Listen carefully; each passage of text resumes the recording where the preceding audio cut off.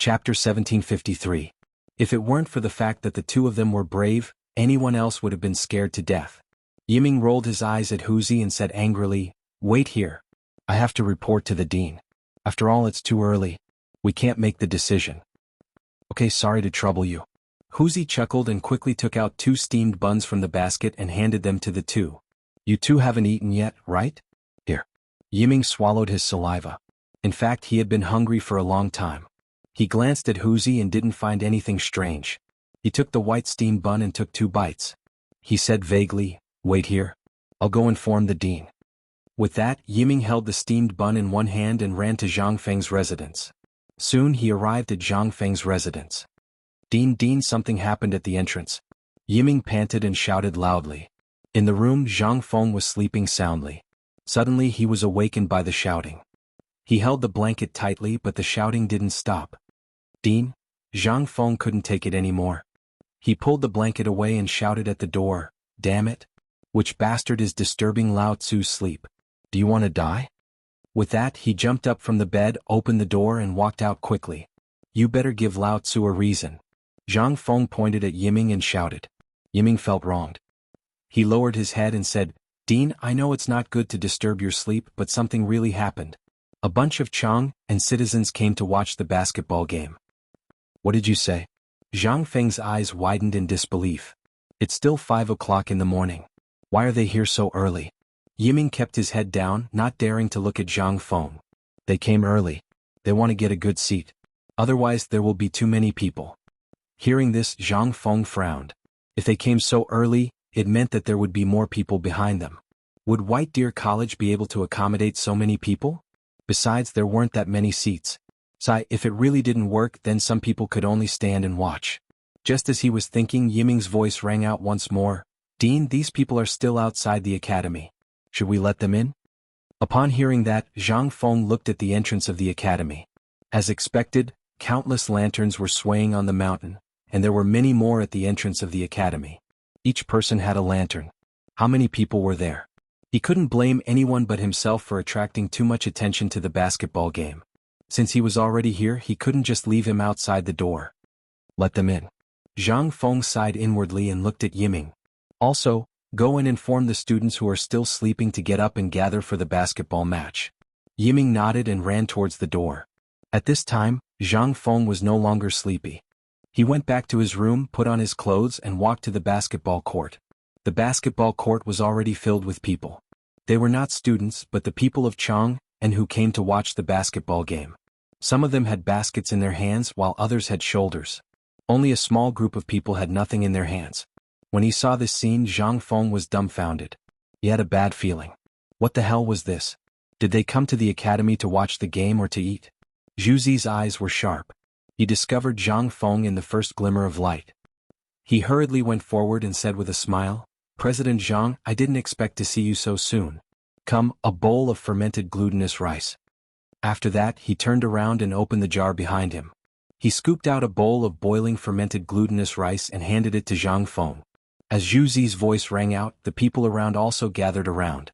"Oh, this is President Zhang. Oh my God, I finally see a living person today. Dean, come and eat the egg that my old hen laid to nourish your body." "Dean, eat mine." "Mine is a 2.5-year-old hen. None of yours is good. Mine is chicken soup." "Dean, eat mine." Zhang Feng was still in a daze. His ears were buzzing, and a bowl of fermented glutinous rice suddenly appeared in front of him. He was a little confused. "You are? President Zhang, you are so forgetful." Wuxia smiled innocently. "I am Wuxia, who often sells fermented glutinous rice in Tonghui Lane. You used to drink my fermented glutinous rice." When he said this, Zhang Feng was vaguely affected. After all, there were too many people selling things in Tonghui Lane. How could he know who was who? "Wuxia, why did you bring fermented glutinous rice to White Deer College? Also, are these people carrying pots the same as you?" Zhang Feng pointed at the people behind Wuxia who were carrying bottles and jars. "Dean, you don't know how beneficial the basketball game you organized this time is for us," Wuxia said with a smile. This made Zhang Feng even more confused. Didn't he organize the basketball game because of his promise? He also wanted to promote this event. What did it have to do with them?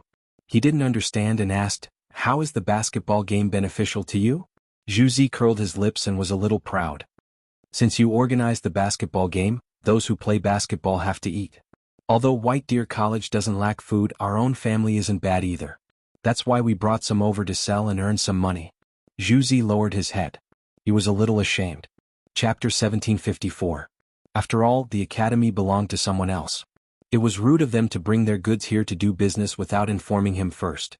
Zhang Feng finally understood that these people were here to make money during the basketball game. Lao Tzu organized the basketball game for them to watch. If they were not here to do business, they could have just brought their own eyes. Why did they bring their own goods here? Did they think that Lao Tzu was a wet market? However, even though they scolded him, these people were still smart. They knew that they had to seize this opportunity to make a fortune. Here, Dean, give me a bowl of fermented glutinous rice. Zhu was indeed a businessman.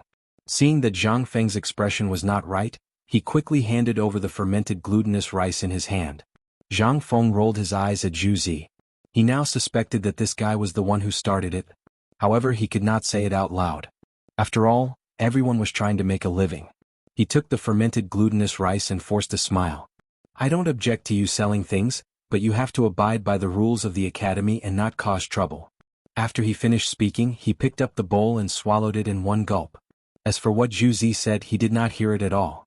He only hoped that these people would not destroy the academy and would not go around spilling food. Seeing that Zhang Feng had eaten the fermented glutinous rice, the others could not stand it and took their own food. Dean, have a bite of mine. You haven't eaten my eggs yet, Dean. Seeing this, Zhang Feng quickly waved his hand and fled. If he ate any more, he would be stuffed to death. Just as he was about to leave the basketball game, Yuan Hong came over with a group of students. Zhang Feng did not have a place to vent his anger, and now there was a punching bag. He quickly stepped forward and said with a gloomy face, Yuan Hong, why are you only here now? Do you only know how to sleep the whole day? Yuan Hong rubbed his sleepy eyes and was a little confused. I'm sorry, Dean. Seeing this, Zhang Feng could not vent his anger. He pointed to the commoners behind him and said, Yuan Hong, these are the commoners who came to watch the competition. Get some people to make arrangements for them. Leave 3,000 seats and distribute the rest to the commoners. With that said, Zhang Feng was about to leave when he suddenly remembered something. Also, you can't eat the food of the common people. By the way, help me pay for a person called Zhu's wine. After hearing all this, Yuan Hong, who was still in a daze, became even more confused.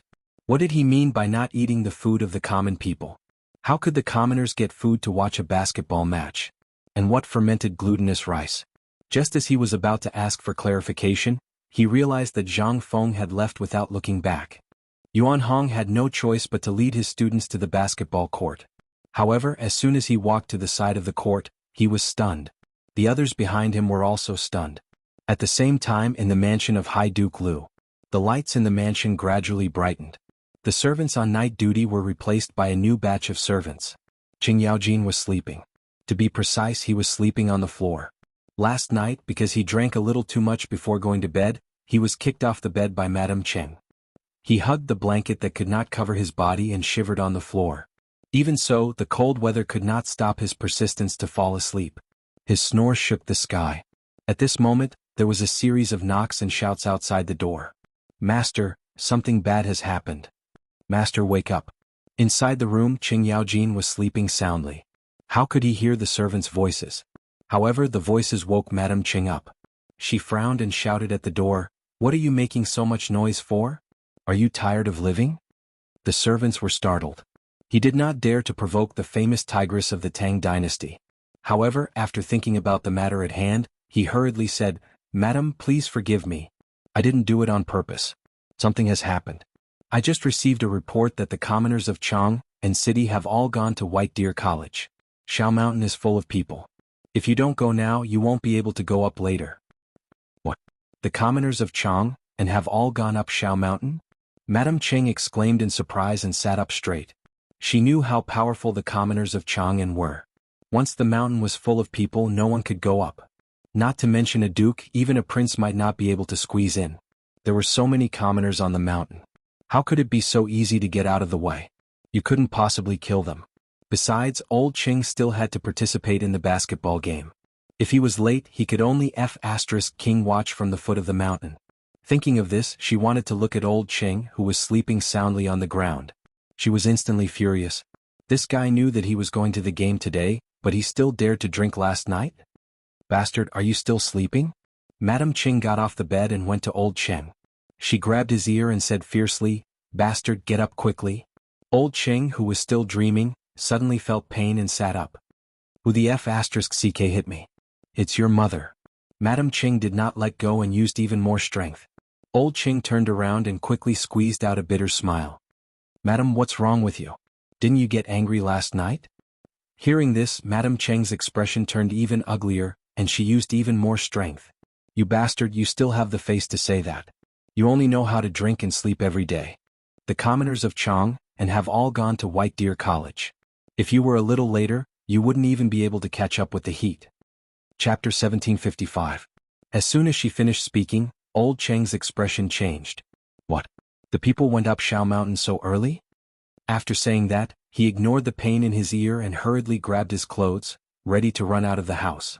Seeing this, Madame Cheng let go and said in a slightly gentler tone, "Remember to call old He and the Emperor later. Otherwise, let's see how you'll end up after the competition." Old Cheng chuckled and kissed Madame Cheng. He smiled and said, "Don't worry, my good wife." After saying that, he grabbed his clothes and ran out of the door. Only the embarrassed Madame Cheng was left in the room. As soon as he left the room, old Cheng saw the servant who had sent the message earlier. He hurriedly said, "Cheng Yi, quickly tell Cheng Er and those bastards to stop sleeping. Damn it, we won't be able to go up Shao Mountain later. Bring Lao Tzu's horse over." After saying that, he ran to the outer courtyard without looking back. As he ran, he put on his clothes impatiently. Cheng Yi also knew the severity of the matter. He hurriedly went to inform Cheng Er and the others to gather in the outer courtyard.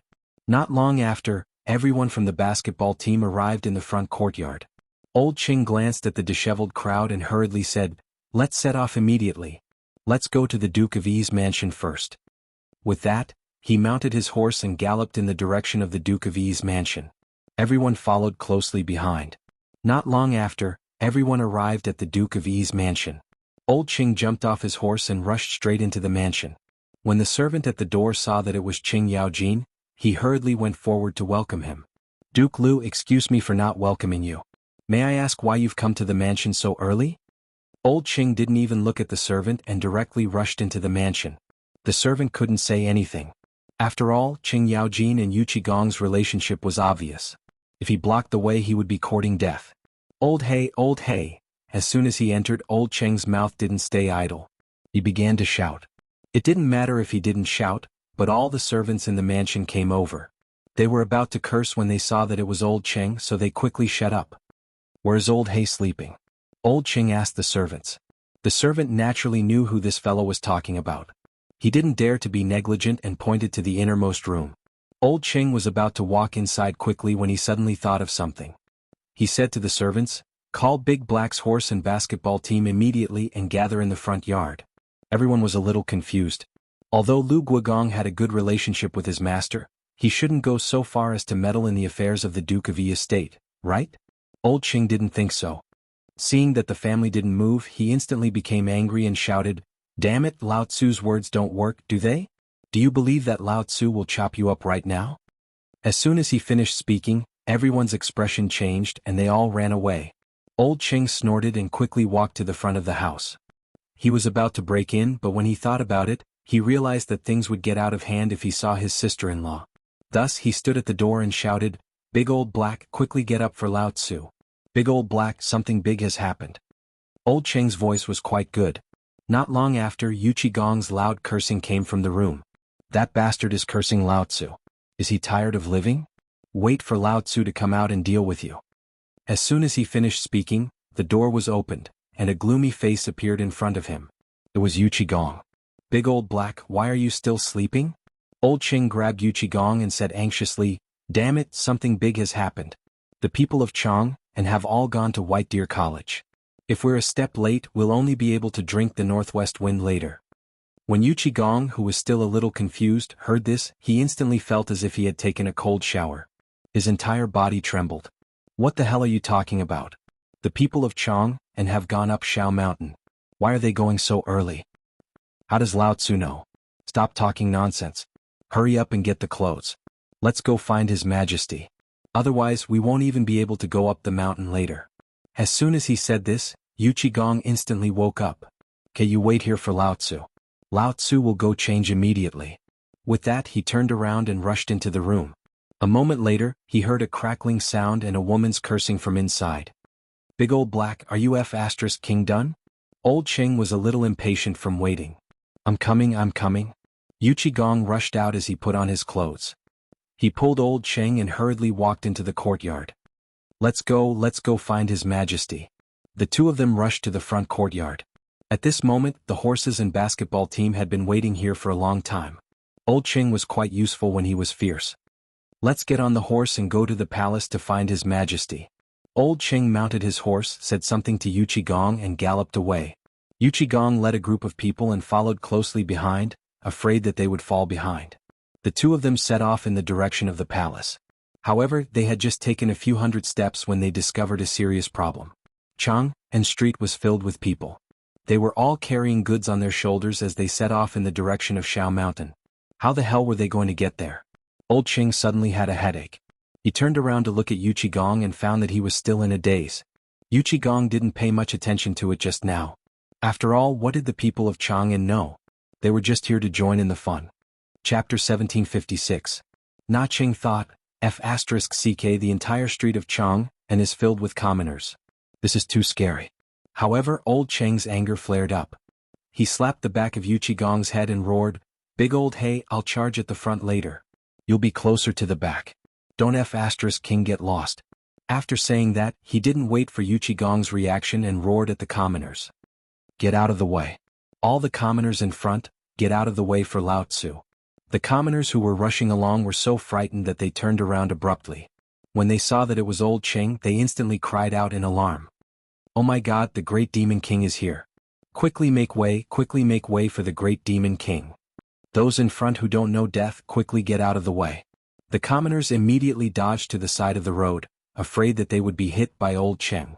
Soon, a wide road was cleared out on the main street.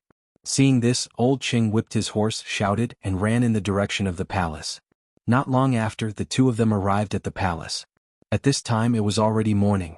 The sky was starting to brighten, and everything within a radius of half a mile could be seen. When the guards guarding the palace gate saw that it was Duke Lu and Duke Yi, they hurriedly went up to greet them. "Greetings, Duke Lu. May I know why you've come to the palace so early? If it was any other day it would be understandable. However, His Majesty had already given the order that today was a holiday. Why did the two of them still come to the palace?" The guard was a little confused. Old Cheng didn't care so much. He pushed the guard away. "Don't King talk nonsense with Lao Tzu. Lao Tzu has important matters to discuss with His Majesty." After saying that, Old Cheng rushed into the palace. They were the guards of the imperial palace. If something were to happen, they would be beheaded. However, when they saw the two fiendish killing gods, they still said with a pleasant expression, "Two high dukes, please don't make things difficult for this lowly one. Trespassing into the imperial palace is punishable by death. Even this lowly one can't afford it." If someone were to trespass into the palace, not only would the trespasser be punished, even the guards of the palace would be punished. They would not be able to bear it. As soon as he finished speaking, Old Cheng immediately flew into a rage. He slapped the guard in the face and glared at him. "You bastard, do you really think you're a human? If you delay the important matters of me, Lao Tzu, and His Majesty, Lao Tzu will destroy you." The guard was knocked to the ground and the pain caused him to shiver. He was normally a guard of the palace gates, so he could be considered a veteran.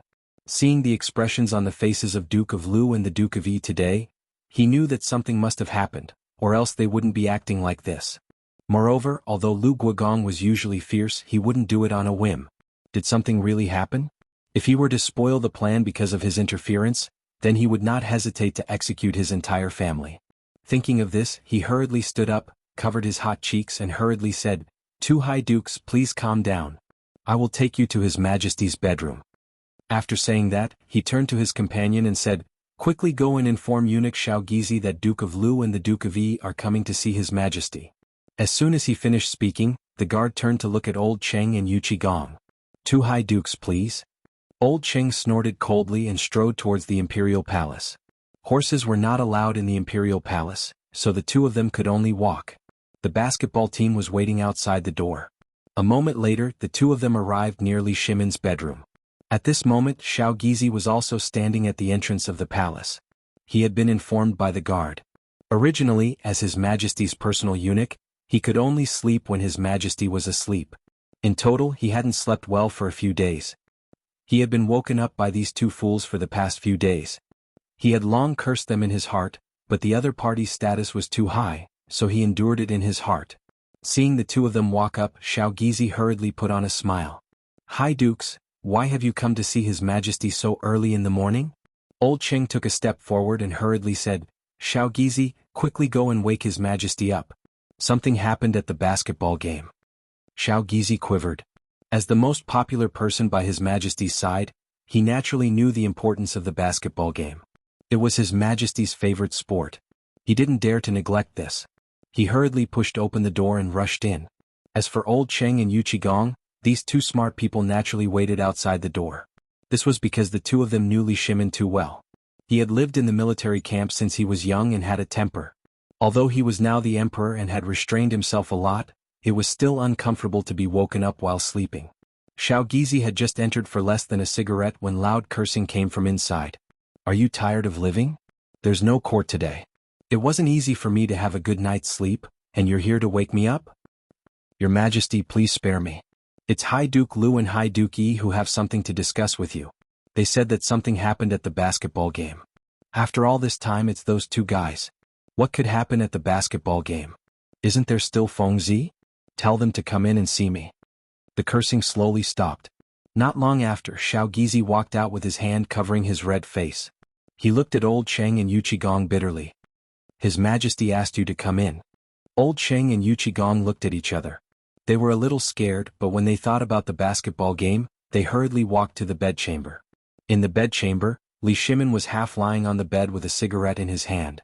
His eyes were slightly narrowed as he looked at Old Cheng and Yu Qigong, who had just walked in. Chapter 1757. "Tell me, why did the two of you disturb my sleep? Don't use small matters to brush me off." After saying that, Li Shimin put the cigarette in his mouth, took a deep puff and let out a long breath. Obviously he was very angry after being woken up this time and was trying his best to suppress it. If Old Cheng and Yu Qigong couldn't give a good reason, it wouldn't be easy. Old Cheng and Yu Qigong looked at each other. The latter nudged Old Cheng with the tip of his elbow, indicating for him to speak. Old Cheng glared at Yu Qigong, but he still took a step forward and stammered, "Your Majesty, I just received news that the people of Chang and set off for White Deer College at dawn. Now White Deer College is surrounded by people. It's probably difficult to go up." "What did you say?" Li Shimin was shocked and the cigarette in his hand fell to the ground. "Why are the people going so early?" "This?" Old Cheng spread his hands and smiled bitterly. "I don't know either. When Old Hay and I rushed over, there were still many people on Chang and Avenue heading for White Deer College. If we don't leave now, we really won't be able to go up later." Hearing this, Li Shimin frowned. It wasn't that he doubted Old Cheng's words, but he couldn't figure out why the people were going so early. Watching a basketball game? But the sky wasn't completely bright yet. Ridiculous, really King ridiculous. "Your Majesty, if we don't leave now, we won't be able to go up," Yu Qigong urged from the side. Li Shimin nodded and shouted outside the door, "Little Gizi, come and undress me." As soon as he finished speaking, Little Gizi walked in with a group of palace maids in casual clothes. Little Gizi's mind worked quickly. He had been listening outside the door, so he heard everything clearly. In a short while the clothes were changed. "Prepare the horses and leave the palace," Li Shimin said to Little Gizi as he walked. "Your Majesty, the horses have been prepared. The army of women has been waiting outside the palace for a long time." Little Gizi bowed and said. Li Shimin nodded and quickly walked out of the palace gate. Old Cheng and Yu Qigong followed closely behind. Sure enough, the army of women had been waiting at the palace gate for a long time. Li Shimin mounted his horse and galloped towards White Deer College. Everyone followed closely behind. As soon as he exited the palace, he saw countless commoners walking on the streets in the direction of White Deer College. This scene made Li Shimin's scalp tingle. He looked at Old Cheng beside him and hurriedly said, "Old Cheng, hurry up and lead the way." Old Cheng nodded and shouted to the front, "The people in front, get out of the way."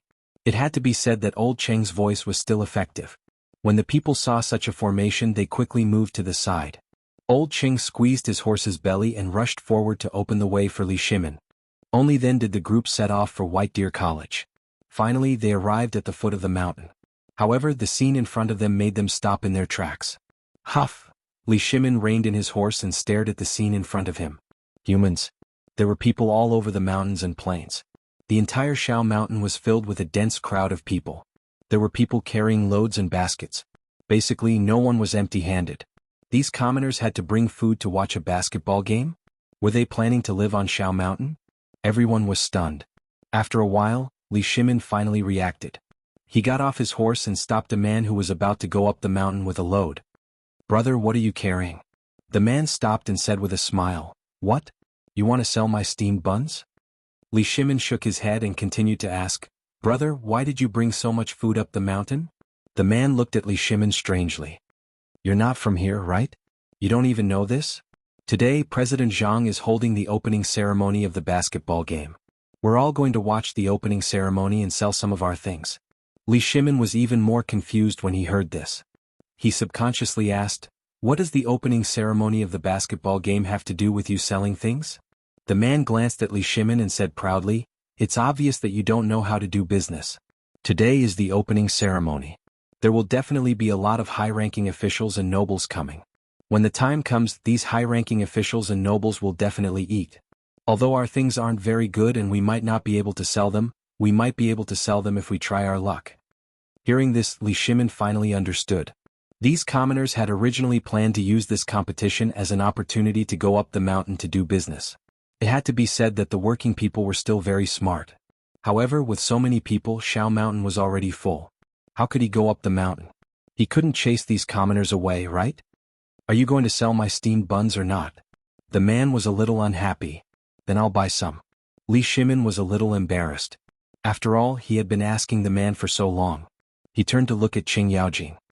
"Old Qing, give the money to this young man." After traveling all morning, Old Qing was already hungry. He quickly took out some copper coins and stuffed them into the man's hand. "I want all your steamed buns." The man looked at the money in his hand and was instantly overjoyed. He put down the burden in his hand, turned around and ran up the mountain. Seeing this, Li Shimin said to Qing Yaojing, Old Qing, you eat some steamed buns. Wait for a while and lead the way." Chapter 1758. The two of them laughed mischievously and distributed the steamed buns. After a while, everyone was full. Qing Yaojin and Yu Qigong took on the heavy responsibility of being the two guardians and led the basketball team to open a path. The two of them were born in the military and were not cultured people. They pushed and shoved to open a path. When the surrounding commoners saw their attire, they knew that they were not to be trifled with. They suppressed their anger. After walking for about 5 minutes, they finally arrived at White Deer College. They did not linger and walked directly to the basketball court. When they arrived at the basketball court, they saw another scene that made them dumbfounded. There was not a single person sitting on the basketball court, but there were countless commoners surrounding the court. They placed their items on the ground to sell. Some were selling fermented glutinous rice, some were selling steamed buns, and some were selling eggs. In short, they were selling everything.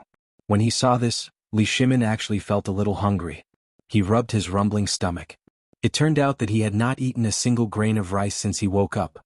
"Let's go, Old Qing, old you, get a bowl of fermented glutinous rice." After he finished speaking, Li Shimin quickly walked to the store that was selling fermented glutinous rice. The person selling fermented glutinous rice was Zhu Zi. He had occupied a good spot, but he had not opened for business the entire morning. When he saw Li Shimin and the rest walking over, he was delighted and quickly went to greet them. "Oh, you must be the officials who came to play basketball. You're really lucky. My fermented glutinous rice just came out of the oven and is still warm." Li Shimin nodded and replied, "Yes, serve the fermented glutinous rice. We'll count according to the number of people and get something that can fill our stomachs."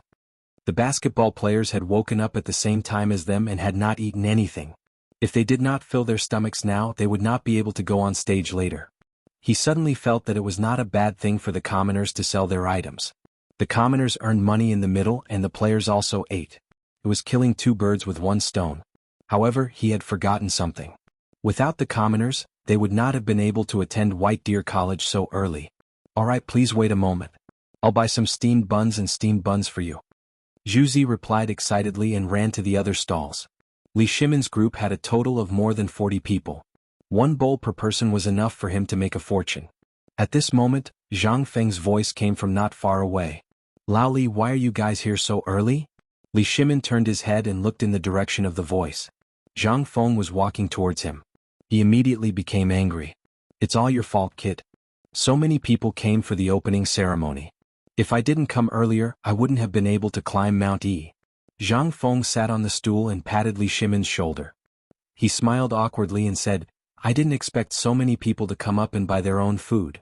Without waiting for Li Shimin's reply, Zhang Feng turned to Zhu Zi and said, Zhu Zi, add another bowl of fermented glutinous rice and bring some steamed buns. Kid, you still have the guts to eat? Let me ask you, when is the opening ceremony? Cheng Yaojin's expression was a little ugly as he interjected. He was the first to wake up that morning. He was as tired as a dog and didn't eat or drink. When he finally reached Mount E, he saw this scene. Don't be anxious. When all the participating teams are here, we'll start immediately. Zhang Feng took the bowl of fermented glutinous rice from Zhu Zi and smiled. Previously, he thought that the people coming up the mountain to do business would affect the competition. Now, it seemed that not only would it not affect the competition, but it would also benefit the competition. It could be seen from Lao Li and the others. These guys would look for food when they were hungry. The people took advantage of this opportunity. He had to admire the person who set up the stalls around the basketball court and even sold things after watching the basketball game. He was really king genius. Although White Deer College prepared food, it was inevitable that they would overlook it. With these people, there was nothing to worry about. There are so many people at the foot of the mountain. When will all the teams be here? Cheng Yaojin held the bowl of fermented glutinous rice and ate as he said, Don't wait. Let's start the ceremony after we finish eating. Yes, we can't wait. Yu Qigong also urged from the side. After he finished speaking, he passed the bowl of fermented glutinous rice to Zhu Zi. Give me another bowl. We don't have to wait too long. Now, we just have to wait for the Imperial College. The other officials are already here. Zhang Feng said with a smile. What did you say? Cheng Yaojin stared. Why didn't these guys call Lao Tzu when they came? They made Lao Tzu climb the mountain for so long. Why should they call you that? Hurry up and eat the fermented glutinous rice. Zhang Feng rolled his eyes at old Cheng and said angrily, When the people from the Imperial College arrive, we'll start the ceremony immediately. As soon as he finished speaking, Yuan Hong ran over and quietly whispered something into Zhang Feng's ear. Zhang Feng put on a smile and said, The people from the directorate have arrived. The opening ceremony will begin soon. Go and take your seats in the auditorium. Why should I go to the spectator seats? I still have to compete. Cheng Yaojin was anxious. He thought that the competition wouldn't start. Chapter 1759.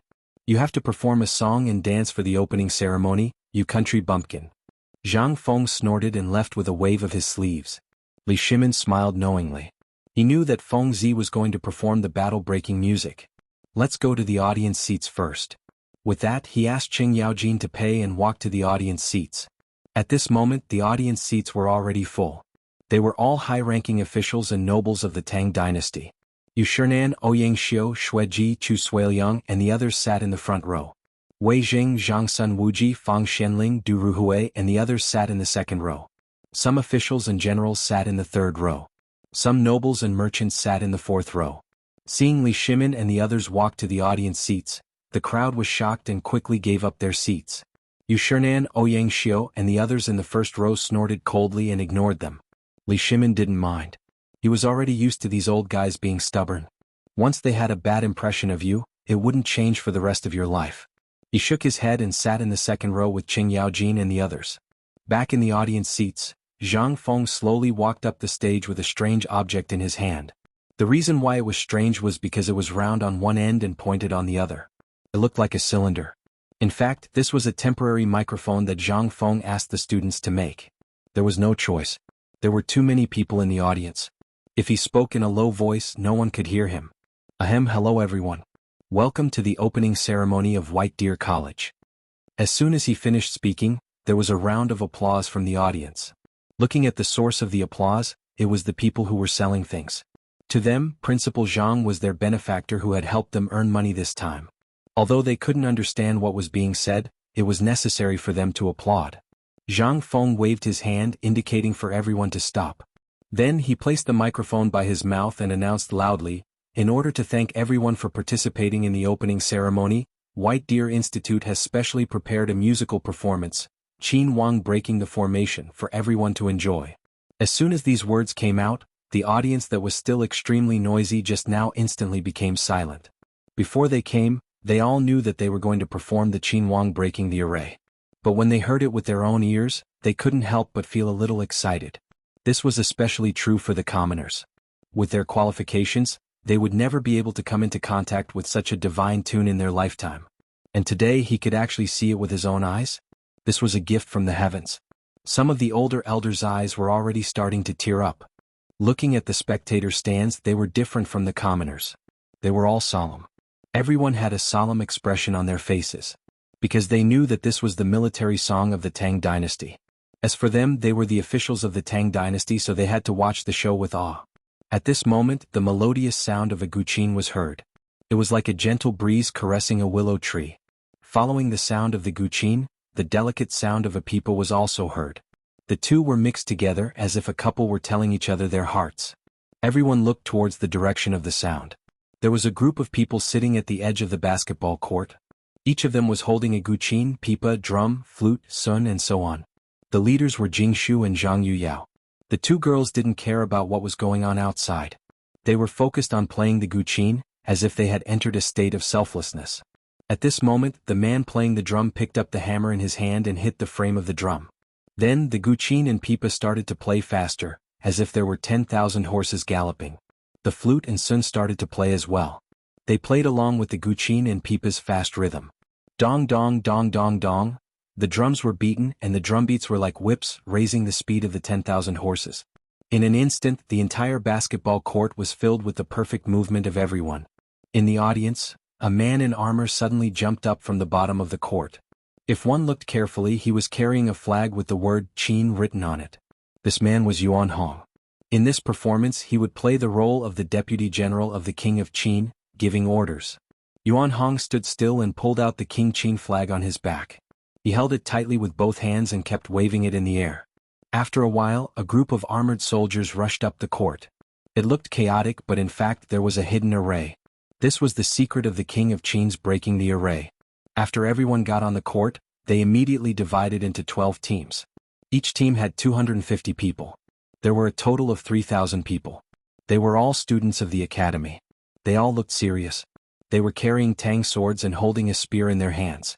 Although they lacked a murderous aura, they were more energetic and brave. Yuan Hong stood at the front and faced everyone. He waved the King Qin flag to the left. This was the order to change the formation. Because this was an official performance, they couldn't say the order. They could only wave the flag. Seeing this, the students at the front immediately raised their spears and stabbed forward. They kept shouting slogans. Kill, kill. Accompanied by the music and dance performed by the band, the entire court was filled with a vicious aura. At the side of the court, the onlookers were shocked. It was the first time they had seen such a song and dance. Although they were ordinary people, they couldn't help but feel excited when they saw such a song and dance. Chapter 1760. Not to mention that this was a song and dance that only the royal family could watch. At this moment they couldn't calm down. They were just ordinary people. To them, the song and dance they could see was a gift. They pressed their chests and tried to calm their hearts. In the audience, everyone was excited. Among them were generals, especially Qing Yaojin and Yu Qigong. When they heard the word kill just now, they couldn't help but clench their fists. They thought of their brothers who had fought with them. Those people had died on the battlefield. As for Li Shimin, his eyes were actually moist. As the emperor, the former king of Qin, he understood the meaning of this song and dance the best. Back then, when he led the army to attack Lu Wuzhou, the whole army performed this song and dance that night. At that time, the torches lit up the night as if it was daytime. The whole army was cheering because the king of Qin defeated Lu Wuzhou. The next day, Li Shimin led the army to defeat Lu Wuzhou with the help of the high morale of the song. This song and dance could be said to have accompanied him for his whole life and won countless victories. Later, after the world was unified, Li Shimin ordered people to recompile the song and fill in the lyrics. That was how the song came to be today. This song and dance could be said to be the cornerstone of his success, and also a symbol of the prosperity of the Tang dynasty. Everyone was excited and looked at the scene on the field. On the stage, the rhythm of the song and dance became faster and faster, presenting a perfect auditory feast. Yuan Hong began to change the king of Qin's flag. Everyone followed the order and changed to the next formation, the right side. The 12 teams immediately stood opposite each other, pulled out their Tang swords, held them in the air, and roared. With everyone's performance, the field was once again set off a climax. The people on the sidelines looked at this scene as if they were watching their children enlist in the army. Yes, most of them were parents, and the soldiers of the Tang dynasty were their children. Some died on the battlefield, and some were still serving in the army. At this moment, they seemed to be infected by the passion on the field and shouted together. Roar! Roar! In the audience, Li Shimin looked at the crowd of people and clenched his fists tightly. He didn't expect that Feng Zi's performance of Qin Huang breaking the array would attract such a big response. Even the emotions of the people were stirred up.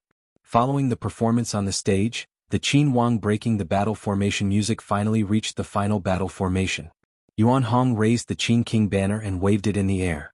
Everyone quickly raised the spears in their hands and pointed them at the sky. He pulled out the Tang saber from his waist and waved it forward while roaring. By the law, the head of state will punish the traitors. Singing songs to break through the array, we enjoy the peaceful people together. Four seas royal wind, millennium virtue clear water. He was not even wearing his military uniform. Today he had succeeded. Lord Xingkai Chongli, the subject is loyal to you. Look, after the revolution, it will be the autumn of peace.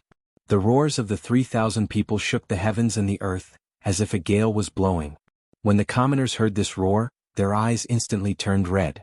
The commoner at the front seemed to be infected. He suddenly stood up, clenched his fists and roared. Look, after the revolution, it will be the autumn of peace. With the first there would be a second. The commoners couldn't help but stand up together and clap with the students. Look, after the revolution, it will be the autumn of peace. The officials in the audience couldn't help it anymore. They were all hot-blooded men, especially Qing Yaojin, Yu Qigong and the others. They were all generals who fought on the battlefield and killed countless people. This battle song was like praising their achievements. How could they not be excited? Look, after the revolution, it will be the autumn of peace. They also roared. They weren't showing off their hard work in front of Li Shimin, but they felt the same way. They were also generals who fought on the battlefield, not emotionless machines. At this moment, the entire basketball court was filled with deafening roars. No one sat down. Everyone stood up spontaneously and sang this battle song for the Tang dynasty. Even Yu Shernan, Ouyang Xiu and the others stood up shakily. Although they didn't like Li Shimin very much, they were still the people of the Tang dynasty. They couldn't fall behind at this moment. Look, after the revolution, it will be the autumn of peace. Everyone roared excitedly. The basketball court was stirred up again at this moment. The roars spread out again and again. The people at the foot of the mountain who hadn't gone up yet. The people at the foot of the mountain were a little confused, but the grand atmosphere also affected them. The crowd also spontaneously roared. Soon the entire Shao mountain was filled with roars that shook the sky. After about 15 minutes, the voices gradually quieted down. Everyone's mood was not so high. They used their palms to calm their restless hearts. They slowly sat down and waited for the next part of the basketball court. Zhang Feng walked out of the crowd. He slowly walked to the basketball court and picked up the microphone. Everyone, the opening ceremony is over. What do you think? As soon as he said that, the audience became excited again and cheered. President Zhang is a genius. He actually interpreted the music of the King of Qin breaking the enemy's front with a new feeling. Chapter 1761. That's right. President Zhang is more than just a genius. The vast ocean's laughter that he played at the Mid-Autumn Festival was heavenly. If I can listen to it again today, I Zhang Hua will have no regrets in my life. This sentence didn't mean much, but it attracted the attention of the surrounding people. That's right.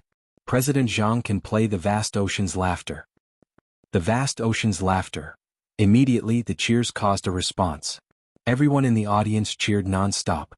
Many of them had heard Zhang Feng play the vast ocean's laughter at the Mid-Autumn Festival Gala. It wasn't an exaggeration to say that the music was heavenly. Every time they thought about it, they couldn't help but feel excited. Today they had watched the Emperor of Qin breaking the array. If they could listen to the vast ocean's laughter as well, they wouldn't have lived in vain. The vast ocean's laughter. The vast ocean's laughter. Even the officials in the audience cheered excitedly. Among them, the civil officials were the loudest. They boasted that they were from noble and prestigious families. Since young they were attached to this kind of music. Or rather, they worshipped it. It was a passion in their bones. Of course, there were also some generals. Although they were rough and only knew how to fight and kill every day, this didn't stop them from appreciating the heavenly music. The craziest were the students of White Deer College. To them, Zhang Feng was their teacher, their second parent. Without Zhang Feng, some of them wouldn't know where to suffer. Without Zhang Feng, would they have such a good life? Without Zhang Feng, would they have a bright future? At this moment, their teacher was being chased by millions. As students and disciples, they had to be at the forefront. The students stood up spontaneously, clenched their fists, and shouted in unison. The vast ocean's laughter. The vast ocean's laughter. The vast ocean's laughter. At this moment, the atmosphere in the basketball court was pushed to an unprecedented climax. When the people saw the students stand up, they couldn't control their restless hearts. They stood up one after another and waved their fists in respect to Zhang Feng. Even the officials in the audience were affected. They clenched their fists and shouted loudly. On the stage, Zhang Feng's eyes were red as he looked at the audience with excitement. He didn't expect that his words would cause such a huge reaction. This was everyone's affirmation of their results. This was the trust that everyone had in his character. It was also everyone's appreciation of his work. At this moment, how could he disappoint everyone? He resolutely walked to the front of the band, picked up a flute, and then walked to Jianghu with a smile. At this moment, there was no need for too many words. Just a look and a smile was enough for the other party to understand. Jianghu blushed and nodded at Zhang Feng. Her feelings were self-evident. Ding! The sound of the zither rang out. Yang was tactful. With the sound of Jingshu's guzheng, the crowd's shouts gradually stopped. They quietly looked at the beautiful couple on the stage, their minds already filled with endless thoughts. Some had even closed their eyes, preparing to listen to this peerless sound. Zhang Feng was very satisfied with the performance of the people on the stage. He put the flute to his mouth, closed his eyes, and slowly blew into it with a smile. Wu! The clear sound of the flute slowly spread out. It was as if a lonely swordsman was walking in the desert. The zither and zither chimed together. The sound was sometimes low and sometimes euphemistic. The sonorous music was intoxicating. Everyone spontaneously closed their eyes and carefully enjoyed the beautiful ensemble. At this moment, the audience was strangely quiet. It was as if everyone could hear the sound of their heartbeats and breathing. Even the usually carefree Qing Yaojin and Yu Qigong put away their restless hearts. This was because they felt that Feng Zi's laughter seemed to be able to defeat the hostility in their hearts and purify their souls. At first, Qing Yaojin and Yu Qigong thought that it was an illusion. However, after listening to it, they simply couldn't extricate themselves. The zither string seemed to be able to pluck at one's heart, and the flute seemed to be able to blow away the evil thoughts in one's heart. The lingering sound was beautiful and moving. On the side, Li Shimin was even more immersed. He had specially trained a group of musicians in the palace, and they were considered first-class experts. However, after hearing Feng Zi's laughter today, he realized that there was always someone better. Those guys couldn't even compare to a single finger of Feng Zi's. No, I must get Feng Zi's score today and listen to it every day in the palace. Listening to this kind of heavenly sound should prolong one's life. Everyone had different thoughts. Sitting in the first row, Yu Shernan, Ouyang Xiu, and the others didn't think so much. They were all literary experts and were praised by the world as great scholars. Usually there were countless diners in their house and countless dances and music to their ears. However, after hearing Feng Zi's laughter today, they couldn't help but be intoxicated. At this moment, they felt as if they had been doused with a pot of strong wine, and their bodies were filled with enthusiasm. Feng Zi's laughter was the sword of this life. With Feng Zi's laughter, who could rival him? On the stage, the sound of the zither and flute gradually stopped. Only then did everyone slowly open their eyes and reluctantly pull themselves back from their reverie. They were somewhat unsatisfied. After all, this kind of heavenly sound was very difficult to hear. Chapter 1762. They had finally heard it today, but it was about to end again. Everyone looked at the beautiful woman on the stage with hope in their eyes. Zhang Feng put down his flute, and Jingshu stopped playing her zither. The two of them looked at each other and smiled. Zhang Feng returned to the center of the court and picked up the microphone. Everyone, the opening ceremony is over. Now let the basketball match begin. As soon as he finished speaking, the audience burst into applause. This was the afterglow that everyone dedicated to Zhang Feng's performance of the Laughter of the Sea. Of course, there was also the Qin Emperor breaking the array. With these two songs as the backdrop, the climax of the basketball court was stirred up again. Zhang Feng waved his hand and signaled for everyone to stop applauding. Then he continued, "Next, I will talk about the rules of the basketball match. As there are too many participants, each team will only have 3 matches. Out of the 3 matches, civil officials will fight civil officials and generals will fight generals. Now all the basketball teams, please get ready. The first match will be between the Imperial Scribe and the Commandant. After he finished speaking, Zhang Feng got off the court. He was the referee this time to remind these people who were not familiar with the rules. After a while, two teams of young men wearing short sleeves and shorts walked onto the court. They were the Imperial Scribe Han Liang and the Commandant Swordsmanship. These two teams had the same status in the Imperial Court, and they usually did not like each other. There would be a fierce battle today. Zhang Feng stood in the center and the two teams stood on either side of him. Let me say this first. This is a basketball match. Don't do anything indecent. You are all officials. I don't need to say more, right? Zhang Feng looked at the leaders of the two teams and said, why did he have to remind them? It was because he was worried that these guys would suddenly attack others during a basketball match. These guys were all generals. It was inevitable that they would bring their military habits to the court. If they treated the court as a battlefield, it would be a big problem. President Zhang, don't worry. I won't lower myself to his level. Liang He crossed his arms and said with disdain, who do you think you are? Do I need to lower myself to your level? Zhuo Rinhao glared at Liang He, not to be outdone. Alright, don't be stubborn. The basketball match is more important. Zhang Feng waved his hand impatiently, signaling the two to get ready. After that, he tossed the basketball in his hand high into the air and turned around to stand at the edge of the court. Liang He and Zhuo Rinhao jumped up high at the same time. The two of them were about the same height. However, Liang He's skills were better, and he managed to get the ball into his team's hands. When Na Qing thought of this, Zhuo Zihao immediately lost his cool and wanted to turn around to snatch the ball. Liang He had sharp eyes and tripped Zhuo Zihao, causing him to fall to the ground. You mother dare to throw Lao Tzu. Zhuo Zihao crawled on the ground, glaring at Liang He with bloodshot eyes. That's your own bad luck. It's not Lao Tzu's fault. Liang He sneered. After saying that, he turned around and ran to the basket. He jumped high and shot a backhand shot. Zhuo Zihao wanted to cry but had no tears. He stood up and went to find Zhang Feng. Referee, that guy Liang He kicked me just now and made me fall.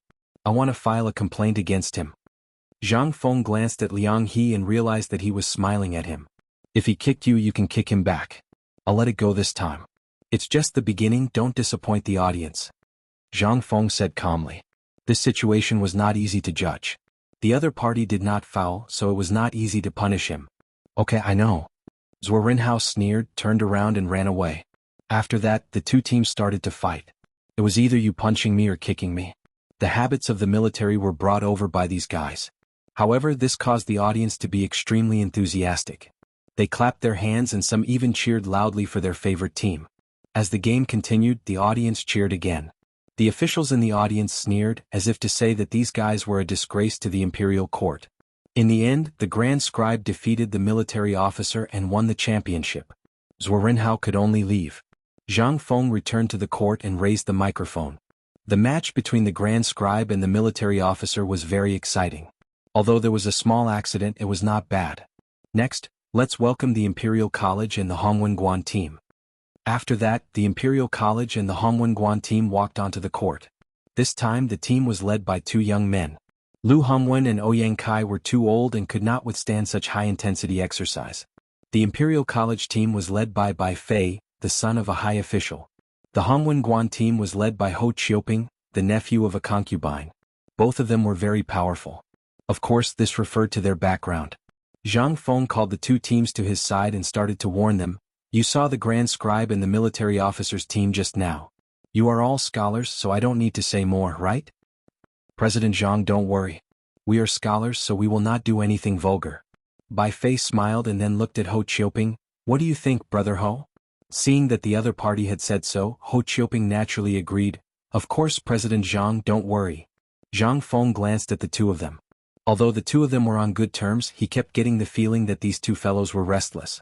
They would definitely cause some trouble. Chapter 1763.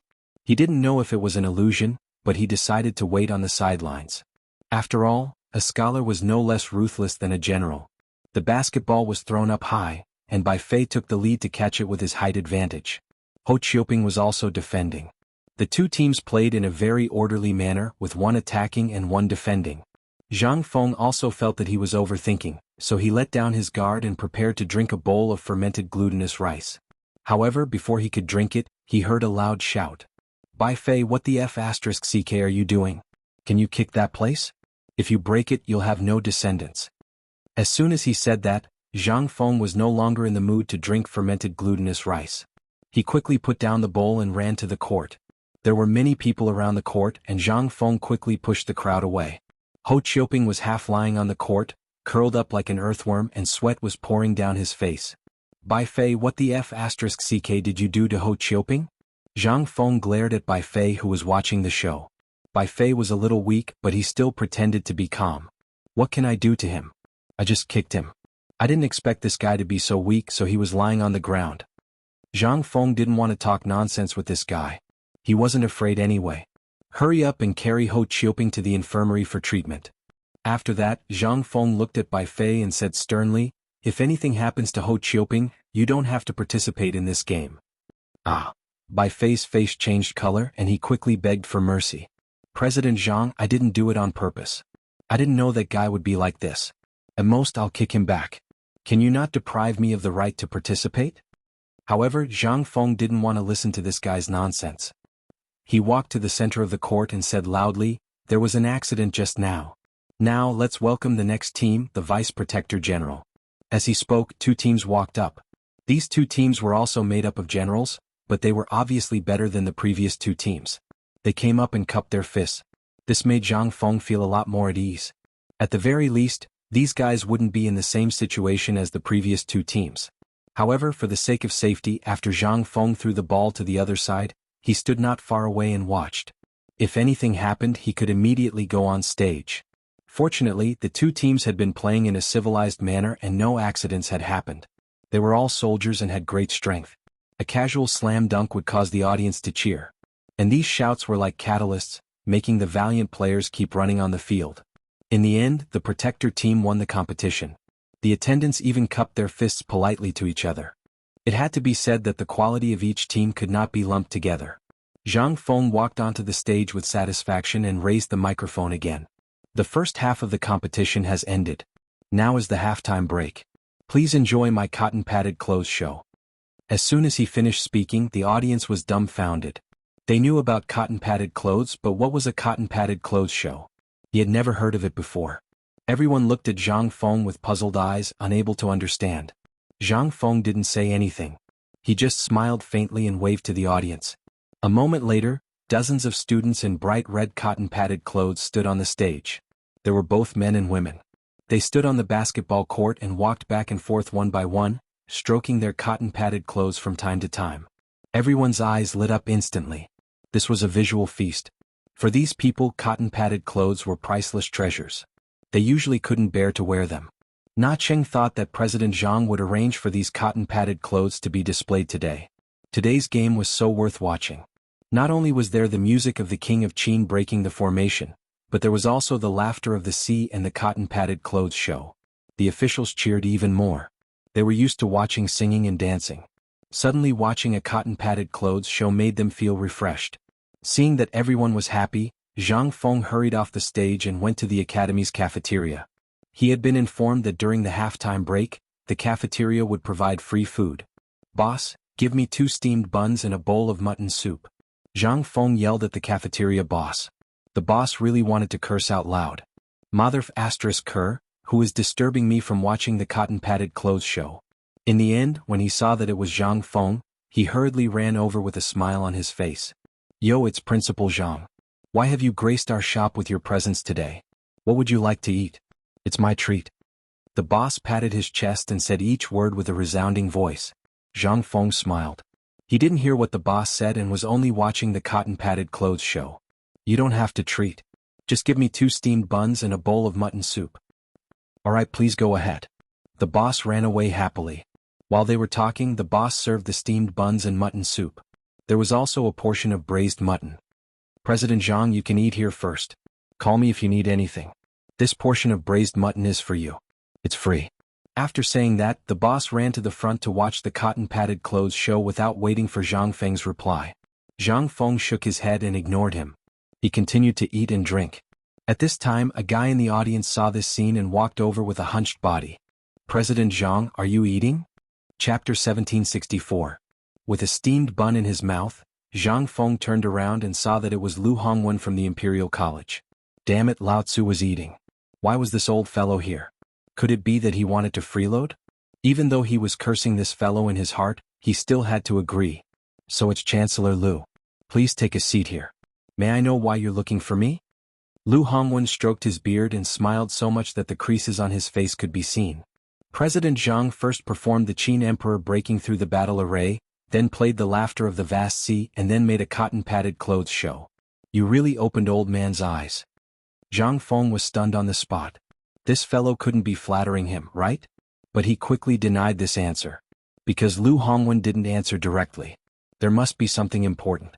Chancellor Lu, if you have something to say, just say it directly. There's no need to beat around the bush. Zhang Feng was a little impatient. He hated this kind of person the most, especially literati. They had to beat around the bush 3 times before they were willing to say what was in their heart. It was better to just say it directly. President Jiang is really a straightforward person. Then old man will just say it directly. One word, business. Lu Hongwen laughed and then said seriously, President Jiang, old man wants to work with you. You see, with old man's fame and status, plus your strength and wisdom, once we work together we'll make a lot of money. Work together? Business?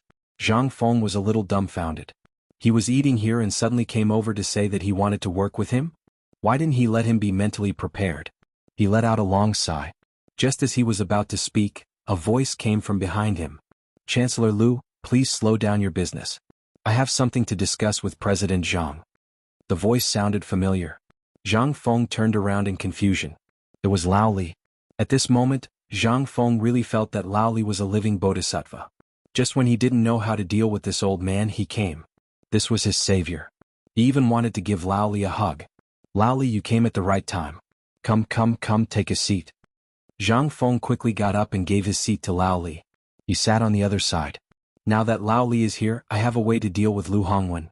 With Lao Li by my side, I have a way to deal with him. On the other hand, Lu Hongwen's face was a little ugly, like a frosted eggplant. He knew Li Shimin's identity, so he hurriedly bid farewell and left. Feng Zi, you can't simply cooperate with others, especially such an old man. Li Shimin reminded Zhang Feng, afraid that the other party would go the wrong way. In fact, he had already seen Lu Hongwen just now, so he came down from the audience seat. He had heard the conversation between the two of them clearly. Actually, there are also benefits to cooperating with him. We can take the opportunity to attack the 5 surnames and 7 hopes in the Guanlong clan. Zhang Feng smiled, picked up the steamed bun and gnawed on it again. As soon as these words came out, Li Shimin was instantly energized. Because the 5 surnames and 7 hopes in the Guanlong clan were too strong, they had a tendency to influence the Tang dynasty, so they had always been the targets he wanted to attack. However, the other party's power was too big. They had branches all over the country. It would be extremely difficult to destroy them. Now Feng Zi said that he could attack them. How could this not make him happy? Feng Zi, what did you mean just now? Li Shimin hurriedly asked. Zhang Feng smiled and did not answer. Instead, he said to the boss beside him, Boss, give me another bowl of mutton soup. Just now he had been chatting with the old guy Lu Hongwen, so the mutton soup was cold. When the boss heard that it was President Jiang, he moved quickly and quickly changed a bowl of hot soup for Zhang Feng. Ah!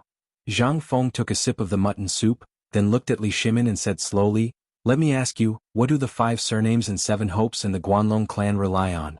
In other words, why are they so powerful? Li Shimin frowned slightly. After thinking for a while, he blurted out, Scholars' money?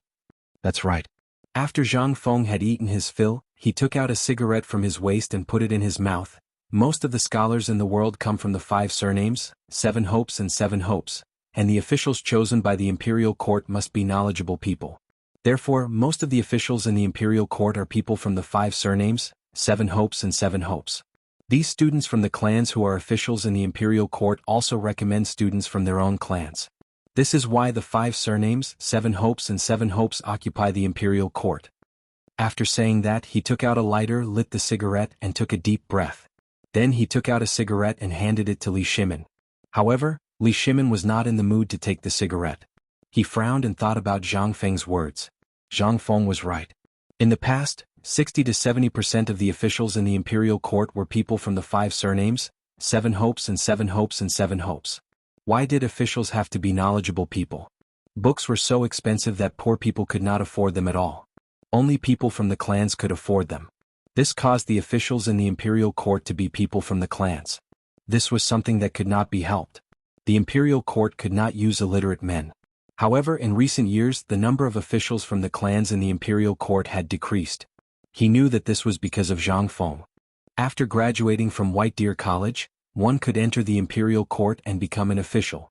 Chapter 1765. White Deer College had very few people from the clans. Even if there were, they were in the minority. There aren't that many officials from the clans in the court now. It's all thanks to you. Li Shimin took the cigarette from Zhang Feng and said with a smile. This isn't enough. The clans have a deep foundation. This alone is unshakable. Zhang Feng took a deep breath and looked at Li Shimin. The scholars can be suppressed for now. The most important thing is the wealth of the clans. Most of their wealth comes from their own businesses. From what I know, these clans have businesses such as silk, clothes, wine, restaurants, brothels, and so on. Therefore, I've decided to unite all the businessmen in the world to fight against the clans.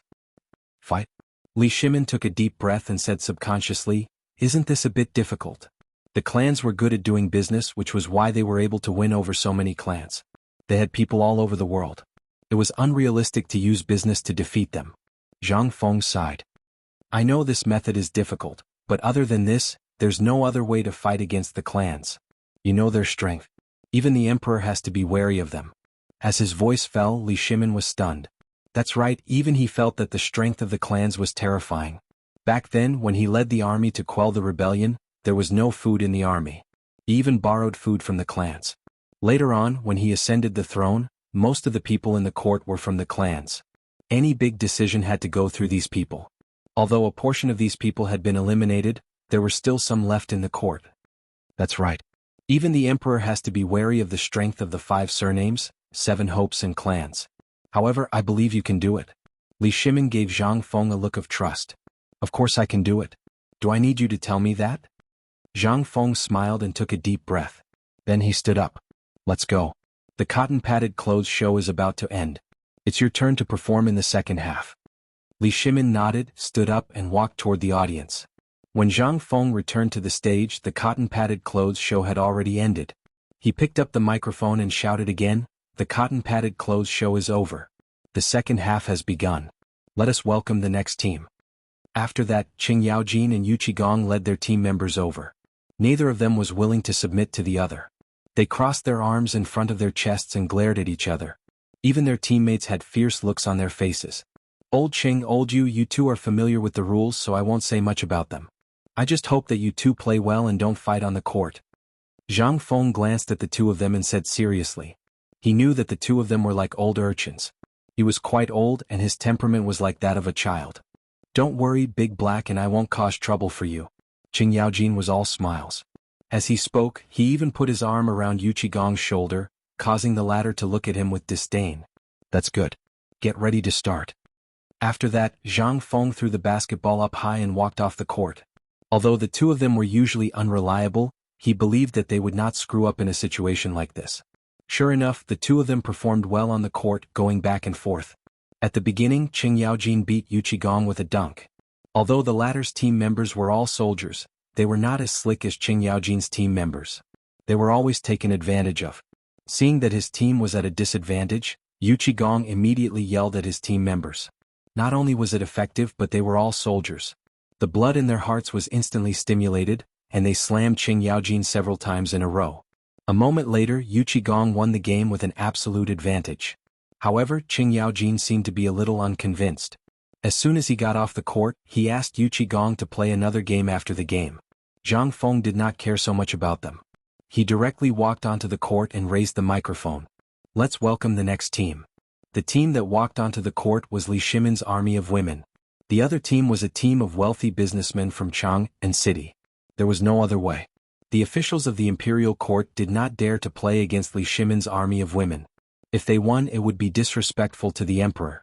If they lost, they had to lose in a dignified manner. It was too difficult. At this moment, a wealthy businessman from Chang and City stood up.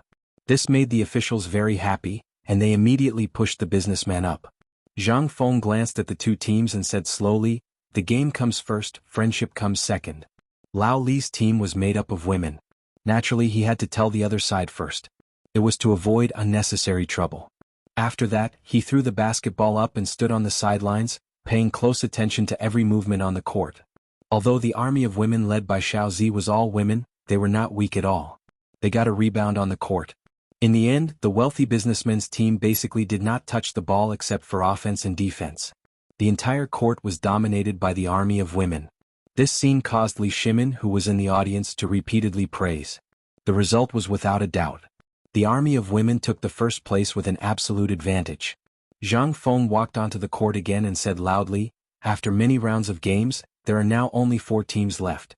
The Grand Historians team, the Protectors team, the Army's team, and the Army of Women. Now the finals will be held. The Grand Historians team will fight against the Protectors team, and the Army's team will fight against the Army of Women." Chapter 1766. As soon as he finished speaking, the Grand Scribes team and the Protectors team were already on the court. Zhang Feng tossed the basketball high into the air and walked off the court. Both teams had decent strength and discipline, so there was no need to say too much. At the beginning of the match, the Grand Scribes team won the first ball and forced the Protectors team to retreat. The audience cheered, and the Grand Scribes team became even more motivated. Their attacks became even fiercer and they directly grabbed the rebound. The Protectors team couldn't defend in time and lost. Next up was Yu Qigong's military team and Li Shimin's women's team. Yu Qigong originally didn't want to play against Li Shimin's women's team. After all, the women's team was already very strong, and they were Li Shimin's team. Anyone who went up against them would die. However, he couldn't ignore the enthusiasm of his brothers behind him, so he had to bite the bullet and go up. As soon as he went up, Xiaozi led the charge and didn't let go of the basketball. Yu Qigong couldn't snatch it from her, so he got the rebound. The poor Yu Qigong could only defend. Xiaozi took an inch and wanted a mile. She led the women's team and bombarded them, and they won in less than half an hour. At this moment, only the Grand Scribes team and the women's team were left. The champion would be decided between them. The Grand Scribe was the same as Yu Qigong. He knew that this was the Emperor's team, so he didn't dare to fight them head-on. He just wanted to make sure that he didn't lose too badly. After all, he still had many brothers behind him. On the court, Xiaozi led the women's team to attack again. The Grand Scribe's team was clearly inferior to Yu Qigong's team. At the beginning he was still defending, but later on he almost begged for mercy. However, the women's team didn't give him the chance. They attacked even more fiercely, and the Grand Scribe's strength gradually fell short of his desire. In the end, the Grand Scribe was defeated, and the women's team took first place with an absolute advantage. After the match, Zhang Feng walked up the court and stood next to the women's team. He picked up the microphone and said loudly, "Today's basketball match is officially over. Congratulations to the women's team for taking first place." As soon as he finished speaking, the crowd cheered. The women's team. The women's team is really strong. I had high hopes for them when they first came on the court. Yeah, look at the legs of that female army, tisk tisk. Even Li Shimin, who was in the audience, kept applauding. Although he knew that part of the reason why the female army could win was because of him, winning was something worth being happy about. Who cared about how they won? Qing Yaojin and Yu Qigong had bitter smiles on their faces. How could they not be heartbroken when the team they had painstakingly trained had lost just like that? Sitting in the first row, Yu Shernan, Ouyang Xiu, and the others coldly snorted and ignored him. There were happy people, sad people, and even those who were unconvinced and prepared for a fight. It was very noisy. Zhang Feng held the microphone high and said again, "The basketball game has officially ended. The Academy's canteen has prepared free food for everyone. If you want to eat, you can go now. If you don't want to, you can go down the mountain at any time." As soon as he finished speaking, the audience cheered. They didn't expect that there would be free food while watching a football match. Who wouldn't be happy? The people rushed into the canteen. It wasn't that they were greedy, but that they didn't have any extra food. They either sold it or ate it themselves. Now, Zhang Feng's words immediately aroused their interest. The canteen was immediately crowded. Except for the people, everyone else went down the mountain, including Li Shimin and the others. They wanted to go back and celebrate. It was a happy thing to win the first place today. They had to have a big banquet. Qing Yaojin looked for Yu Qigong with an angry face and said that he wanted to fight. Yu Qigong naturally wouldn't back down. The two of them randomly found a place to fight. The food in the canteen was very popular with the people. It didn't take long for them to finish everything. Everyone went down the mountain with satisfaction, burping from time to time. Chang and city regained its peace. Peddlers walked on the street and the stalls moved out tables and chairs. Servants shouted from time to time in the streets and alleys. The prosperous Chang and once again appeared in front of everyone. The next day the golden crow was born, and the jade rabbit had fallen. The golden sunlight shone on Mount E, as if the whole mountain was covered in golden bricks. The sounds of students reading aloud rang out from the White Deer Institute. This was their morning lesson and also the time when they were the most serious. The old scholar stood on the podium and from time to time he would say something. On the basketball court, a few scantily dressed students were chasing each other. Suddenly, a loud shout came from not far away. The students quickly turned around and saw that someone was staring at them. They quickly threw down the basketball and ran to the classroom. There were always a few mischievous students in the college who would risk punishment to do what they liked. The basketball students were one of them. The last dormitory in the college was Zhang Feng's residence. He had just woken up. Ha! Zhang Feng yawned and drowsily washed his face with the water that the student brought over. Then he picked up a cigarette from the bedside and lit it. He took a deep puff and said, "Ha, this feels so good." He walked to the classroom with his hands behind his back. He checked his homework. This was something he did every day. Chapter 1767. Disciple Rules, Sage Teachings. First, filial piety. Second, sincere faith. Love the masses, kind-hearted. If you have spare energy you should learn literature. Clear sounds of recitation could be heard from the classroom. Zhang Feng stood at the window and glanced around. Seeing that there was nothing out of the ordinary, he flung his sleeves and left. At this moment he felt hungry. He rubbed his stomach and realized that he had not eaten. Without hesitation he quickly walked to the cafeteria. "Boss, give me a bowl of braised meat noodles." He randomly found a seat and shouted at the boss. When the boss saw that the dean had arrived, he naturally did not dare to delay. In a short while he served a bowl of piping hot braised meat noodles. Zhang Feng finished the delicious food in his bowl quickly and even burped.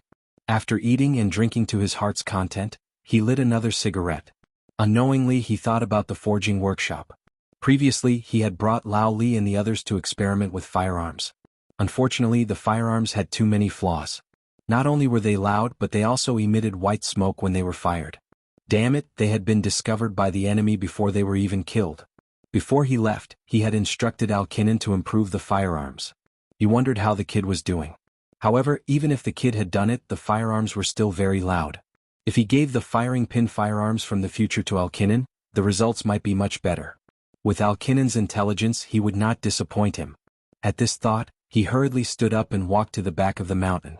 The forging workshop and White Deer College were both on Pyrolite Mountain. The only difference was that the forging workshop was in a cave on a cliff. Thus, the two were not very far from each other. Zhang Feng walked for less than half an hour before he saw a huge cave. It was the entrance to the forging workshop. Zhang Feng did not hesitate and directly stepped into the cave. The cave was the same as before. The moment he stepped in, he smelled a pungent odor. This odor was none other than the smell of gunpowder and various smelting materials. It smelled very uncomfortable. As he walked in, the temperature rose and the environment became increasingly stuffy. It felt like he was taking a bath in boiling hot water. An ordinary person would not be able to withstand such an environment. However, there was nothing he could do about it. If he wanted to forge steel, he had to do it under high temperatures. He couldn't help but give Arkanon and the others a thumbs up. They were really F***ing awesome. They could still persevere in such a hot environment. It showed how much they loved forging. At the same time, it also proved that he hadn't misjudged them. Ding ding, sounds of metal clashing could be heard. Zhang Feng knew that he had arrived. He quickened his pace and what appeared before him was the familiar scene from before. In the middle of the cave, there was a table with many messy parts on it. There were also some failed smelting weapons. There were also a dozen oil lamps on the side, illuminating the cave as if it was daytime. In the mountain wall there were more than a dozen large holes. Inside each hole were oil lamps and water. These oil lamps allowed the smelters to find a trace of light in the darkness. Not far away there was a huge furnace. Many shirtless men surrounded the furnace. They were sweating profusely and holding metal tools in their hands. They kept throwing things into the furnace. Upon closer inspection, they were all failed smelting weapons or deformed metals. They slowly took out the metals that had been smelted in the furnace with tongs. The shirtless men immediately surrounded them. They held hammers in their hands and kept hitting the metal tools that had just been smelted. Below there were people adding charcoal. Not far away there were a few men picking up the weapons on the ground. There were Mitsubishi bayonets, Miaodao and so on. Their bodies were red from the reflection of the fire. There were many black scars on their faces. Sweat kept dripping onto their weapons. There was a sizzling sound as if the weapons were being quenched. One of the men who was picking up the weapons inadvertently glanced at Zhang Feng. He exclaimed, "Dean? Why are you here? Is Arkanon here? I'm here to look for him." Zhang Feng glanced at the crowd and asked. "He's working on the second floor." The man replied. Zhang Feng nodded and walked to the second floor. After the expansion of the workshop, there were now a total of 6 floors. There were different weapons and smelting materials. On the second floor, Zhang Feng had just walked to the entrance of the cave when he saw Arkanon holding a gun. He was thinking about something. There were many people around him. "Arkanon, how's the modification of the gun coming along?" Zhang Feng quickly walked to the front of the crowd and asked Arkanon. Only then did Arkanon react. He hurriedly turned around, but he didn't answer Zhang Feng's question. Instead he frowned. The people around him saw this and hurriedly said to Zhang Feng, "President Zhang, the gun is already in mass production. I believe that once this batch of guns is shipped to the north, there will be no worries about the war there." Zhang Feng nodded and looked at Arkanon. He didn't understand why Arkanon looked so unhappy. Weren't the guns already in mass production? "Arkanon, what's wrong with you? Is there a problem with the guns?" This was the only question Zhang Feng could think of. Chapter 1768. Hearing this, Arkanon looked at Zhang Feng with a worried expression. "Dean, there is no problem with the gun, but it is a bit troublesome to reload. I was thinking that it would be great if the gun could be reloaded in the time it takes to drink a cup of tea, or if it could be used like a crossbow." As soon as he finished speaking, Zhang Feng suddenly thought of the firing pin gun. This was exactly what he wanted to talk to Arkanon about. He didn't expect Arkanon to be thinking about it himself. "That's great, I'll leave it to him." Zhang Feng smiled and patted Arkanon on the shoulder. "Arkanon, this is actually not that difficult." As soon as he finished speaking, Arkanon couldn't remain calm anymore. He grabbed Zhang Feng's hand and hurriedly said, "Dean, do you have a way?" Even the people around him looked anxious as they stared at Zhang Feng with burning eyes. They were all blacksmiths, or rather, smelters. Other than high-end technology, there was nothing else that could attract them. They had racked their brains to perfect the gun, but there were still a lot of flaws. This was a knot in their hearts. But now the dean said that he had a way. How could they not be excited? Zhang Feng glanced at the crowd and waved his hand to signal them to calm down. Then he said solemnly, "First, you have to know how the firing pin works." Hearing this, the crowd looked at Zhang Feng in confusion. Then they looked at Arkanon. The latter helplessly spread his hands, indicating that he didn't know either. Then the crowd turned back to Zhang Feng, waiting to hear more. Zhang Feng smiled faintly and continued, "The gun can only hold one bullet, which is a steel ball. You only need to add a spring, a spiral groove, a spiral chamber, and a bullet chamber to hold 6 steel balls at a time. Then the trigger will push the iron, and when the iron moves back, it will compress the metal spring in the stock. The compressed metal spring will eject the iron forward, and the iron will hit the primer behind the steel ball. At that time, the primer will ignite the propellant, and the propellant will ignite, instantly pushing the steel ball to kill the enemy. However, there is a flaw in this principle. It can only hold 6 steel balls at a time. Every time you pull the trigger, you have to pull the trigger every time, and the steel ball will have to be reloaded." After speaking, Zhang Feng glanced at the crowd and found that they were all looking at him in confusion. "Do you understand?" Zhang Feng asked. Arkanon frowned and slowly said, "I understand half of it. Half is not bad." Zhang Feng nodded and continued, "You just follow my method and perfect it. If there is anything you don't understand, you can come to me at any time." After speaking, Zhang Feng walked to the table next to him, picked up a pen, and wrote down the principle he had just explained for Arkanon. "This is the principle of the firing pin. Look carefully." Zhang Feng handed the paper to Arkanon and turned to leave. Arkanon took the paper and began to admire it. For him it was simply a treasure. He was a person who was obsessed with technology. With this, he was very confident that he could improve the gun and reach the level that the director had mentioned. Just then, an untimely voice came from beside him. "Arkanon, have you heard? President Zhang is going to Jiangnan?" "What?" Arkanon exclaimed. The paper in his hand was no longer fragrant. He looked at the man who had just spoken and hurriedly asked, "Where did you hear that? Why is the director going to Jiangnan?" He knew that Jiangnan was not a good place. There were many clans there and there were many bandits. Even though Jiangnan was known as the home of talents, how many people knew just how dangerous it was beneath this home of talents? What if President Zhang was killed by the clans in Jiangnan? Those guys would eat people up without spitting out the bones. At this moment, his heart suddenly tightened. He was very worried about Zhang Feng. this? The man looked at the ferocious Arcanon and stammered, I don't know. In fact, he really did not know. He had only heard it from a student of the academy. Hearing this, Arcanon furrowed his brows. He had planned to ask the director why he was going to Jiangnan and perhaps persuade him. However, after half a day he could not say anything. He also wanted to persuade the director directly, but according to the director's temper, he probably would not listen to him. What should he do? Suddenly, an idea appeared in his mind. The director is going to Jiangnan.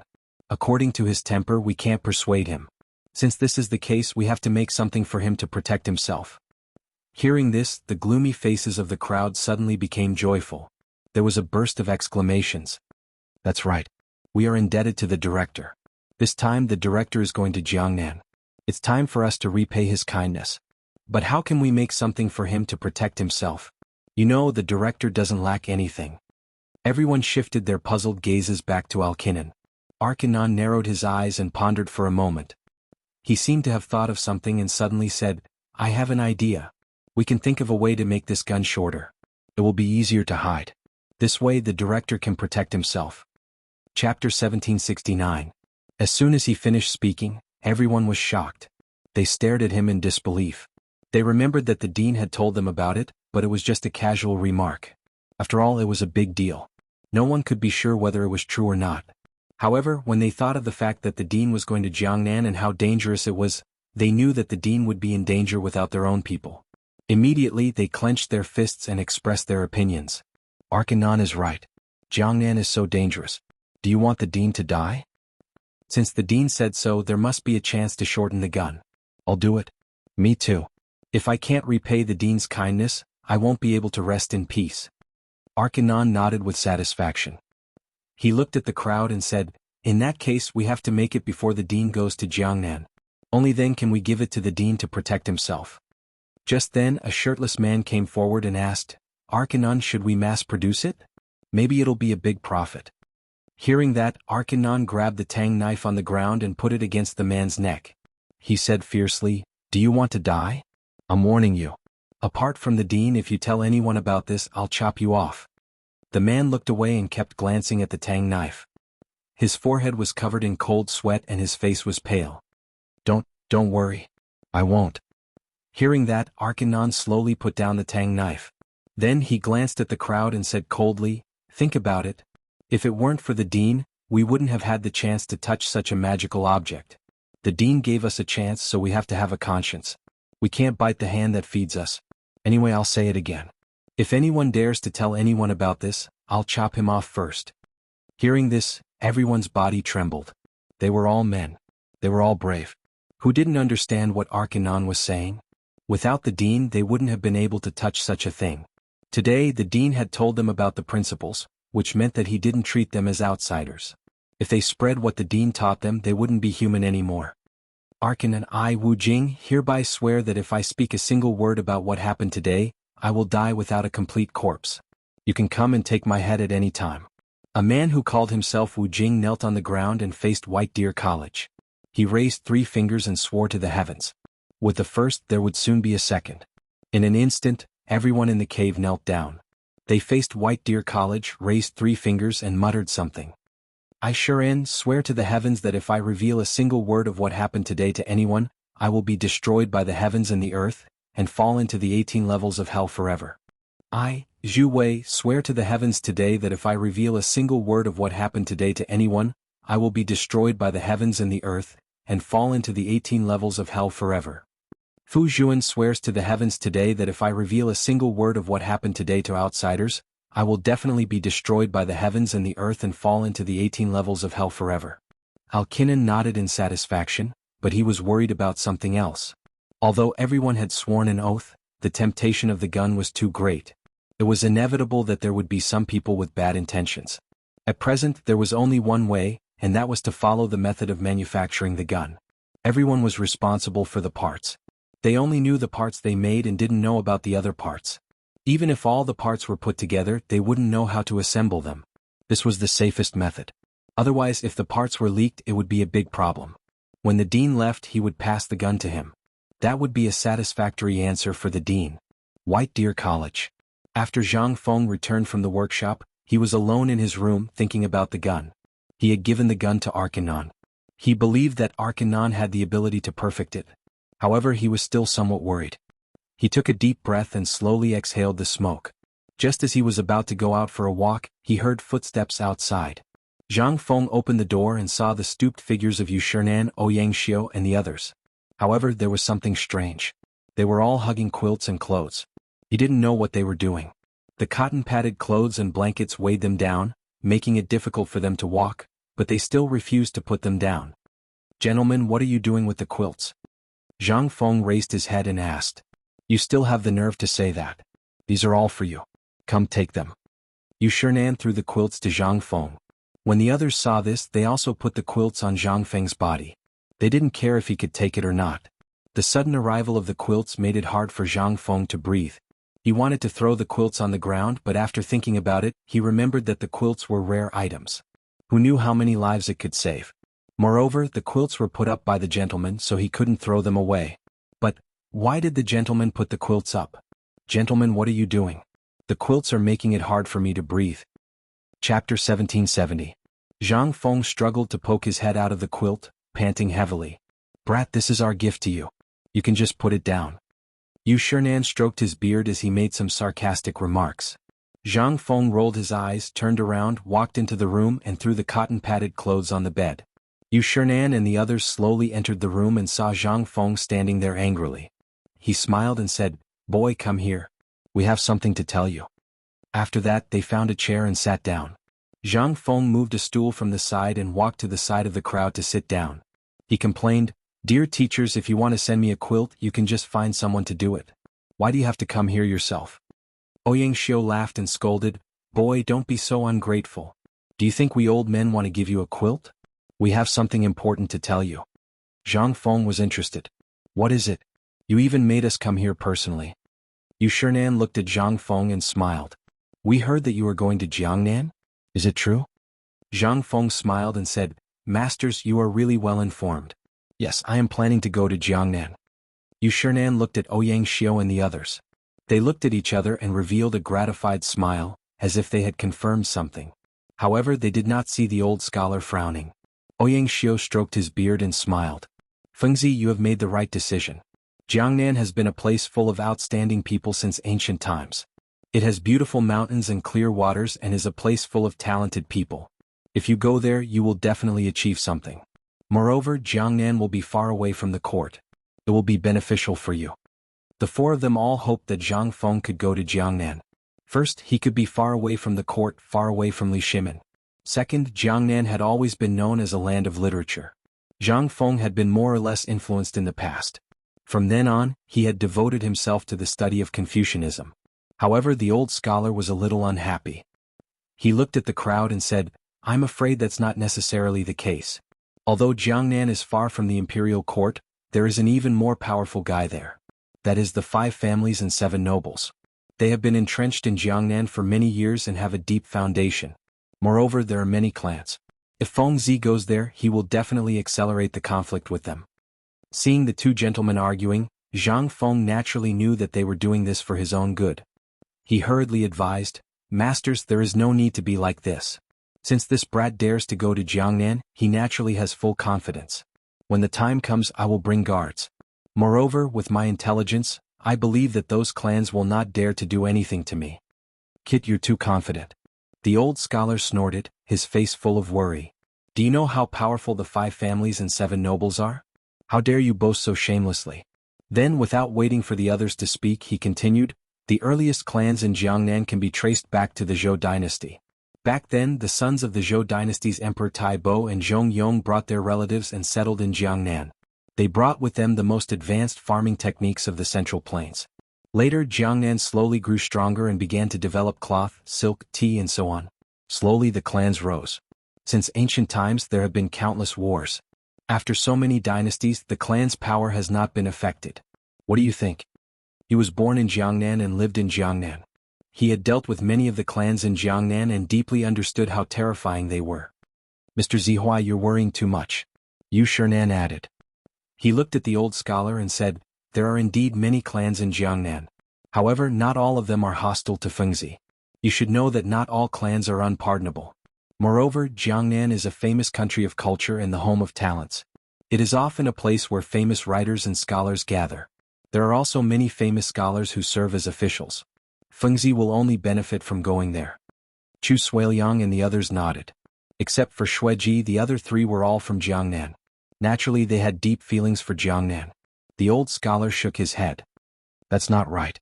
Jiangnan is full of the 5 families and 7 nobles. Among them, the Cuis, the Lu, the Li, and so on are the most powerful clans in the world.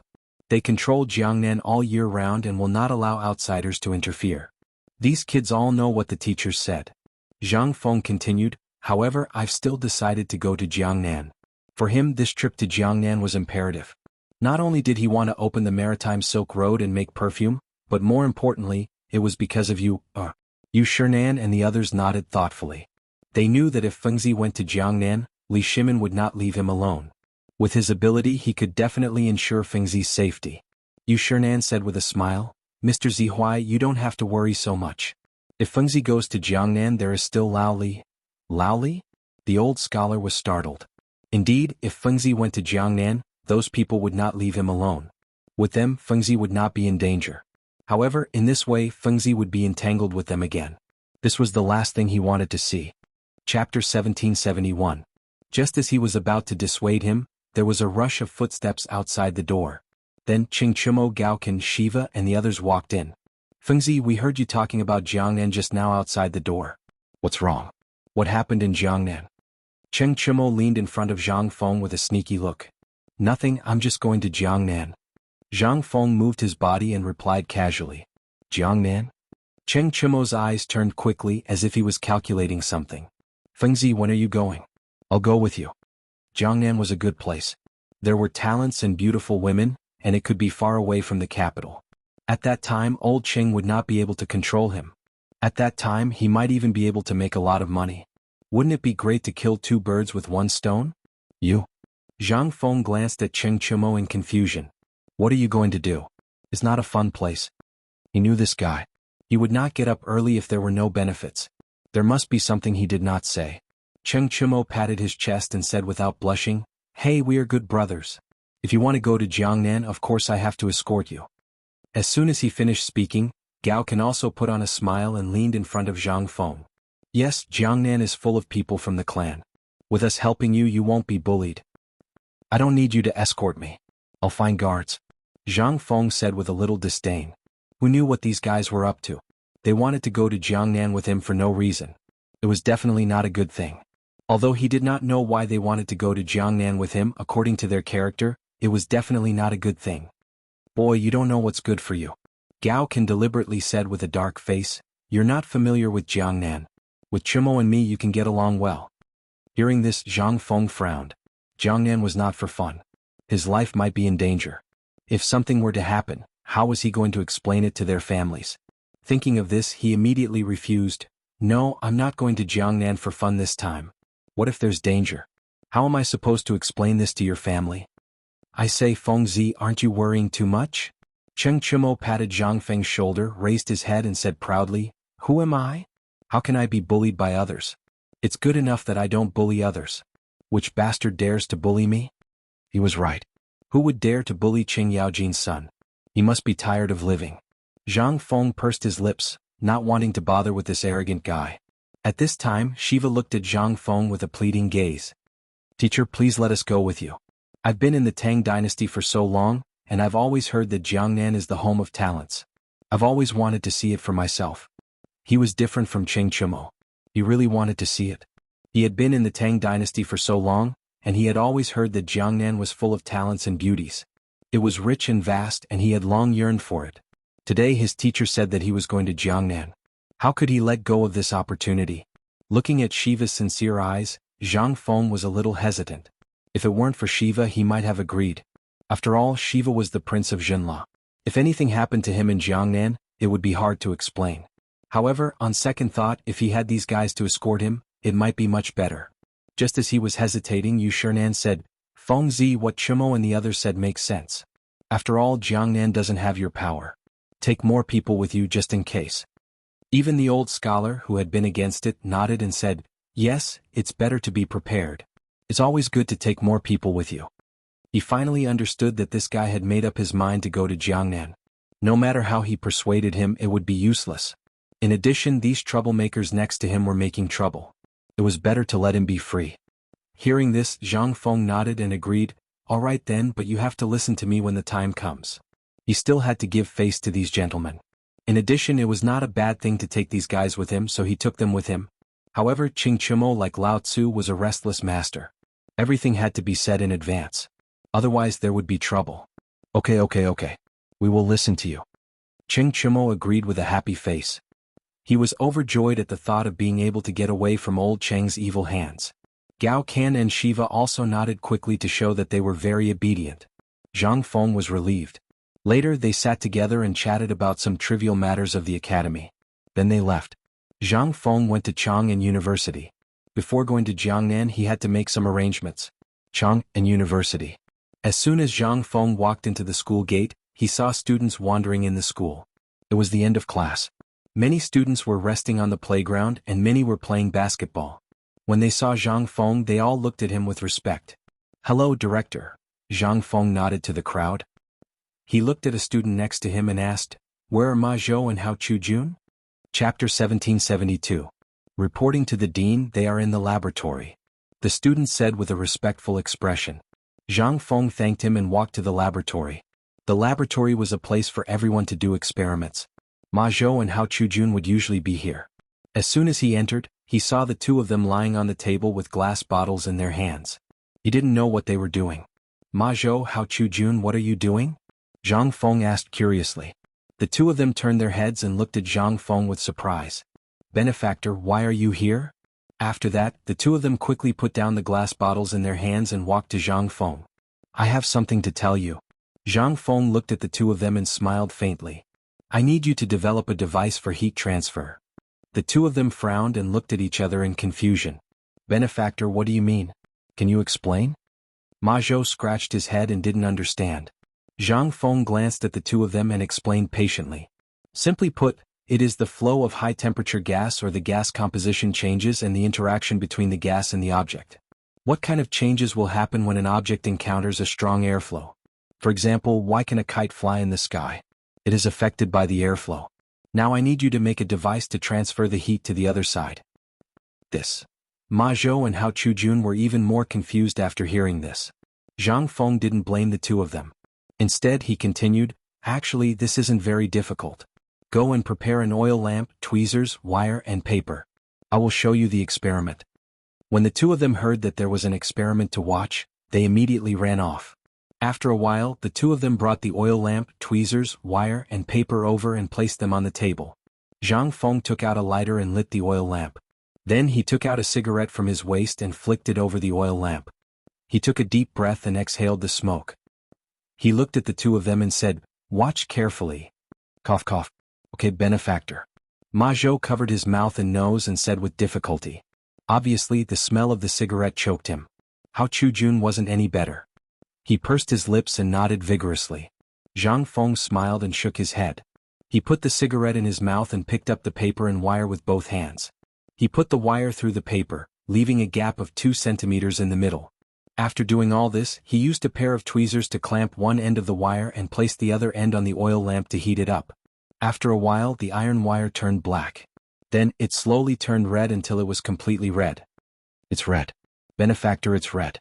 Ma Zhou exclaimed excitedly. For someone like him who was obsessed with academics, this was probably the only thing he was interested in. "I know it's red." Zhang Feng was grinning with a cigarette in his mouth. His words were a little unclear. After saying that, he took the iron wire from the oil lamp and looked at Ma Zhou seriously. "Feel the difference between the two ends of this iron wire. Touch it." Ma Zhou was a little confused. Although he was simple-minded, he wasn't stupid. Wouldn't he be scalded to death if he touched it? He shook his head to show his refusal. Seeing this, Zhang Feng showed a harmless smile. "Listen to me. I'm doing this for your own good. You can only experience the results of the experiment by touching it. After experiencing it, you can remember it forever. Besides, this iron wire isn't very hot. Look, I'm also holding it, right?" Ma Zhou glanced at Zhang Feng with a little suspicion. There was a huge struggle in his heart. In the end he stretched out his hand. Hiss! A sudden pain hit him and he jerked his hand back. He looked back and saw a black mark on his hand. Ma Zhou glanced at Zhang Feng with disdain. What happened to not being hot? It was all a lie. Who would believe you? Zhang Feng didn't know these thoughts. He handed the iron wire to Hao Chujun. Do you want to touch it? Hao Chujun quickly waved his hand and took 2 steps back. I'll pass. Ma Zhou will remember the results of the experiment. Zhang Feng nodded with a faint smile and looked at Ma Zhou. Ma Zhou, in fact, I'm helping you. You see, in the future when you see the scar on your hand you will think of this experiment. Now tell me how you feel about this experiment. Help me? Ma Zhou rolled his eyes. However, on second thought it seemed that there was nothing wrong. It was also a good thing that he could remember this experiment forever. He touched his hot hand, endured the pain and said seriously, Benefactor, I don't feel anything. I'm curious about one thing. Why don't you feel hot but I feel hot? Zhang Feng put down the tweezers, took a deep puff of the cigarette, and held it between his 2 fingers, revealing a meaningful smile. This is why I let you touch it. The side you touched was roasted by fire, and the temperature was very high. According to the speed of iron's heat conduction, my side was already very hot, but the temperature would never be as high as yours. The same principle applies to the temperature. As long as one side produces a high temperature, it will quickly be transmitted to the other side. These 2 principles are the same. Do you understand now? Do you understand now? The 2 nodded. Ma Zhou even forgot the pain in his fingers. Chapter 1773. Since you 2 have understood, then go and prepare some coal, iron basins, coarse cloth, live pigs and thick ropes. I will teach you how to make a heat conduction device. When you are ready, wait for me at the sports ground. Zhang Feng smiled with satisfaction and waved to the 2. When he was about to turn and walk to the sports ground, he suddenly thought of something and turned to look at the 2. By the way, the pig must be more than 100 pounds or else it won't work. After that, he turned and walked to the sports ground. Live pigs? More than 100 pounds? Ma Zhou and Hao Chujun were confused. They could understand other things, but what was with a live pig? Could it be that their benefactor wanted to eat pork? Then he didn't need to kill the pig on the sports ground. Although they didn't know what their benefactor wanted to do, they always thought that their benefactor was right. Their benefactor asked them to touch the iron wire for their own good. Hao Chujun didn't have the good fortune to remember this experiment forever. Ma Zhou glanced at Hao Chujun, and then went to prepare the materials. Hao Chujun was like a monk. He didn't know what was going on, but he also went to prepare. After a while, the 2 came to the sports ground with the live pig. This scene attracted the attention of a group of students. They frowned and looked at them with puzzled expressions. They were just short of saying that they were a disgrace to the educated. Benefactor, we have brought the materials. And this live pig, how do you want to kill it? Ma Zhou put the rope and other things on the ground and looked at Zhang Feng, panting. How to kill it? Zhang Feng curled his lips. So these 2 guys thought that he wanted to eat pork? Who said we want to kill it? Tie the pig up. We will use it for the experiment later. He rolled his eyes at the 2 of them. The 2 of them heard the dissatisfaction in Zhang Feng's tone. They quickly pulled the pig and tied it up. You 2 put the coal into the iron basin, then ignite it and tie the rope. Zhang Feng glanced at the 2 of them and said with a smile. The 2 of them didn't suspect anything and quickly followed Zhang Feng's instructions. Ma Zhou had experience in burning coal before, so he did it quickly and ignited the fire in a moment. Benefactor, the fire has been lit. What should we do now? Ma Zhou squatted on the ground and looked up at Zhang Feng. Now hold up the cloth and place it above the brazier. Then hang the pig under the brazier and see if the cloth can rise. Zhang Feng looked up at the sky, a little worried. In fact, this was the only way he could think of right now. Without any other materials, he could only use coarse cloth and hemp rope as a substitute. Ma Zhou nodded his head and hurriedly tied the pig under the brazier. The coarse cloth had also been tied. Now he was waiting for his benefactor to tell him to fly. The 2 of them held on to the rope, trying not to let it get burned by the fire. Unfortunately, the coarse cloth didn't move at all. It didn't even move. If it weren't for the 2 of them supporting it, it would have been burned away long ago. Benefactor, when can this coarse cloth fly? Ma Zhou held onto the rope and looked at Zhang Feng. He couldn't hold it in any longer. Ever since they had brought the pig over, many students had come over to watch. Now more and more students had come over. Their gazes were as if they were looking at monkeys. Wait here. Zhang Feng took out a cigarette from his waist and then looked up at the sky. In fact, he had no idea when this thing would be able to rise. It was just that there was no ball bag, hanging basket, heating device, or strengthened nylon. Otherwise it could fly at any time. The three of them waited in the playground. After about half an hour, the students slowly dispersed. Benefactor, I can't hold on any longer. Ma Zhou's face was constipated. He couldn't hold on any longer. His arms were already sore. Wait a little longer. It will be done soon. Zhang Feng said impatiently. As soon as his voice fell, a gust of cold wind came. He was delighted. Once the wind blew, the hot air balloon would float easily. Hold up the coarse cloth, quick. Zhang Feng looked back at the two of them and said in surprise. Oh. Ma Zhou quickly called Hao Chujun. Each of them pulled a corner and held up the coarse cloth. At this moment, a strong wind blew and directly lifted the coarse cloth. The hot air balloon began to float in the air. However, the hot air balloon was a little crooked as if it was about to fall down. The pig was also kicking its legs in the air, making the hot air balloon look more unstable. However, this did not affect Ma Zhou's curiosity. He ran to Zhang Feng's side and exclaimed happily like a child. It's flying, benefactor, it's flying. Zhang Feng took a deep puff of his cigarette and nodded, putting on the look of an elder. See, this is a piece of cake. You can make it in the future. As soon as he finished speaking, the hot air balloon fell to the ground with a bang. Even the pig let out a scream and fainted. How did it fall? Zhang Feng looked at the fallen hot air balloon and was a little confused. Although he knew it wouldn't fly for long, he didn't expect it to fall so soon. He threw away the cigarette but in his hand, let's go and see what's going on. After that, Zhang Feng strode toward the hot air balloon. Ma Zhou and Hao Chujun followed closely behind. The fallen hot air balloon was not far away, about 10 meters away. The three of them quickly walked to it. Chapter 1774. Zhang Feng looked at the burnt rope and suddenly realized that it was burnt. It seemed that he had to find better experimental equipment. Just as he was thinking about a solution, Ma Zhou's voice came from behind him. Benefactor, the pig is dead. What should we do now? Zhang Feng glanced back. Sure enough, the pig was bleeding from its 7 orifices. It had fallen to its death. It has contributed to the research. You can give it to the cafeteria as its final contribution. Ma Zhou was surprised and said, okay, I will give it to the cafeteria later. Who would not be happy to eat pork? If it was in the past, they would have thrown it away. However, after Zhang Feng, pork was very popular now. No one would refuse. Zhang Feng nodded and looked at the two of them. Both of you were present in the experiment today. Do you have any feelings? Or do you have any questions? Tell me now. I will go back to the academy later. Benefactor, I understand the experiment just now.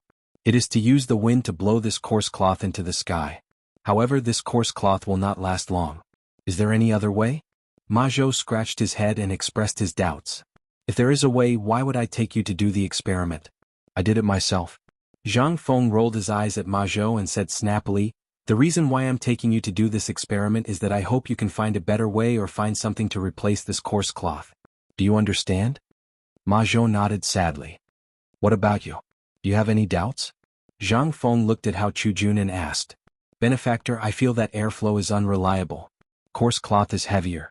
Once the wind stops, the coarse cloth will definitely fall. We should think of a way to create wind ourselves, or not use wind and let the coarse cloth float. Hao Chujun looked at Zhang Feng with a serious expression. He had to admit that this idea was very creative, but it was a little unrealistic. Well, this idea is good. I will leave this to you too. Zhang Feng nodded with a proud smile on his face. Hao Chujun's face was a little ugly. He was only proposing a point of view. There was no need to hand over the entire experiment to him. At this time he only felt a chill on his back. He didn't know if it was a fear of the hot air balloon or an illusion. He turned around and saw Ma Zhou staring at him. He quickly turned his head and was about to refuse when Zhang Feng said, I'll leave this experiment to you too. Don't let me down. Also, remember to use pigs for the experiment. Don't use living people. This facility isn't complete yet. People might die. The two nodded reluctantly. It wasn't that they didn't want to do this experiment, but this experiment was too difficult. Not only did they need a live pig for an experiment, but they also had to lift this heavy rope. How were they going to do this? Until now their arms were still sore, but now that their benefactor had spoken, they had to accept it even if they didn't want to. It seemed that they could only ask the students of the academy for help. Zhang Feng didn't care about their thoughts. He waved his hand casually, you two pack up and deal with this pig. Find a chance to continue the experiment. I have something to do, so I'll leave first. After that, he left without looking back, leaving the two helpless people behind. How do we do this? My arms are still sore. Ma Zhou looked at Hao Chujun and shook his arms. I'm sore too. Hao Chujun was a little dissatisfied. It's all your fault. If it weren't for you, how could our benefactor leave such a huge experiment to us? How long do we have to do this damn experiment? Ma Zhou pinched his sore arms and complained. How can you blame me? It's obvious that our benefactor wants to leave the experiment to us. It's useless to refuse. Hao Chujun rolled his eyes at Ma Zhou. He was also lazy just now and his arms were sore. Find someone to move it. I can't move it anyway. Ma Zhou curled his lips and turned to leave. In fact, he had already seen that his benefactor wanted to leave the experiment to him. He couldn't refuse even if he wanted to. Now he could only concentrate on the experiment. The two left one after another. In less than a moment, a large group of students came over. They were all called by Ma Zhou and Hao Chujun to move the equipment. Their arms were sore and they could only do manual labor. What's this? You don't understand. Just now I saw the Dean and Mr. Ma sitting on this coarse cloth and directly ascending to heaven. Ah, this thing can ascend to heaven? Everyone surrounded the coarse cloth like curious babies and kept talking. A leading man stepped forward and picked up a roll of coarse cloth. He looked at the others and said, You said the Dean used this thing to ascend to heaven? His name was Jin Kai, Ma Zhou's disciple. He was usually the diligent type. Yes, I saw the Dean use a coarse cloth to tie a hemp rope. The hemp rope was connected to the brazier below. When the wind blew, he directly ascended to heaven. A man with greasy hair and a powdered face answered. His name was Peng Shui. He usually liked to play basketball and go out to play. Today, when he saw the new thing like the hot air balloon, he suddenly felt that the basketball in his hand was not so good. When he heard that they were going to move things, he was the first to run over. Chapter 1775. Since this thing is so powerful, why don't we give it a try? Peng Shui picked up a piece of burned hemp rope and kept playing with it in his hand. No, we are here to move things. What if the Dean and our teacher know that we are messing with their experimental equipment? Jin Kai spread out his arms to stop the crowd with a reluctant look. He knew the consequences of Ma Zhou's anger and dared not cross the line. Don't worry, we won't destroy the Dean and his teacher's things. We just want to take a look. Peng Shui said with a smile and then winked at the crowd around him. Everyone understood and clustered around Jin Kai, laughing heartily. Senior brother Jin, we just want to take a look. It doesn't matter. That's right, senior brother Jin. Even if we had two guts, we wouldn't dare to break the Dean's things. Senior brother Jin, look, the Dean just got this novel thing. Aren't you curious at all? Anyway, it is damaged now. Why don't we also experiment with it? Maybe there will be some results. Why don't you go to Mr. Ma and ask for credit? Everyone chimed in one after another, and what they said was quite reasonable, which made Jin Kai a little shaken. Jin Kai looked back at the coarse cloth and was a little hesitant. In fact, he also wanted to see what this thing was at first. But he was afraid that the Dean and his teacher would blame him, so he didn't move and kept persuading his classmates. Now all his classmates wanted to see it and he couldn't stop them. Otherwise he would be in a bad situation. Well, let's see it together, but we can't damage the Dean's experimental equipment. Jin Kai said carefully to everyone. Hearing this, everyone jumped up and said that their senior brother was righteous. Usually Jin Kai was liked by Ma Zhou, so no one dared to embarrass him. In such a situation they could only persuade him. Fortunately, the other party was a blockhead and he was coaxed with a few words. This time was no exception. Everyone squatted beside the experimental equipment and formed a circle. Senior brother, tell us, how can we make this coarse cloth fly? Look at the operation of our teacher. Just tie the hemp rope to the coarse cloth, light the fire in the brazier and hang the pig. Then it will fly. But the pig is already dead. What should we do? This sentence made everyone's morale drop. They all turned their heads to look at the dead pig that was bleeding from its 7 orifices, their faces full of unwillingness. Yes, the pig was already dead. What was there to play with? Even if the other experimental equipment was intact, there was no way to continue. At this moment, that guy had a flash of inspiration and said, Pigs are alive and so are humans. Without pigs we can use humans. This sentence instantly ignited the hope in everyone's hearts, and they all turned their heads to look in the direction of the voice. The one who spoke had a pointy mouth and monkey cheeks, looking very slippery. His name was Pai Ji, nicknamed Pai Ho. He was usually an expert at coming up with bad ideas, and this time was no exception. Pihu is right. Since there are no pigs, we'll have to use humans. Pihu, you'll do it later. Peng Shui looked at Pihu, not allowing any room for discussion. He was used to being a tyrant in school. He didn't dare to bully people like Jin Kai, but people like Pihu were still easy to deal with. I just came up with an idea. You don't have to be like this. Pihu was a little unhappy. Although he didn't know the use of this experiment, looking at the pig, he knew that it wouldn't end well. Since this idea came from you, you should contribute a little to the experiment. Later we'll catch you below. Don't worry. Peng Shui went forward and patted Pihu's shoulder to make him feel at ease. Pihu lowered his head and his eyes were a little evasive. After a while he slowly said, "All right then." However, Jin Kai was a little worried. He looked at Peng Shui and probed, "Peng Shui, it's not good to let Pai Ji go up. If there's any danger, how are we going to explain it to Master?" He didn't call him by his nickname because he felt that it wasn't respectful. Peng Shui smiled and walked to Jin Kai's side. He put his hand on the latter's shoulder and said earnestly, "Senior brother, you're worrying too much. Pihu is so thin, how can there be any danger? Besides, we'll catch him below. Nothing will happen." Jin Kai looked at Pihu, wanting to see something from him. Unfortunately, he couldn't see anything. Pihu looked like he was willing to do it. It was unknown whether he was willing or coerced. "All right then. Everyone quickly go and prepare. Otherwise, Master will scold us when he sees us." Peng Shui was delighted and hurriedly called out to everyone, "Everyone quickly go and prepare. Replace the burned hemp rope with new ones. Also check the coarse cloth and bring some coal over." Hearing this, everyone hurriedly went to prepare the materials. Only Peng Shui, Jin Kai and Pihu were left. Not long after, everyone came back one after another. Not only did they bring back the hemp rope, they also brought back other materials such as iron wire. This made Jin Kai a little confused. "What did you bring iron wire for?" The dean used rope for his experiment. Chapter 1776. That person scratched his head and said awkwardly, "We were afraid that Pihu would break free from the rope, so we took the iron wire." Hearing this, Pihu's face immediately darkened. "Mother **her, do you really think I'm a pig? Using iron wire to tie him up?" At that time he wouldn't even be able to run. No, he couldn't do this job. Just as he was about to speak, a pair of eyes stared at him. It was Peng Shui. Peng Shui glared at him fiercely, causing him to take a step back and swallow the words he was about to say. At this time, Jin Kai's voice sounded again. He looked at Peng Shui. "Peng Shui, it's not good to use iron wire." Of course I know that." Peng Shui smiled and patted Jin Kai's shoulder. "Of course we'll use hemp rope. How can we use iron wire?" With that, he glanced at the guy holding the iron wire. Damn, he really wanted to strangle him to death. Without waiting for others to speak, he continued, "Since everything is ready, let's get ready to start. Tie Pihu up." Hearing this, everyone picked up the rope and walked towards Pihu. Pihu actually resisted in his heart, but due to Peng Shui's abuse of power, he could only choose to submit. Everyone moved quickly and tied Pihu up in a short while, as if they were very experienced in this field. "Come, everyone hold up the coarse cloth. Those who start the fire, start the fire. Those who hang the rope, hang the rope."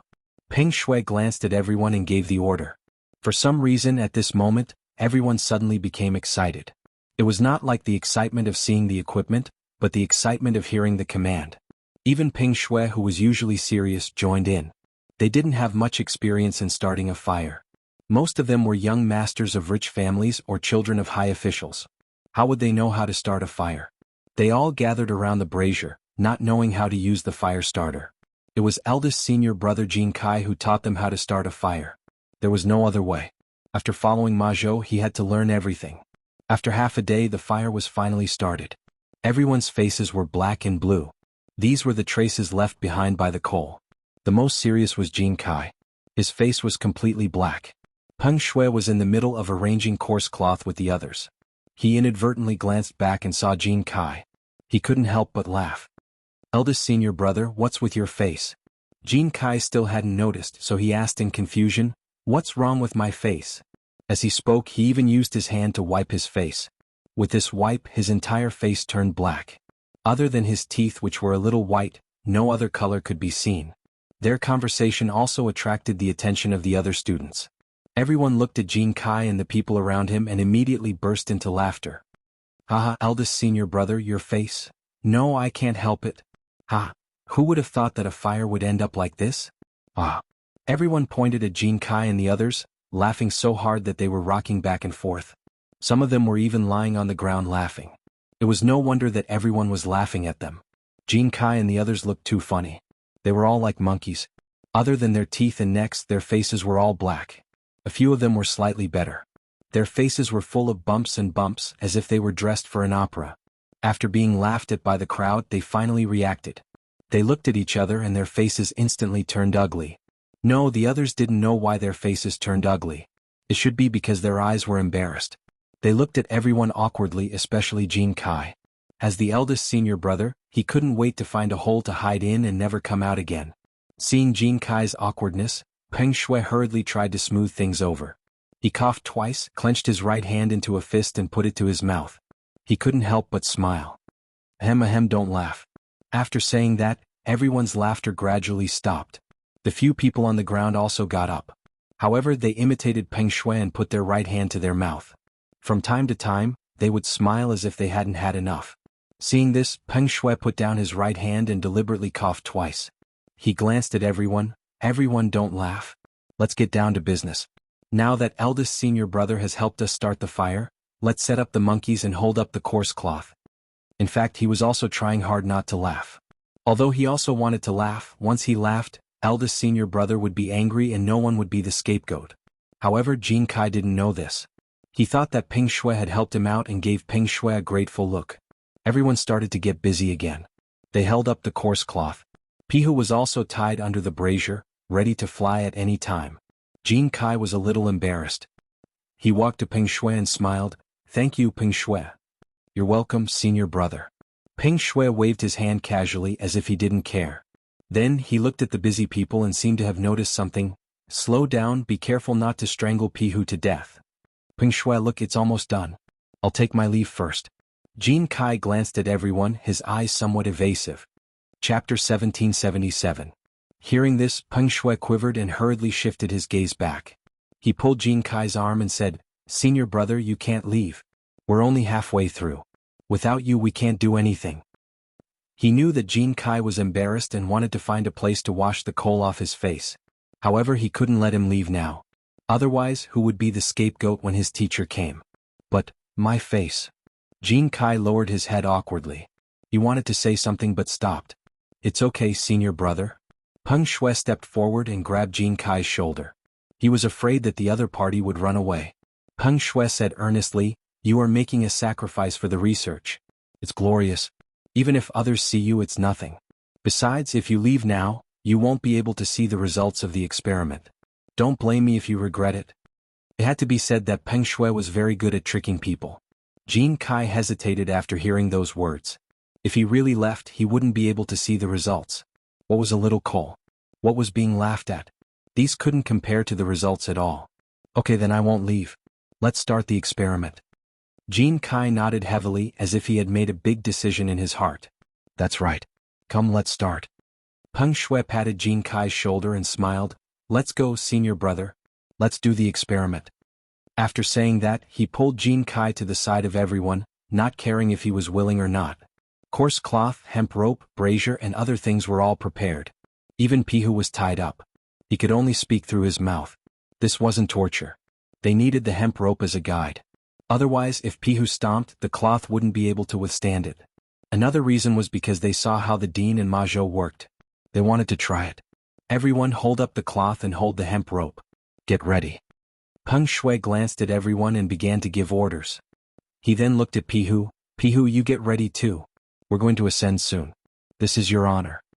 Pihu curled his lips, expressing that he didn't want such an honor. However, he didn't dare to say it out loud. Everyone began to prepare. Those who were pulling the rope and those who were holding the cloth were holding it up. Everything was ready except for one thing. Peng Shui put his hand on his forehead and glanced at the sky.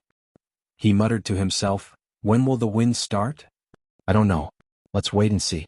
Jin Kai imitated Peng Shui and placed his palm on his forehead, looking at the gloomy sky. Peng Shui nodded and turned to look at everyone. Everyone hold on a little longer. The wind is about to pick up. When the wind picks up, we will be able to see the results of the experiment. After he finished speaking, he half squatted on the ground and took out a cigarette from his waist. He took out a lighter and slowly lit it up before taking a puff. Everyone could only listen to him. They held the hemp rope with both hands and waited for the wind to arrive. As for Pihu, he was in a bit of a bad state. Although he wasn't tied up with iron wire, the hemp rope was still choking him. He moved closer to the person beside him with a fawning look on his face. "Hey Xiaohao, loosen it for me. This thing is making me uncomfortable. I need to pee." The man called Xiaohao took 2 steps back. His hands were still tightly holding onto the hemp rope. He said timidly, "Pihu, don't make things difficult for me. Don't you know Peng Shui? His father is a second-rank official. If you offend him, you won't be able to survive in the academy. You should just wait for your ascension." Hearing this, Pihu's face immediately darkened. He glared at Xiaohao and scolded, "You bastard! Lao Tzu even gave you a cigarette. Now you won't even loosen the rope for Lao Tzu?" After saying that, he gave Xiaohao a hard kick before he stopped. The latter staggered and almost fell. Xiaohao slowly stood up. He wasn't angry. Instead, he took out a cigarette from his waist and placed it next to Pihu's mouth. He had a fawning look on his face. "Brother Pihu, don't be angry. At most, I'll give you another cigarette." After he finished speaking, he took out a lighter and lit it for Pihu. Pihu didn't care about what happened just now. He put the cigarette in his mouth and took a deep puff. "I'll tell." Halfway through his words, a gust of wind suddenly blew. The coarse cloth was lifted up, bulging like a rubber ball, shooting straight up into the sky. As for Pihu, his entire body was lifted up, his face revealing a pained expression. His mouth loosened and the cigarette immediately fell. As luck would have it, the cigarette just happened to fall onto his pants. "Senior brother, save me. Senior brothers, save me. I don't want to play anymore." Pihu had a sullen face as he shouted towards everyone in the sky. Peng Shui was still half squatting on the ground smoking. When he heard someone shouting for him, he listened carefully. Motherf **Ker, this was Pihu's voice. This guy was flying? He couldn't care less. He threw away the cigarette in his hand and suddenly stood up. He looked towards the direction of Pihu's voice. As expected, the coarse cloth was flying in the air. The fire in the brazier wasn't extinguished. Most importantly, Pihu was also flying. Although his face was a bit ugly, it didn't affect anything. Great, the experiment finally succeeded. Chapter 1778. Peng Shui looked at the sky with satisfaction, overjoyed. Soon after, he seemed to have thought of something and hurriedly asked Pihu, "Pihu, how is it? How does it feel to fly?" Although his voice was loud, due to the wind resistance, it sounded different in Pihu's ears. Pihu put his palm to his ear, trying to receive as much information as possible. "Ah? You're asking me if it feels good?" "Good, your sister Peng Shui. Lao Tzu won't let you go when he comes down." Although he knew that Peng Shui's father was a second-rank official, he still decided to teach him a lesson. If it weren't for this guy, would he be in such a sorry state? Just as he was calculating how to teach Peng Shui a lesson, a sudden pain came from his leg. He quickly lowered his head, startled. It was the cigarette butt from before. He was smoking below when a gust of wind suddenly blew, bringing him up into the sky. At that time, the cigarette hadn't been thrown away, so he wanted to take a few more puffs. However, just as he was talking, his mouth loosened, and the cigarette fell out, burning a large hole in his pants. Most importantly, the fire hadn't been extinguished yet, and was growing bigger and bigger. "Peng Shui, you bastard, put me down quickly. Lao Tzu is going to be burned to death." Pihu's eyes were wide open, his face red. He looked at the fire in his pants as he shouted towards the ground. However, although his voice was loud, it didn't reach the ground at all. Peng Shui frowned, glancing at Jin Kai, who was taking notes. "Senior brother, didn't you hear what Pihu said?" Jin Kai was in the middle of his research, so he didn't care about this nonsense. He shook his head, indicating that he didn't know, and continued to take notes, looking like a good student. Peng Shui shook his head, looking at the surrounding crowd. "Did you guys hear what Pihu said?" "Oh, Pihu said he was quite happy." "No, look at Pihu's expression. He clearly wants to come down. Look, why is there a ball of fire on Pihu's leg? That's the fire from the brazier, not Pihu's. How can a person catch fire out of nowhere unless Pihu is an immortal?" "Stop arguing. Pihu clearly looks like he's enjoying himself. Otherwise, why would he shout so loudly? He's clearly showing off. Next time, I want to go to heaven too." Everyone discussed animatedly. In any case, none of them understood what Frisky Monkey was saying. In the end, they came to the conclusion that Pihu was showing off. He was showing off that he could ascend to the heavens and that others didn't have this fortune. This conclusion made everyone somewhat regretful. They regretted that they had not said it earlier. Then wouldn't they have been able to ascend to the heavens? How could it be Pippi's turn? There were even a few who beat their chests and stamped their feet, swearing that they would be the first to ascend the next time. This scene made Peng Shui a little confused. Among all of them he could be considered to be the cleverest. Just now he had seen through Pihu's rotten idea. Otherwise, why would the dean and the others use live pigs for experiments? However, Pihu's reaction didn't seem to be the same. Pihu seemed to be very happy in the sky and even felt like he was floating in the air. Damn it. Next time Lao Tzu would also go to heaven. No one would be able to snatch it from him. Jin Kai also looked at Pihu enviously. He put down the notebook in his hand and rested his chin on his hands, imagining how he would feel the next time he ascended to the heavens. However, they didn't know how uncomfortable Pihu was in the sky. At this moment, the fire had already reached his thighs and his throat was about to split. This group of bastards still thought that he was showing off. Pihu lowered his head dejectedly. It was as if a bottle of mixed feelings had been knocked over in his heart. However, there was only sourness, bitterness, and spiciness left. If he had resolutely opposed ascending to the heavens, perhaps he wouldn't have suffered such a calamity. Just as he was feeling helpless, another gust of wind blew. The coarse cloth fluttered in the air and the fire in the brazier began to sway as if it would be extinguished at any moment. The wind grew stronger and stronger, directly blowing the coarse cloth away. Pihu was also swaying in the air. He was tied up by the rope and couldn't move. Otherwise he wouldn't be so passive. On the ground, when everyone saw Pihu being blown away by the wind, they couldn't help but feel jealous. What's so great about that? Isn't it just ascending to the heavens? Yeah, this time Lao Tzu gave it to you. Next time, Lao Tzu will be the first to ascend to the heavens. Just show off for a while and it's over. Still fucking showing off here, do you really think we're fools? Everyone looked at Pihu with disdain. Their words were full of disdain, but they were jealous in their hearts. Their way of thinking was very strange. They didn't want to admit it, but they were jealous in their hearts and wished that they were Pihu. Peng Shui and Jin Kai were the same. However, the two of them didn't show it. They only quietly watched, but their hearts were slowly filled with envy. At this time, Jin Kai seemed to have discovered something and suddenly exclaimed, "What's going on? Why is Pihu hanging on the tree?" Once these words came out, everyone seemed to have discovered a new continent. Even those who had shifted their gazes away instantly looked towards Pihu's direction. Sure enough, Pihu and the coarse cloth were both hanging on the tree in a sorry state. Fortunately, the brazier was extinguished. Otherwise the tree would have been burned. Chapter 1779. It turned out that when the wind blew, Pihu had been blown onto a tree branch. Because he couldn't move, he was hung on the branch. Luckily, the tree was big enough to support coarse cloth. Moreover, the fire on his pants had already been extinguished. Otherwise he would have been burned to death. However, he wasn't any better. The fire had burned through his pants, immediately exposing his buttocks. There were still many burn marks on his legs. Some were green, some were red, and the most serious ones already had blisters. Pihu moved his body with difficulty. Looking at everyone, he roared, "You bastards, why aren't you coming to save Lao Tzu?"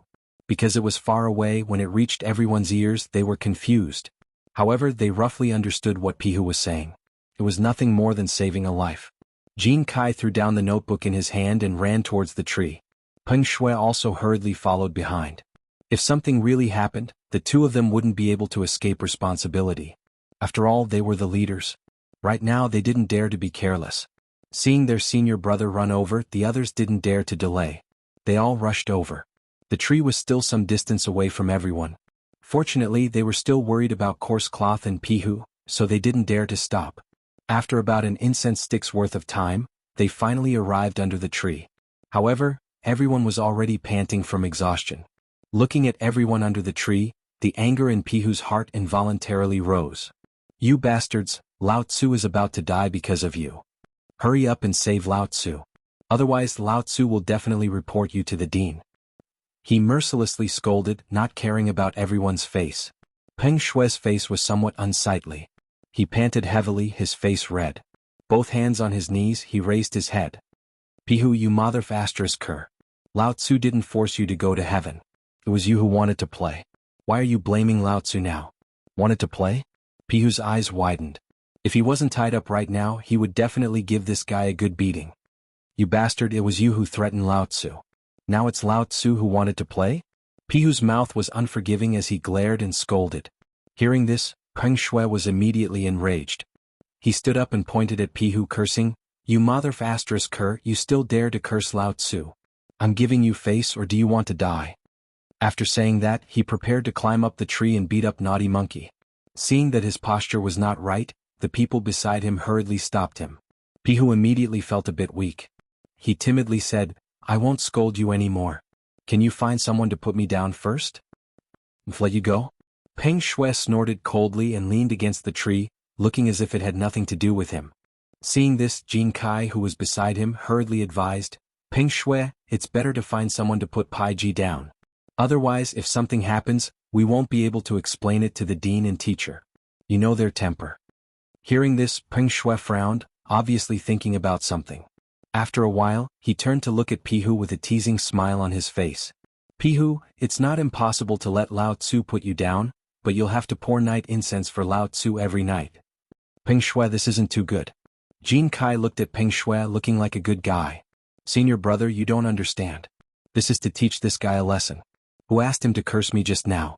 Peng Shui patted Jin Kai's shoulder, indicating that it was fine. Then he looked at Pihu, his teasing smile even more obvious. Pihu, how about it? If you agree, Lao Tzu will put you down right now. Pihu's brows were almost knitted together. His expression was ugly and he wanted to say something but stopped. Peng Shui's request was too polite. However, if he did not agree based on his prestige, the other students would not dare to put him down. Could it be that he had to stay here forever? He was a bit hesitant. After a while, he seemed to have made a decision. All right, I agree. Hurry up. Peng Shui nodded in satisfaction. He glanced at Little Hao behind him and ordered, Little Hao, you go up. Me? Little Hao exclaimed and pointed at himself. His expression was a bit ugly.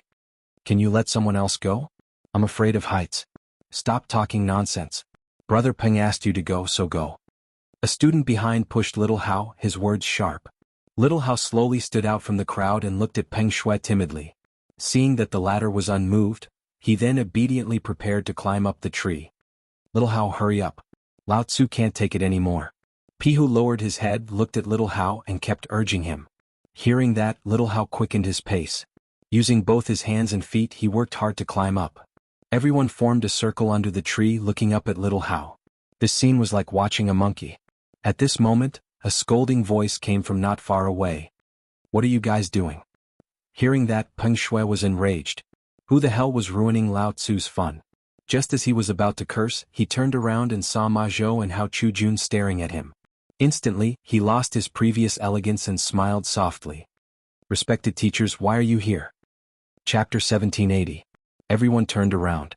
When they saw Ma Zhou and Hao Chujun, they quickly lowered their heads like children who had done something wrong.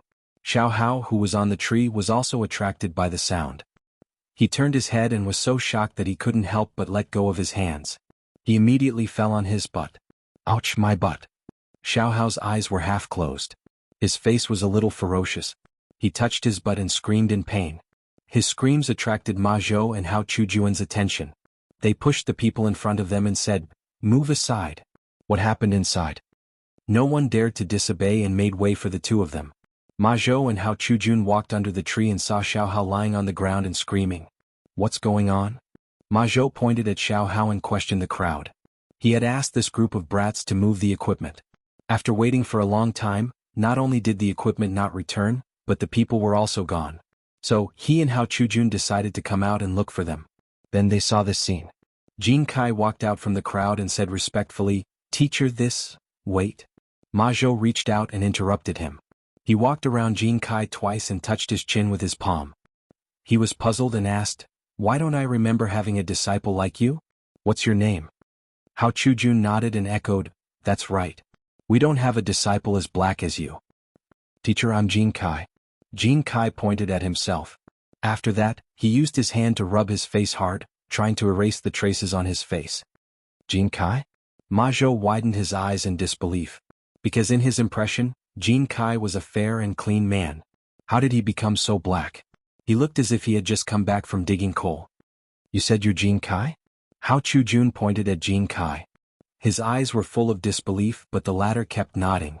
This made his confidence waver. Since you said you're Jin Kai, prove it. They all know. Jin Kai pointed at the crowd and hurriedly proved himself. Then he pointed at the students who started the fire with him. Just now my face was black because of the fire. These people are the same. Everyone nodded and admitted that Jin Kai was telling the truth. Seeing this, Ma Zhou and Hao Chujun temporarily admitted that the black-faced man was Jin Kai. Ma Zhou didn't have the time to care so much. He casually waved his hand and said, "All right, tell me what's going on now. Why did you take so long to get the equipment? And they're all crowding around the tree?" Jin Kai lowered his head like a child who had done something wrong. "Master, it's like this. At first, there was no problem with us taking the experimental equipment, but Peng Shui said he wanted to do an experiment, so we used the materials you left behind for the experiment. We even tied Pai Ji to it." "What? You dare to experiment on living people?" Ma Zhou's eyes widened, and his body trembled as he pointed at the crowd. At first, he didn't hear anything in the beginning, but the more he listened, the more he felt something was wrong. Using experimental equipment for experiments? Just how much guts did he have? Lao Tzu had just used the experimental equipment left behind by their mentor, and now it was being used by these bastards again? And most importantly, these guys actually dared to experiment on living people? One had to know that before his teacher left, he had repeatedly warned him not to use living people for experiments. These bastards. Where's Pai Ji now? Hao Chu-jun panted heavily, and his eyes were red as he said fiercely. He was also very angry, and now he wanted to give these guys a good beating. He asked this guy to take something, but not only did he not take it back, but he also caused a lot of trouble. Jin Kai lowered his head and pointed at the tree branch. Ma Zhou and Hao Chu-jun looked at each other, a little confused, but they still looked in the direction Jin Kai pointed. In the end, they saw Pai Ji hanging on the tree branch, panting heavily as if he was dying. This, Ma Zhou's body trembled even more. He tried hard to turn around, and his eyes were red as he stared at the crowd. Why did you put Pai Ji on the tree?" Seeing this, Hao Chu-jun quickly helped Ma Zhou up and glared at the crowd. "Master, we didn't do it. It was the wind." Jin Kai lowered his head and said timidly, "I don't care who put Pai Ji on the tree. Put him down now." Hao Chu-jun's eyes were red as he pointed at the crowd and shouted angrily. Hearing this, Peng Shui quickly used his elbow to poke a man beside him, indicating for him to go up the tree and save Pai Ji. The man stole a glance at Ma Zhou and Hao Chu-jun, but he didn't waste any time.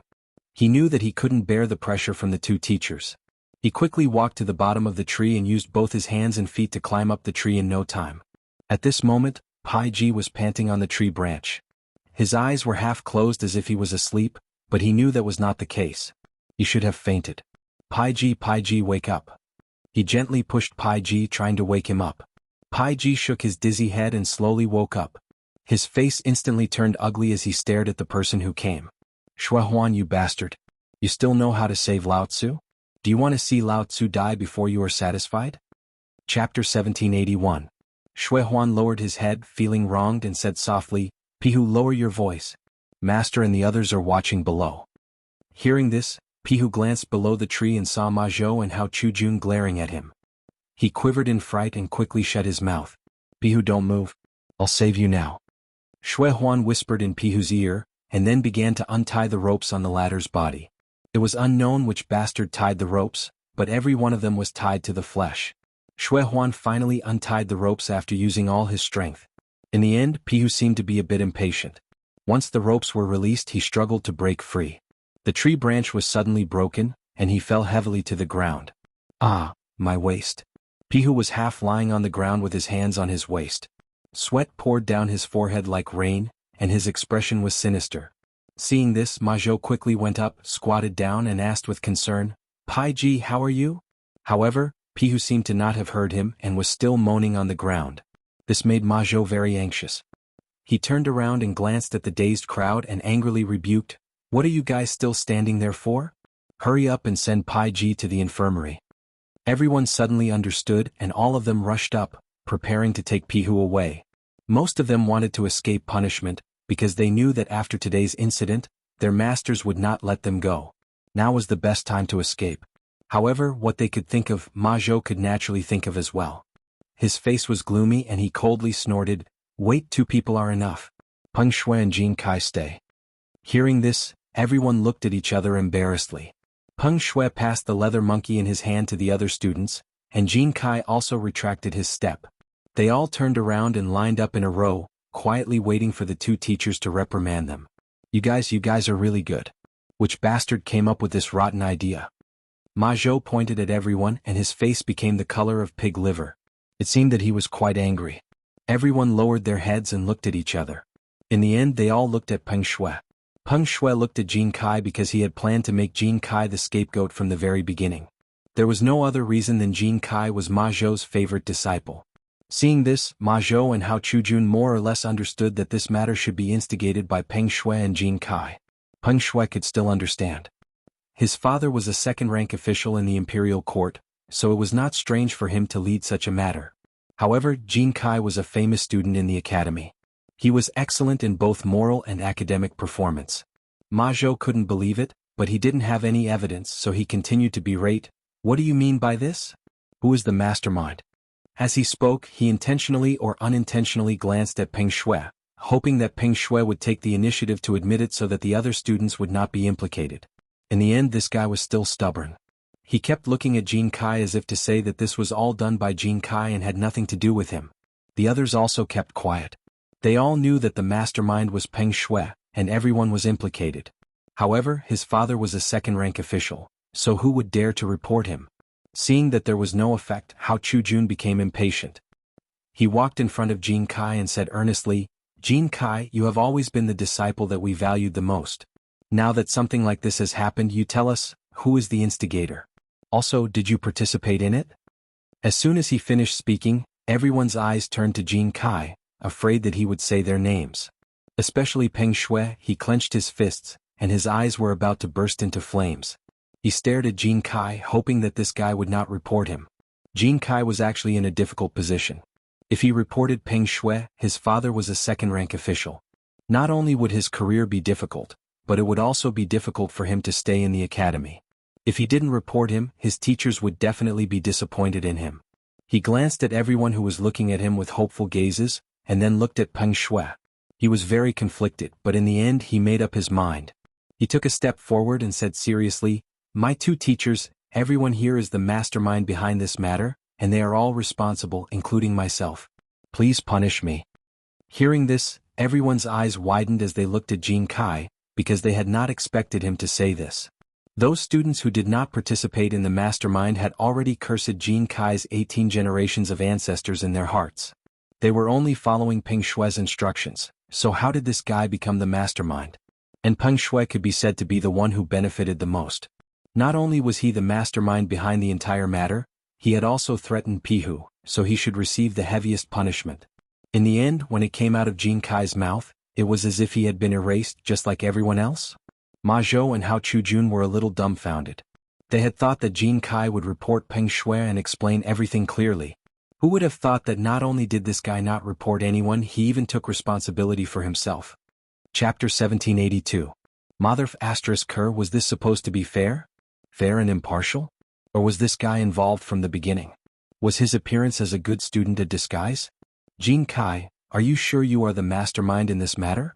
Ma Zhou looked at Jin Kai suspiciously. He could not believe that he had misjudged him. How could a good student make such a mistake? Jin Kai glanced at the crowd and nodded heavily, indicating that he was right. Seeing this, Ma Zhou could not suppress the anger in his heart. He pointed at Jin Kai and scolded, You bastard, to think that we valued you so much. Now you almost killed someone. What should we do with you? Yes, we thought this matter had nothing to do with you. In the end, Sai, you really let us down. Seeing that everything was confirmed, Hao Chujun rushed forward and pointed at Jin Kai's nose and scolded him. Jin Kai was like a wrong child. He lowered his head and remained silent, listening to the teachings of his two respected teachers. The crowd looked at Jin Kai gloatingly. They covered their mouths and laughed. Jin Kai had just reported them, and now he was being scolded by his two respected teachers. It would be strange if they were not happy. There were even a few who laughed out loud. Ma Zhou seemed to have heard something and turned around abruptly. In the end, he saw those fellows giggling. He was instantly enraged. Mother *Ker, I am reprimanding my disciple and you still dare to laugh? He stared at the crowd and spat, You bastards still have the face to laugh? If it were not for you, would Pai Ji be hanging on the tree? If it were not for you, would the director's experimental equipment be damaged? That's right, I really don't know where you get the face to laugh at others. Do you think you can act like a tyrant just because your family is rich? Let me tell you, in the academy you are nothing. Hao Chujun also turned around and pointed at the crowd. His words were merciless. Everyone knew the severity of the matter. They lowered their heads tightly and did not dare to speak. After about the time it took to smoke a cigarette, the two of them were almost done scolding. They glanced at the crowd and said impatiently, Today go fill the canteen with water, then take the dung to water the flowers and plants. Finally, find a place to buy the damaged experimental equipment. If these 3 tasks are not completed, you are not allowed to eat today. As his voice fell, everyone's expression became more and more unsightly. They were all pampered young masters. When had they ever done such menial work? Carrying water? Carrying dung? He still had to buy experimental equipment? Who the hell knew where these experimental equipment were sold? Teachers, can you finish it tomorrow? Peng Shui smiled until his face was full of wrinkles. He put on a fawning look. His family was rich. If he went out and called a servant over today, he wouldn't have to do it himself tomorrow. Just thinking about it made him happy. I see. Ma Zhou frowned as if he had thought of something. A scheming smile appeared on his face. Then let's add one more thing. Pull out all the weeds on the field. If you don't finish it, you're not allowed to eat today. Everyone's expression changed as they cried out in alarm. They had originally thought that if Peng Shui made a request, their teachers might be lenient. In the end, he went for wool and came home shorn. Not only did his punishment not lessen, it even increased. What the f***ck? They wanted to cry but had no tears. Ma Zhou and Hao Chujun looked at each other and revealed a smile that was hard to understand. They patted their butts and turned to leave. What do we do now? Shui Huan asked the crowd blankly. What else can we do? Let's go pick up the dung. Someone casually replied, causing everyone's mood to fall to the bottom again. They looked at each other and helplessly walked back to the academy. At the same time in White Deer College, Zhang Feng had just returned to the academy and was about to go to his residence to have a good rest. However, he was stopped by a voice. Feng Zi, wait. He turned around and glanced. The person who had come was none other than the old scholar. It turned out that he still had a knot in his heart because of the incident when Zhang Feng went to Jiangnan. However, the 4 old men were there and he couldn't open his heart. Now that Zhang Feng was alone, he could talk about it. Old scholar, what are you doing here? Zhang Feng asked curiously. It turned out that it was class time. Normally the old scholar should be in class. I just came out to relieve myself and saw you. I have something to tell you. Come sit. The old scholar smiled and pointed to a stone stool beside him, indicating for him to sit. After the 2 of them sat down, Zhang Feng took out a cigarette from his waist and handed it to the old elementary scholar. He took out a lighter and lit it for the old elementary scholar. Then he took out another cigarette and lit it for himself. He slowly exhaled the smoke and said, Old elementary scholar, what do you want to talk to me about? The old scholar took a deep breath and said with satisfaction, Feng Zi, last time you Shernan and the other old men and I asked you if you wanted to go to Jiangnan. From your words and actions, I knew that you had to go. Although I don't want you to go, I know that I can't stop you. Therefore, I came to tell you about the dangers of Jiangnan. Chapter 1783. He had always regarded Zhang Feng as his own nephew. Therefore, this trip to Jiangnan was of great importance to him. Go ahead. Zhang Feng tried his best to assume a serious listening posture. He was going to impart knowledge of Jiangnan to him. The old scholar took a deep puff of his cigarette and slowly said, Ever since Uncle Tai and Zhongyong moved to Jiangnan, a large number of people from the north began to move south. Today there is a gap between the population of the north and the south. Later, during the period of the 3 kingdoms, the kingdom of Wu occupied Jiangnan and began to prosper. They introduced many excellent agricultural varieties such as millet, wheat, rice, hemp, sorghum, taro, and so on. Later, after successive dynasties improved production techniques and the superior natural conditions of Jiangnan, it is now considered the richest area in the country. Zhang Feng nodded thoughtfully. He really did not know about these things. The old scholar took another puff of his cigarette and held it between his 2 fingers. He continued, In fact, these things are nothing. After all, these things can only be used to fill the stomach. The most important things are ceramics, sculptures, and colored glaze. Because of these things, many rich businessmen in Jiangnan are happy to do business in Jiangnan. This is also the reason why the clans are so powerful. Most of the money in the world is gathered in Jiangnan. The rich businessmen have no choice but to go to Jiangnan to discuss cooperation. This. Zhang Feng frowned and took a deep puff of his cigarette. He asked, Then why is it that no one has broken this law? Broken? The old scholar laughed subconsciously. The rich businessmen can make money and the clans can stabilize their position. Who would want to break this law? Besides, most of these technologies are in the hands of the clans. Usually no one dares to go against them, but what? Zhang Feng asked subconsciously. But you have a chance.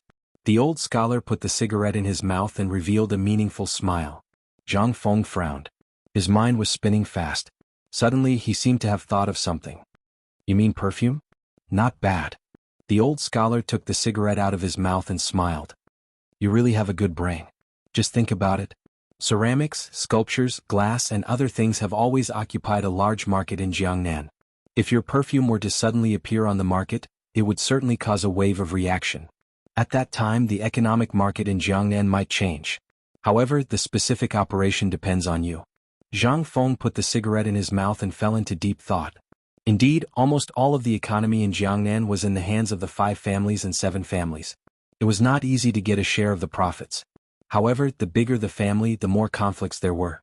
These guys might be fierce tigers in the eyes of others, but in his eyes, they were just insignificant insects. Thanks a lot. I'll remember that. Zhang Feng clasped his hands at the old elementary scholar to express his gratitude. Hey, why are we still talking about this between us? The old scholar waved his hand dismissively. Just as he finished speaking, a burst of brisk footsteps could be heard. Jingshu and Zhang Yuyao came over. Jingshu Yuyao, why are you here? Zhang Feng asked in confusion. Sir, young master, we were just taking a stroll around here. When we saw you, we came over to greet you. The 2 girls bowed to the old scholar and Zhang Feng in unison and said slowly. In fact, they had been wandering around and did not come forward when they saw Zhang Feng and the old scholar talking. Now that the 2 were almost done talking, they came forward. Young master, we just heard you and Sir talking about Jiangnan. Did something happen in Jiangnan? Jingshu looked at Zhang Feng and asked curiously. The 2 of them had overheard some of the conversation, but they couldn't hear it clearly, so they decided to ask. Zhang Feng waved his hand and replied casually, Nothing, I just decided to go to Jiangnan. Hearing this, the 2 girls' hearts skipped a beat. Young master was going to Jiangnan? Was he going to find Yu? Apart from this possibility, they could not think of any other. If this was true, their status would be threatened. The 2 girls looked at each other as if they were communicating something. Then they nodded in unison. Young master, sir, we have something to do, so we'll take our leave. Jingshu bowed to Zhang Feng and the old scholar, then left with Zhang Yuyao. Zhang Feng was a little confused. Why did they leave after saying a few words? Old scholar, what are they doing? He looked at the old scholar and was a little confused. How would I know? Why don't you ask them? The old scholar took a deep puff of his cigarette and did not care. Then he looked at Zhang Feng and said, Come, let's continue talking about your trip to Jiangnan. Zhang Feng nodded and glanced at the backs of the 2 girls, then slowly sat down. Looking back, the 2 girls did not stop walking after saying goodbye to Zhang Feng and went straight to their residence. Their hearts were pounding. Finally, they arrived at their residence after a while. Sister Jingshu closed the door. Zhang Yuyao said to Jingshu behind her as she entered the house first. Chapter 1784. Jingshu nodded and locked the door. Then she turned around and sat on the bed. She looked at Zhang Yuyao who was beside her. She looked a little nervous. Sister Yuyao, did you hear what they said just now? What do you think? Zhang Yuyao clenched her fists and tugged at the corner of her clothes. Sister Jingshu, I don't know either. Do you think Prince Zhang is going to Jiangnan for Yu? Jingshu's heart skipped a beat when she heard that. She thought so too. However, when she heard it from Zhang Yuyao, she couldn't help but feel nervous again. Yes, what if Prince Zhang went to Yu? Wouldn't she and her sister be left behind? Would Prince Zhang abandon her? Probably not. Prince Zhang wasn't that kind of person. In an instant, thousands of thoughts flooded her mind. Well, I don't know, but it's possible. She answered carefully. Although she didn't want to admit it, facts spoke louder than words. Then what should we do? Zhang Yuyao stood up abruptly. Her face was a little pale. She began to walk in small steps in the room. As she walked, she muttered under her breath. Prince Zhang is going to Jiangnan? What should we do? What if he goes to Yu? Seeing this, Jingshu stood up and grabbed Zhang Yuyao. She comforted her. Sister Yuyao, don't be nervous. Let's think of a way together. Although men in this era could have 3 wives and 4 concubines, which woman would give the man she liked to another woman? No one would, including the 2 of them. Zhang Yuyao glanced at Jingshu. She slowly calmed down. She held Jingshu's hand and asked anxiously, Sister Jingshu, do you have any ideas? Or don't let Prince Zhang go to Jiangnan. Jingshu waved her hand helplessly. It's impossible to stop Prince Zhang from going to Jiangnan. Didn't you hear what Master said just now? If even he couldn't persuade Prince Zhang, who else can? Then what should we do? Zhang Yuyao sat on the bed feeling a little weak. Jingshu supported her chin with her hand, as if she was thinking about something. After a while she seemed to have thought of something. She looked at Zhang Yuyao and said with a smile, "Big sister Yuyao, since we can't persuade Prince Zhang, why don't we go with Prince Zhang?" "Sure." Zhang Yuyao exclaimed and stood up from the bed. But in the next second she put on a disappointed expression. "What if Prince Zhang doesn't agree?" Jing Shu held Zhang Yuyao's hand and smiled. "No, as long as we talk to Prince Zhang properly, it will definitely work." "Okay, then let's talk together." Zhang Yuyao nodded. After saying that, she prepared to open the door and look for Zhang Feng. However, as soon as the door opened, a sturdy chest bumped into Zhang Yuyao. Zhang Yuyao retreated.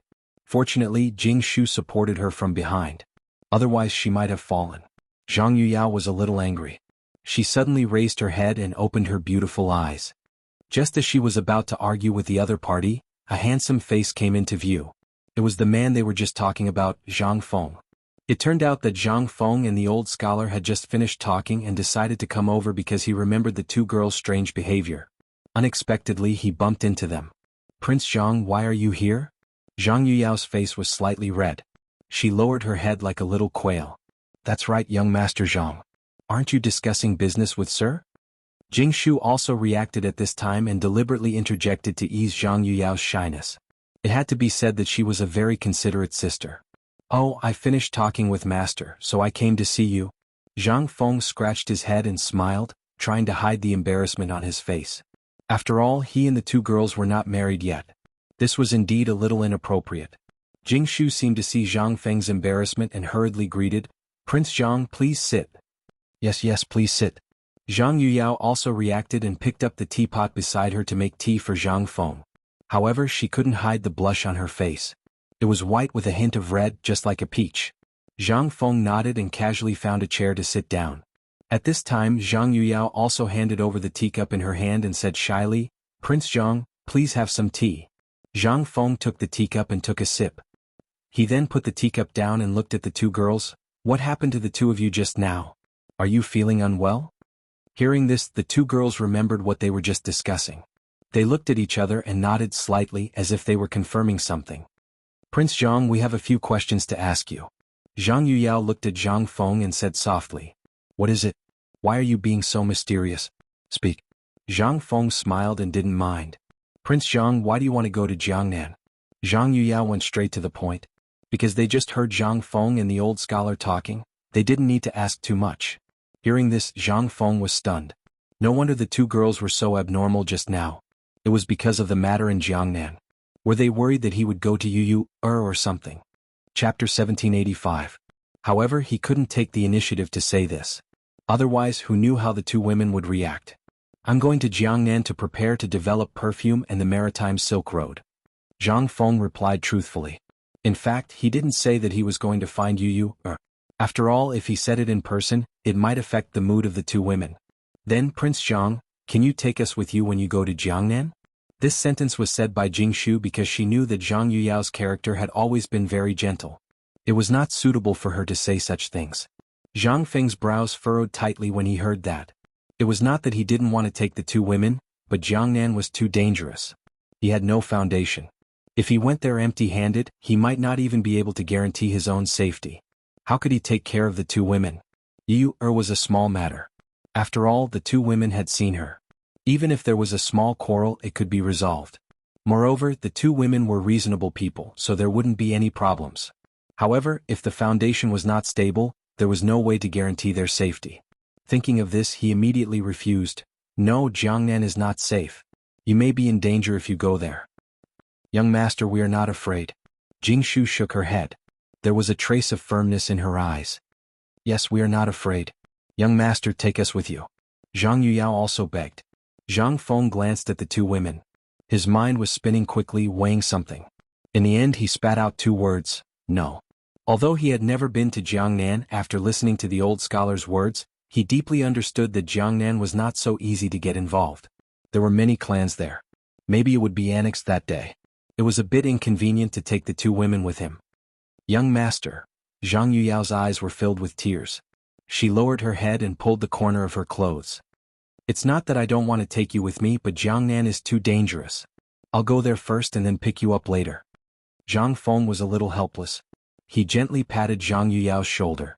Young master, please take us with you. We're not afraid of danger and we won't cause you any trouble. Jingshu looked at Zhang Feng with a pleading look, looking very pitiful. Young master, the tears in Zhang Yuyao's eyes seemed as if they would fall at any moment. She tugged at Zhang Feng's sleeve and said in a faint voice, Young master, please take us with you. We promise that we won't cause you any trouble. Jingshu also imitated Zhang Yuyao. She tugged at Zhang Feng's other sleeve, raised her head and said softly, Yes, young master. We won't cause you any trouble. Zhang Feng looked at the two women helplessly and frowned. He didn't expect the two girls to do this. It was not safe in Jiangnan and they might run into which would be awkward. Don't agree. Which man could refuse two beautiful women acting coquettishly? Okay, I promise you, but you have to promise me one thing. Zhang Feng nodded heavily as if he had made a huge struggle in his heart. Hearing this, the two women were instantly overjoyed. The sadness just now was also thrown away. With a satisfied smile on their faces, they said, Thank you, young master. As for the second half of Zhang Feng's words, the two women didn't listen at all. He had no choice but to remind them, after you go to Jiangnan with me, you have to listen to me in everything. You can't make decisions on your own. He did this for the good of the two women. After all, he was not familiar with Jiangnan at all. What if something happened? She told them here to give them a heads up. The two women were completely immersed in joy. No matter what Zhang Feng said, they nodded hard. Okay, we promise you anything. Zhang Feng nodded with satisfaction and said with a smile, Well, I'll go first. After that, he walked straight to the door and closed it for the two women. Only the two women were left in the room. Their faces were full of joy as they held each other's hands. Sister Yuyao, since young master has promised us, let's prepare the things to go to Jiangnan so that we won't be in a hurry. Jingshu looked at Zhang Yuyao and said with a smile. Okay, Sister Jingshu. After that, Zhang Yuyao pulled Jingshu to the bed. The two women sat on the bed and packed up the things they thought they could use. After a while, the two women's discussion came from the room. This dress is too thick. It's not suitable for Jiangnan. Sister Jingshu, let's take this rouge. We can't embarrass Prince Zhang when we go to Jiangnan. We also have to take this guqin. Otherwise, what if Prince Zhang wants to listen to music? In this way, the two women discussed happily as if they didn't know the meaning of tiredness at all. Women were like this. Once they were going on a long trip, they would take care of everything from daily necessities to gold, silver, and jewelry. Looking back at Zhang Feng, he came out from the two women and went straight to his residence. He sat in a chair, slowly lit a cigarette, took a deep breath and exhaled the smoke, showing a satisfied look. Chapter 1786. This feeling made him feel very comfortable. He narrowed his eyes and recalled the conversation he had with the old elementary scholar. The old elementary scholar was actually a nostalgic person. Although he said that Jiangnan was not good, he still understood that Jiangnan was powerful and irreplaceable. This time he would go to Jiangnan to help the Xie family and repay the old elementary scholar's kindness. Thinking about it, he put the cigarette back in his mouth and took a deep puff. He glanced out of the window and saw that the moon was already high in the sky. It was already night time. Zhang Feng exhaled a mouthful of smoke and stood up abruptly. He threw the cigarette but on the ground and stamped it out. He turned around and walked to his bed. There was no entertainment in the academy at night and everyone went to bed early. He was no exception except for some naughty guys who liked to play basketball. He quickly took off his clothes and lay on the bed to count the stars. After a while, there was a light snoring sound in the room. The next day, a long yawn came from the room. Zhang Feng rubbed his sleepy eyes and slowly opened them. He glanced at the messy clothes on the bed and began to put them on. After putting on his clothes, he jumped out of bed and washed his face with the water he had prepared. He felt much more awake. Then he took out a cigarette from his waist and put it in his mouth. He lit the match and took a deep puff. He exhaled the smoke and pretended to be satisfied. Another day. He enjoyed the impact of the smoke with a smile on his face. Zhang Feng opened the door and walked to the academy. He was going to walk around. This was what he had been used to doing every day since he returned to the academy. He would get up early in the morning to see how the students were doing. He also wanted to see if those fellows were slacking off.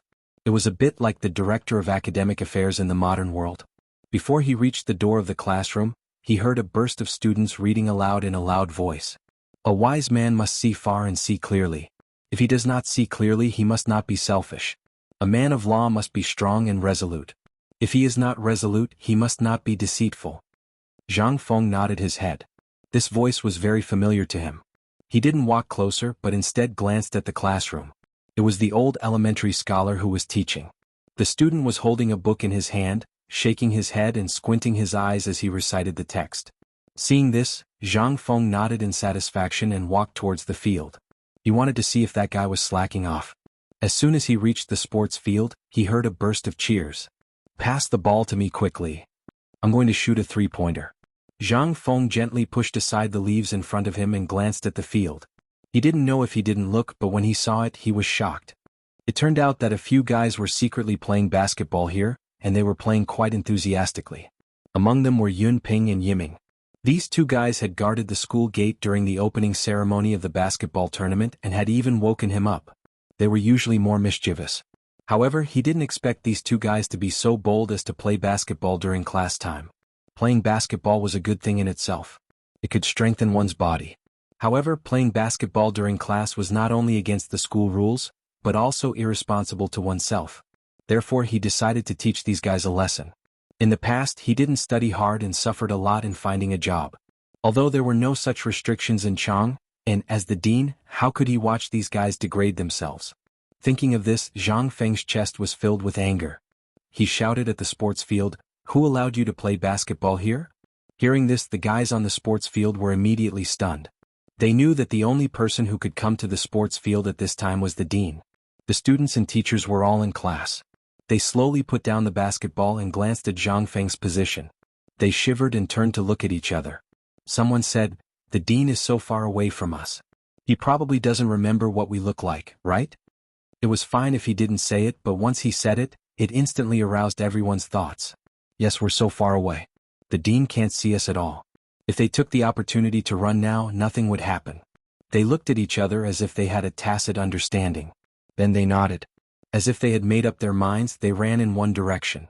With the first one taking the lead, there would naturally be a second one. The people behind were afraid of falling behind and being caught by Zhang Feng, so they also ran toward the first person like wild horses out of control. Seeing this, Zhang Feng's expression changed. He was instantly angry. He began to shout at the top of his voice, "Yiming, Yun Ping, if you two brats run again, you don't have to come to class tomorrow." After saying that, he hurriedly chased after her. When Yiming and Yun Ping heard this, their hearts skipped a beat. The dean knew it was them? Then what's the use of running away now? Wouldn't they still be punished by the dean? Perhaps if they were caught, the punishment would be even more severe? The two of them looked sullen and subconsciously stopped in their tracks. This sudden stop was not a big deal, but the students behind them all tumbled down, and even they themselves staggered forward. Chapter 1787. It turned out that the two of them were running at the front. When they suddenly stopped, the people behind them did not notice and bumped into them. The result was obvious. Everyone fell flat on their faces. "Yiming, Yunping, why did you two suddenly stop?" A student hugged his injured knee and wailed on the ground, glaring at Yiming and Yunping in dissatisfaction. Yiming and Yunping did not feel good either. They were half lying on the ground, their knees bleeding. "Didn't you hear the dean calling us? Are you deaf?" Yunping rubbed his bleeding knee and said unhappily, "The dean is calling for you, not us. Why are you blocking our way?" Another student jumped out and pointed at the two of them, his heart filled with grief and indignation. He thought that he was about to escape the dean's clutches. Who would have thought that this stupid teammate would cause trouble in the middle? Blocking the way in the middle. This was great. Everyone could not escape and was ready to be punished. Damn you. When did Lao Tzu? Yiming's eyes were red as he glared at that person. However, before he could finish his sentence, he saw someone rushing over. It was none other than Zhang Feng. He quickly put on a fawning expression and said, "Dean, you're here." Hearing that, everyone instantly forgot about what had just happened and quickly turned to look at Zhang Feng. At this moment, Zhang Feng was half lying on the ground with his hands on his knees. Beads of sweat could be seen on his forehead. His mouth was wide open. He glanced at everyone from time to time and lowered his heavy head. He pointed at them and said, You. Obviously, Zhang Feng was tired from chasing these guys. He rarely exercised. Coupled with the sudden acceleration, his body could not take it. "All of you, stand properly." He panted heavily and rubbed his back. He tried his best to stand up and pointed at everyone. No one dared to delay. They supported each other and stood up in pain. They tried their best not to make a sound. Zhang Feng glanced at everyone and patted his chest to calm himself down. Then he looked at everyone with a gloomy expression and said, "Why did you come out to play basketball during class?" He had also been through this stage so he could understand everyone's thoughts. He did not intend to pursue the matter of them running away. He just wanted to pull them back on the right track and not just think about playing every day. Dean, we just want to have some fun. We'll go to class soon.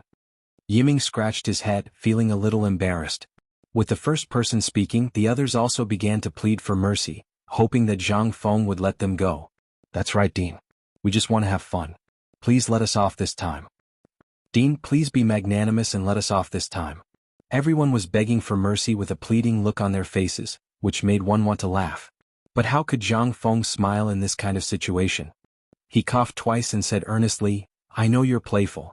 This is human nature and I don't intend to do anything to you. But your parents sent you to the academy so that you can learn something and serve the country and the people in the future, and become the pillars of the Tang dynasty. Look at what you've done today. How can you face your parents? Everyone bowed their heads and said nothing as if they were thinking about something. Then Zhang Feng continued, since you've violated the school rules today, the punishment is unavoidable. Everyone go and water the flowers and plants on campus. Then, everyone will take turns to guard the school gate at night until everyone completes the punishment. Do you understand? These guys had violated the school rules and must be punished. Otherwise, more people would follow suit in the future and the school would be in chaos. Everyone nodded and still did not speak. Well, you can go to class first and complete the punishment after class. Zhang Feng waved to the crowd and motioned them to leave. They looked at Zhang Feng and wanted to say something but stopped on second thought. Then they dispersed in twos and threes. After everyone left, Zhang Feng walked to the cafeteria. He was so tired from chasing those guys just now that he was hungry. Besides, he got up early in the morning and did not eat anything. Now his stomach was growling. Unable to bear the protest of his stomach, Zhang Feng had to speed up. After a while, he finally arrived at the entrance of the cafeteria. Boss, give me some lamb stew. He randomly found a seat and shouted at the boss who was busy at the side. When the boss saw that it was Zhang Feng, he immediately put on a smile. Oh, it's President Zhang. Please wait a moment. The lamb stew will be served soon. Have some tea first. After saying that, the boss came up with a pot of tea. Zhang Feng was his big boss, so he did not dare to neglect him. Come have some tea. The lamb stew is being prepared at the back. The boss was very fast. He quickly poured a bowl of tea and handed it to Zhang Feng. Zhang Feng took the tea and slowly tasted it. President Zhang, the basketball game you organized last time was really good. When can you organize it again? The boss took the opportunity to chat with Zhang Feng while the lamb stew was being prepared at the back. He made a lot of money from the basketball game last time. Although a lot of business was taken away by the people, it was not a big deal. After all, without Zhang Feng he could not have organized it. Therefore he hoped that Zhang Feng would organize it again. Chapter 1788. Oh, I don't know. Zhang Feng put down his teacup and replied calmly. He really wasn't sure when he would hold it again, so he could only give the boss a perfunctory answer. I see. The boss was a bit disappointed, but he quickly covered it up and put on a smile again. Then you can drink first. I'll go check on the lamb stew. With that, he turned and walked towards the kitchen. Right, boss, give me some braised meat. Zhang Feng turned around and added. The boss smiled and nodded, indicating that he understood. Moments later, the boss walked out of the kitchen with a waiter, carrying lamb stew and braised meat. Most importantly, there was a jug of fine wine. Here, President Zhang, the lamb stew and braised meat you ordered are here. The boss walked in front of Zhang Feng and put down the dishes one by one. Boss, I didn't order any wine. Zhang Feng pointed at the jug, a bit confused. Hey, principal, eating meat without drinking won't last long. The boss smiled and put the jug in front of Zhang Feng. This wine is a gift from me. Drink as much as you want. With that, the boss walked away with the waiter, not giving Zhang Feng a chance to speak. Zhang Feng looked at the boss's back and thought to himself, the boss is quite interesting. Not only is he glib, but he also knows how to make trouble. He shook his head with a smile and didn't think too much about it. He picked up the skewers and began to roll them. He poured himself a bowl of wine and under a gust of wind, his stomach was 70 to 80% full. Just as Zhang Feng was about to pick up the last piece of braised meat, a series of hurried footsteps came from the door. Moments later, a tall man walked in. He looked around as if he was looking for something. When he saw Zhang Feng, he immediately became excited. Principal, I finally found you. Zhang Feng turned around and looked at the man, a bit confused. Who are you? Why are you looking for me? Basically, everyone in the academy called him principal. There was no problem with this title, but he didn't have any impression of this person, so he couldn't help but be confused. The man grew anxious. Dean, I'm Sharon. I'm researching firearms with Algernon. At this point, Zhang Feng suddenly remembered something. He pointed at the person and said, "Oh, I remember now. You were the one who researched firearms with Algernon." A smile finally appeared on Sharon's face. "Dean, you finally remembered." Zhang Feng nodded with a smile. He had no choice. There were so many people in the smithing workshop in the academy, so how could he remember all of them? It was good enough that he had some influence. However, this little influence was a great gift to Sharon. "Oh right, aren't you in the forging workshop? What are you doing here?" Zhang Feng placed the braised meat in his mouth and asked vaguely. As soon as he finished speaking, Sharon cautiously scanned the surroundings. After confirming that no one was eavesdropping, he slowly leaned over to Zhang Feng and whispered in his ear, "Principal, Algernon asked me to tell you that the firearms have been successfully modified, and that there's a new invention." Before he came, Algernon had warned him that the firearms were not to be known by outsiders. That was why he was so cautious. Of course, he also knew the severity of the matter. He didn't dare to reveal anything to anyone. Hearing this, Zhang Feng's face lit up. He hurriedly pulled Sharon out of the door and said, "Let's go back to the forging workshop." Now he couldn't wait to see what Algernon's gun would look like. Sharon was naturally happy as well. The two of them rushed to the forging workshop without stopping. Before long they arrived at the workshop. When they entered, they saw that everyone was gathered in a circle with Algernon in the center. They didn't know what they were doing. "Algernon, what are you guys doing?" Zhang Feng asked subconsciously. Hearing this, everyone turned to look at Zhang Feng. Their faces were filled with joy. It seemed that Algernon's experiment had been very successful. "Principal, you're here. We're researching steel balls, which are bullets." Algernon pushed aside the crowd and walked towards Zhang Feng. "Bullets?" Zhang Feng glanced at the steel balls on the table, completely forgetting about the firearms. He walked towards the wooden table and picked up a steel ball. "Why are you researching these?" "Principal, we found that the steel balls aren't very powerful, so we're thinking of ways to improve them." Algernon walked to Zhang Feng's side and looked at the steel balls on the table. He was somewhat helpless. Algernon's words reminded Zhang Feng of the real bullets in his previous life. Those bullets were usually made up of 4 parts: a pellet, a cartridge, a propellant, and a cap. The pellet was used to penetrate the target at high speed. The cartridge was used to connect the pellet, protect the propellant, and seal the gunpowder gas. The propellant was burned to give the pellet a higher initial velocity. The cap was used to fire the pellet. Algernon and the others couldn't make such bullets now. However, they could slightly change the shape of the steel balls. That way they could still cause damage. "Algernon, did you guys have any results?" Zhang Feng looked at Algernon and asked. Chapter 1789. "Dean, we've been studying it for a long time, but we still have no idea." Alkinnon frowned and felt helpless. Zhang Feng patted Alkinnon's shoulder and encouraged him. "Don't be discouraged. Have you thought of changing the shape of the steel balls?" He decided to teach them the theory behind the bullets and let them slowly figure it out. Change the shape. Alkinnon's eyes lit up as if he had discovered a new continent. "Dean, what kind of change do you mean?" The dean's words had opened up a wedge in his heart. However, he only had a vague idea, so he decided to ask for clarification. "Think about it. How did a spear stab an enemy? Isn't it because of the sharp tip? If we make the steel balls like a spear and make them sharp, wouldn't the effect be different?" Zhang Feng's gaze swept over the crowd as he tried to entice them. Hearing this, everyone lowered their heads and pondered deeply, their brows tightly knit together. After a while, Alkinnon seemed to have thought of something. He suddenly said, "Dean, your suggestion is good. The sharp tip is much more lethal than the steel balls. Once it's shot, it can easily pierce through armor." Zhang Feng nodded with satisfaction. "You're right. However, this won't do. We have to increase the size of the barrel. Once the sharp-tip bullet is made, it will definitely be longer than the steel balls. Also, gunpowder will need to be added to the bullet and a cap at the base. Only then will it be able to unleash its full power." He knew that Alkinnon was a talent in this field. No matter what he said, Alkinnon would be able to react immediately. "Dean, I know what gunpowder is, but what is a cap?" Alkinnon looked at Zhang Feng with confusion. The others were also confused. They were helpless. Zhang Feng's words were too advanced. It was normal that they didn't understand. "Give me a pen and paper. I'll explain it to you as I draw." Zhang Feng smiled faintly and said to everyone.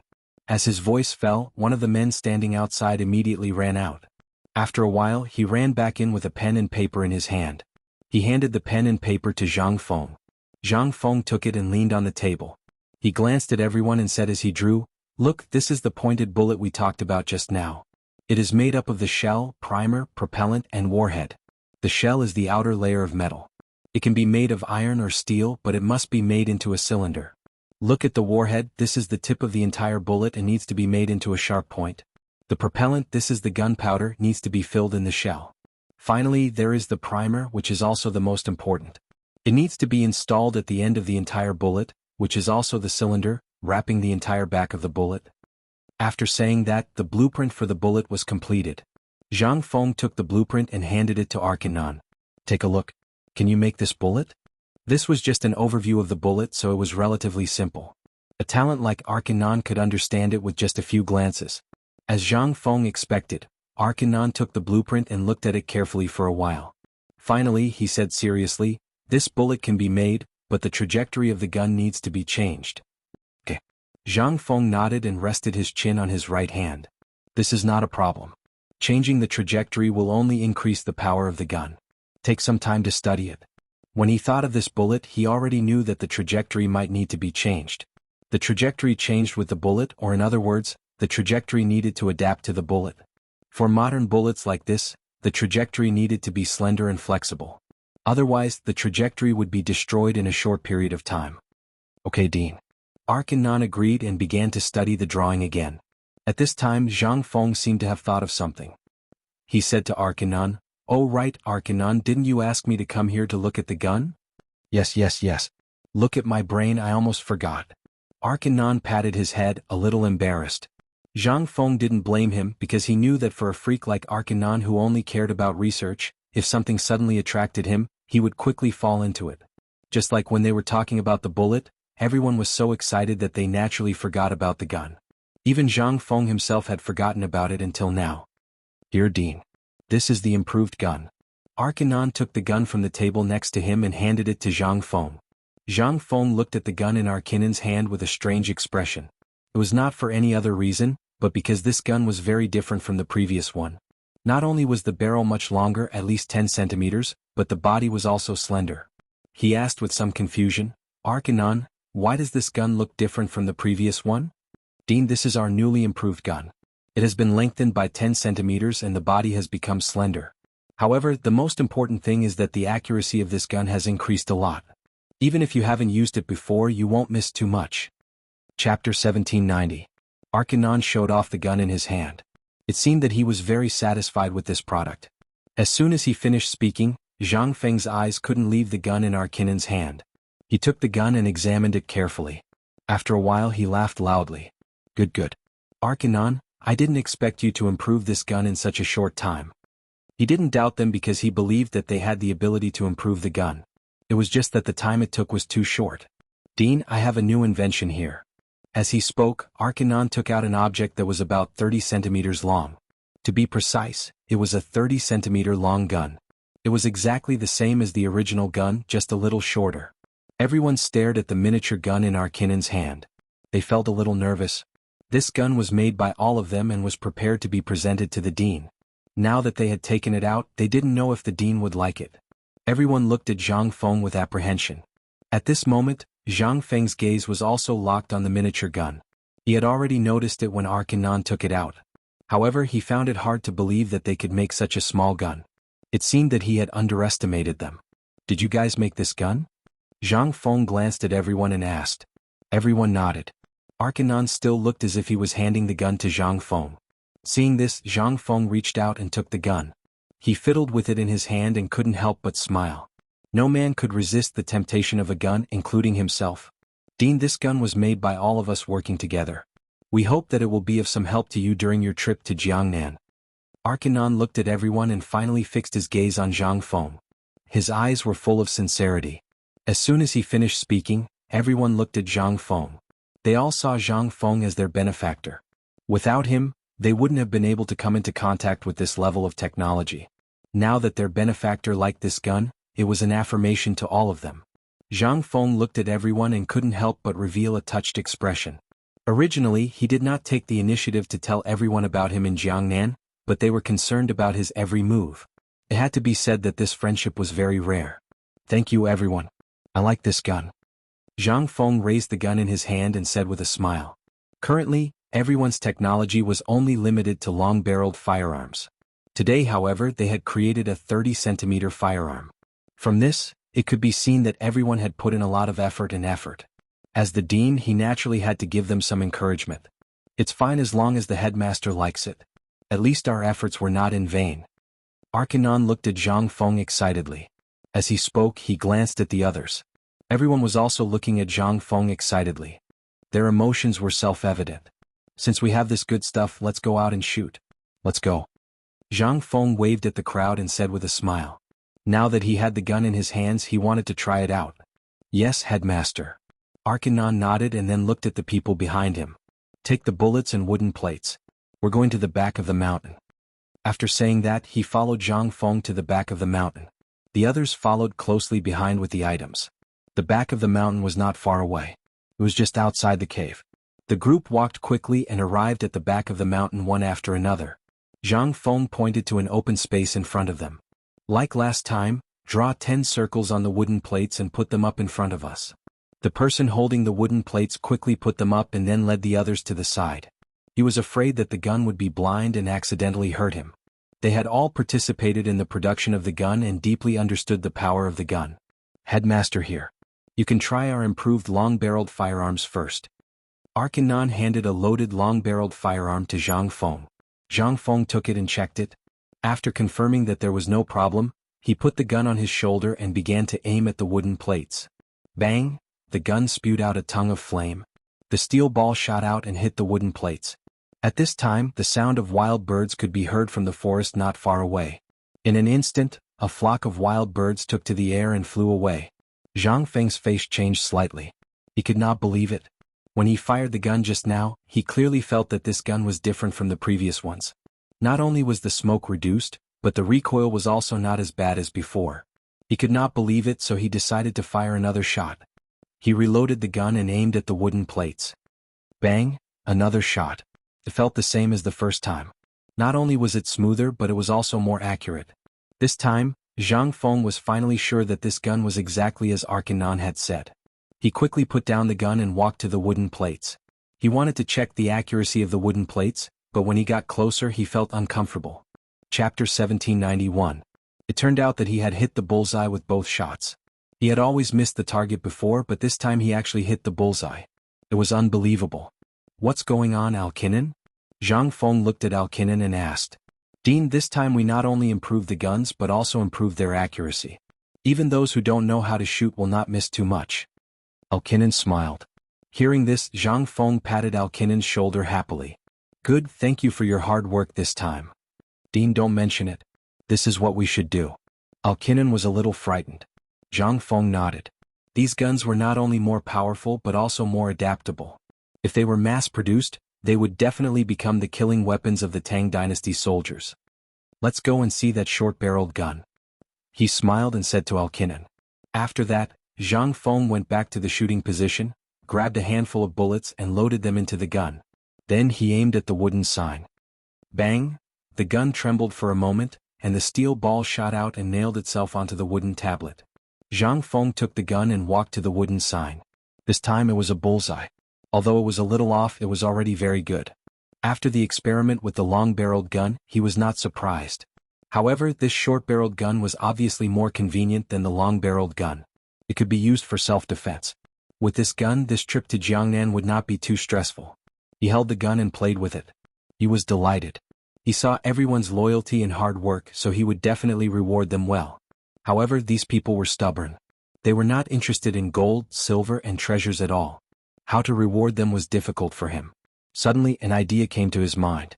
Since these people were only interested in guns, then he would do something about them.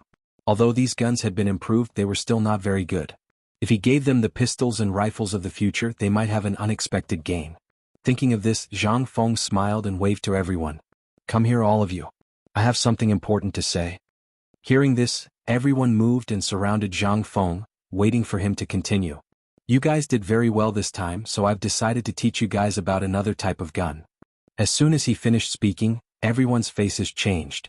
Their cheeks flushed red in agitation. To them, Zhang Feng was both their benefactor and their teacher. This was because he was the one who gave them the opportunity to come into contact with such advanced technology. Furthermore, he was constantly imparting knowledge to them. This was simply a greater grace than anything else. Now that Zhang Feng said that he was going to teach them about another type of gun, how could they not be excited? Dean, please speak your mind. We are all listening. Yes, Dean. We are all listening. Everyone expressed their stance, wanting Zhang Feng to continue. There were even a few people who took out their pens and paper ready to record. Seeing this, Zhang Feng did not waste any time. He smiled and said, "The type of gun I'm going to talk about is called a pistol. It is similar to the short-barreled guns that you guys make. However, it is more stable than short-barreled guns. It has higher shooting accuracy, longer aiming line of sight, and other advantages. A pistol is mainly composed of a barrel, a grip, a firing mechanism, a sleeve, and other parts." Everyone looked at Zhang Feng with a puzzled expression. They were a little confused. "Dean, can you explain in detail?" Everyone is a little confused. Arkanon swept his gaze over the crowd and finally fixed his gaze on Zhang Feng, a difficult expression on his face. "Don't be anxious. Listen to me slowly. Give me a piece of paper." Zhang Feng smiled faintly and didn't blame them. He asked for a pen and paper and randomly found a stone. He laid down on it and drew as he said to everyone, "Look at this barrel first. It's used to fire the bullet. It's the same principle as a musket. Next we'll talk about the grip. This is used to hold the grip. It's designed for the convenience of the hand. The firing mechanism is used to fire the bullet. It needs to use the principle of the firing pin. The firing mechanism needs to use the primer to strike the primer. The sleeve is the container for the firing pin. It uses a spring to move to the rearmost position during firing. The trigger is used to fire the trigger." After that, a sketch of a pistol appeared in front of everyone. Zhang Feng handed the sketch to Algernon and said, "You can treat this as an upgraded version of the short-barreled gun." After Algernon received the sketch, it was as if he had changed into a different person. He could not stop trembling. Beads of sweat could be seen on his forehead. Even his voice was trembling. "Dean, this is a divine item?" After that, he passed the blueprints to the others. Everyone who saw the blueprints trembled with excitement, just like Arkanon. How did the Dean come up with this divine item? This is amazing. They had all participated in the production of short-barreled guns. They knew how difficult it was to make such a gun. They knew that it would be impossible in their lifetime. However, the Dean had drawn it so easily and even explained it so clearly. Chapter 1792. Everyone quivered and looked at Zhang Feng with eyes full of respect and envy. Zhang Feng smiled faintly. "Come, I'll tell you one more." Then he took out a new piece of paper, glanced at everyone, and started to draw on the rock. "Next, I'll tell you about a rifle. You can think of it as an upgraded version of a long-barreled musket. It consists of a barrel, a case, a trigger, a magazine, a firing mechanism, a aiming device, and a stock. It only has a case, a magazine, and an aiming device. You can think of the case as a cartridge container and a magazine. It's a little different from a long-barreled musket. The magazine is installed between the stock and the barrel, while the magazine is a separate entity. It can be removed from the body of the gun, and every time it's removed, it needs to be loaded with bullets. The aiming device is the crosshair. Although it's on a musket too, it's not as detailed. The rifle needs to be more detailed than the musket, but there's no other difference." As soon as he finished speaking, an overview of the rifle was completed. Zhang Feng handed the blueprint to Arkanon. Arkanon took the blueprint and looked at it. He was even more excited than before. His eyes widened in disbelief because he knew that this rifle was much more powerful than the long-barreled musket. Not only was it powerful, but most importantly, with this ammunition supply, the rifle could fire continuously. There was no need to reload a bullet for every shot. Just this point alone was enough to beat the long-barreled musket. "Arkanon, I'll give you the blueprint for the pistol and rifle.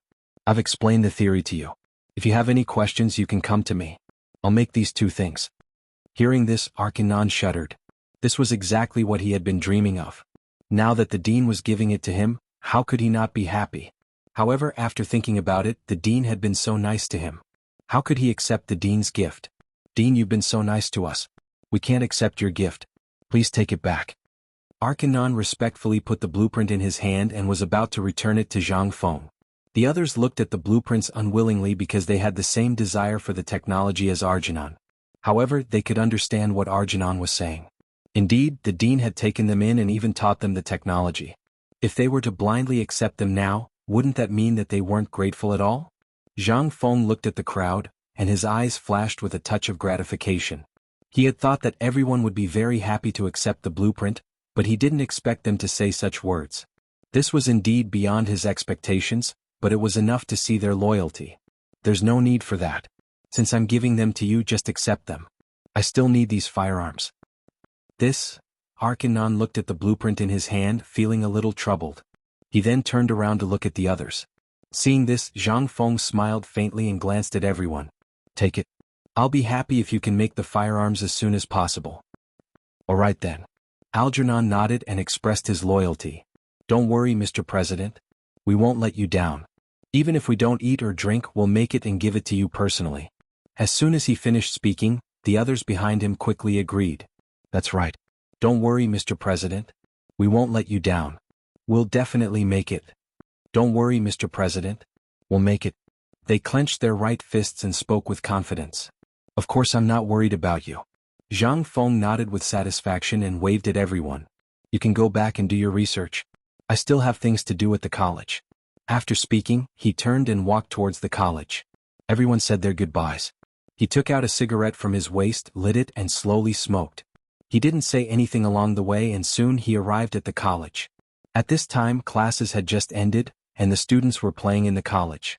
Some people were playing basketball on the field, and many students were taking a walk. Hello, Mr. President. When the students saw Zhang Feng walk over, they stopped and greeted him.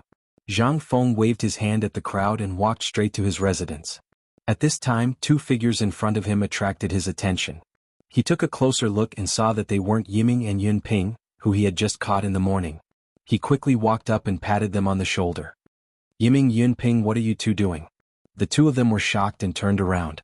When they saw Zhang Feng's face, their expressions changed and they stammered, Pre-President. What are you two doing here? Have you done your punishment this morning? Zhang Feng looked at them and asked.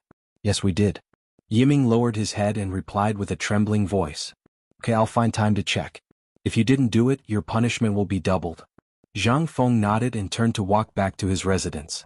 He had been explaining the concept of pistols and rifles and he was a little tired. He was going to go back and rest. He didn't expect Yiming and Yunping to run away as soon as he left, as if they had something important to do. Zhang Feng felt that something was wrong behind him. He glanced at them casually and saw their backs. A complicated smile flashed across his lips. Chapter 1793. What he said just now was naturally to scare the two boys. He didn't expect that they really didn't do it. Zhang Feng took out a cigarette from his waist, lit it, took a deep puff and walked back to his residence. After returning to his residence, he half reclined on the chair and was about to take a nap. Just then a loud roar came from outside the door. Fengzi, are you there? Without looking he knew that it was old Cheng. His hoarse voice could be heard 2 streets away. Zhang Feng slowly sat up and looked at the door helplessly. Sure enough, Li Shimin walked in with Qing Yaojin. Haha, I knew you were here. Qing Yaojin took a big step forward and patted Zhang Feng on the shoulder. Well, if nothing goes wrong, I'll be here in the future. Zhang Feng rolled his eyes at Qing Yaojin and said unhappily. Fengzi, what's wrong with you? You look like you haven't woken up yet. Li Shimin looked at Zhang Feng and was a little worried. It's nothing. Zhang Feng waved his hand and gestured for the two to sit down. Why are you free to look for me today? He didn't intend to tell them about the forging workshop. Firstly, this thing was a little shocking. If he suddenly told them, they might not be able to accept it. Secondly, he didn't know if Arkanon and the others could make it.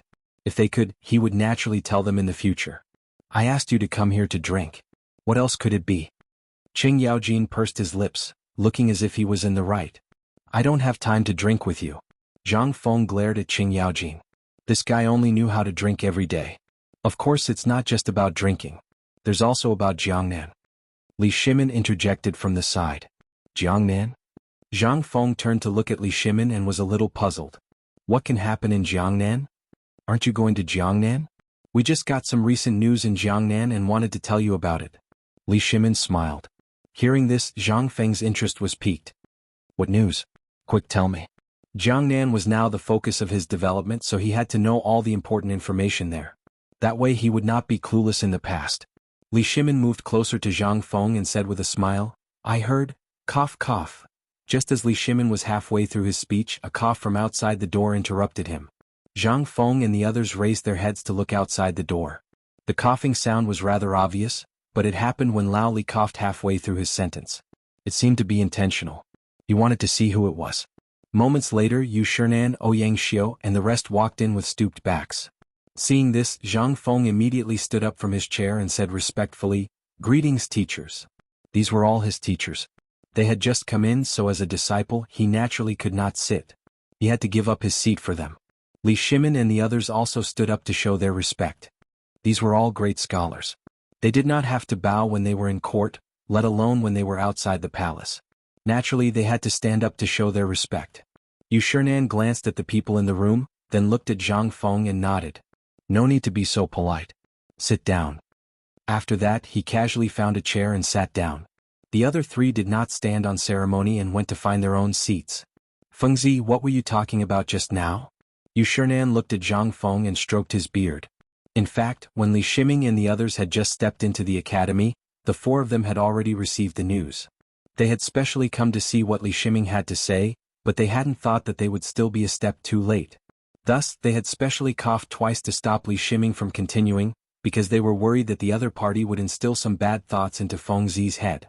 "Teacher, just now Lao Li came to find me and said that they received the latest news in Jiangnan. They came specifically to tell me." Zhang Feng looked at Yu Shernan with a respectful expression. "Oh." Yu Shernan smiled and looked at Li Shimin.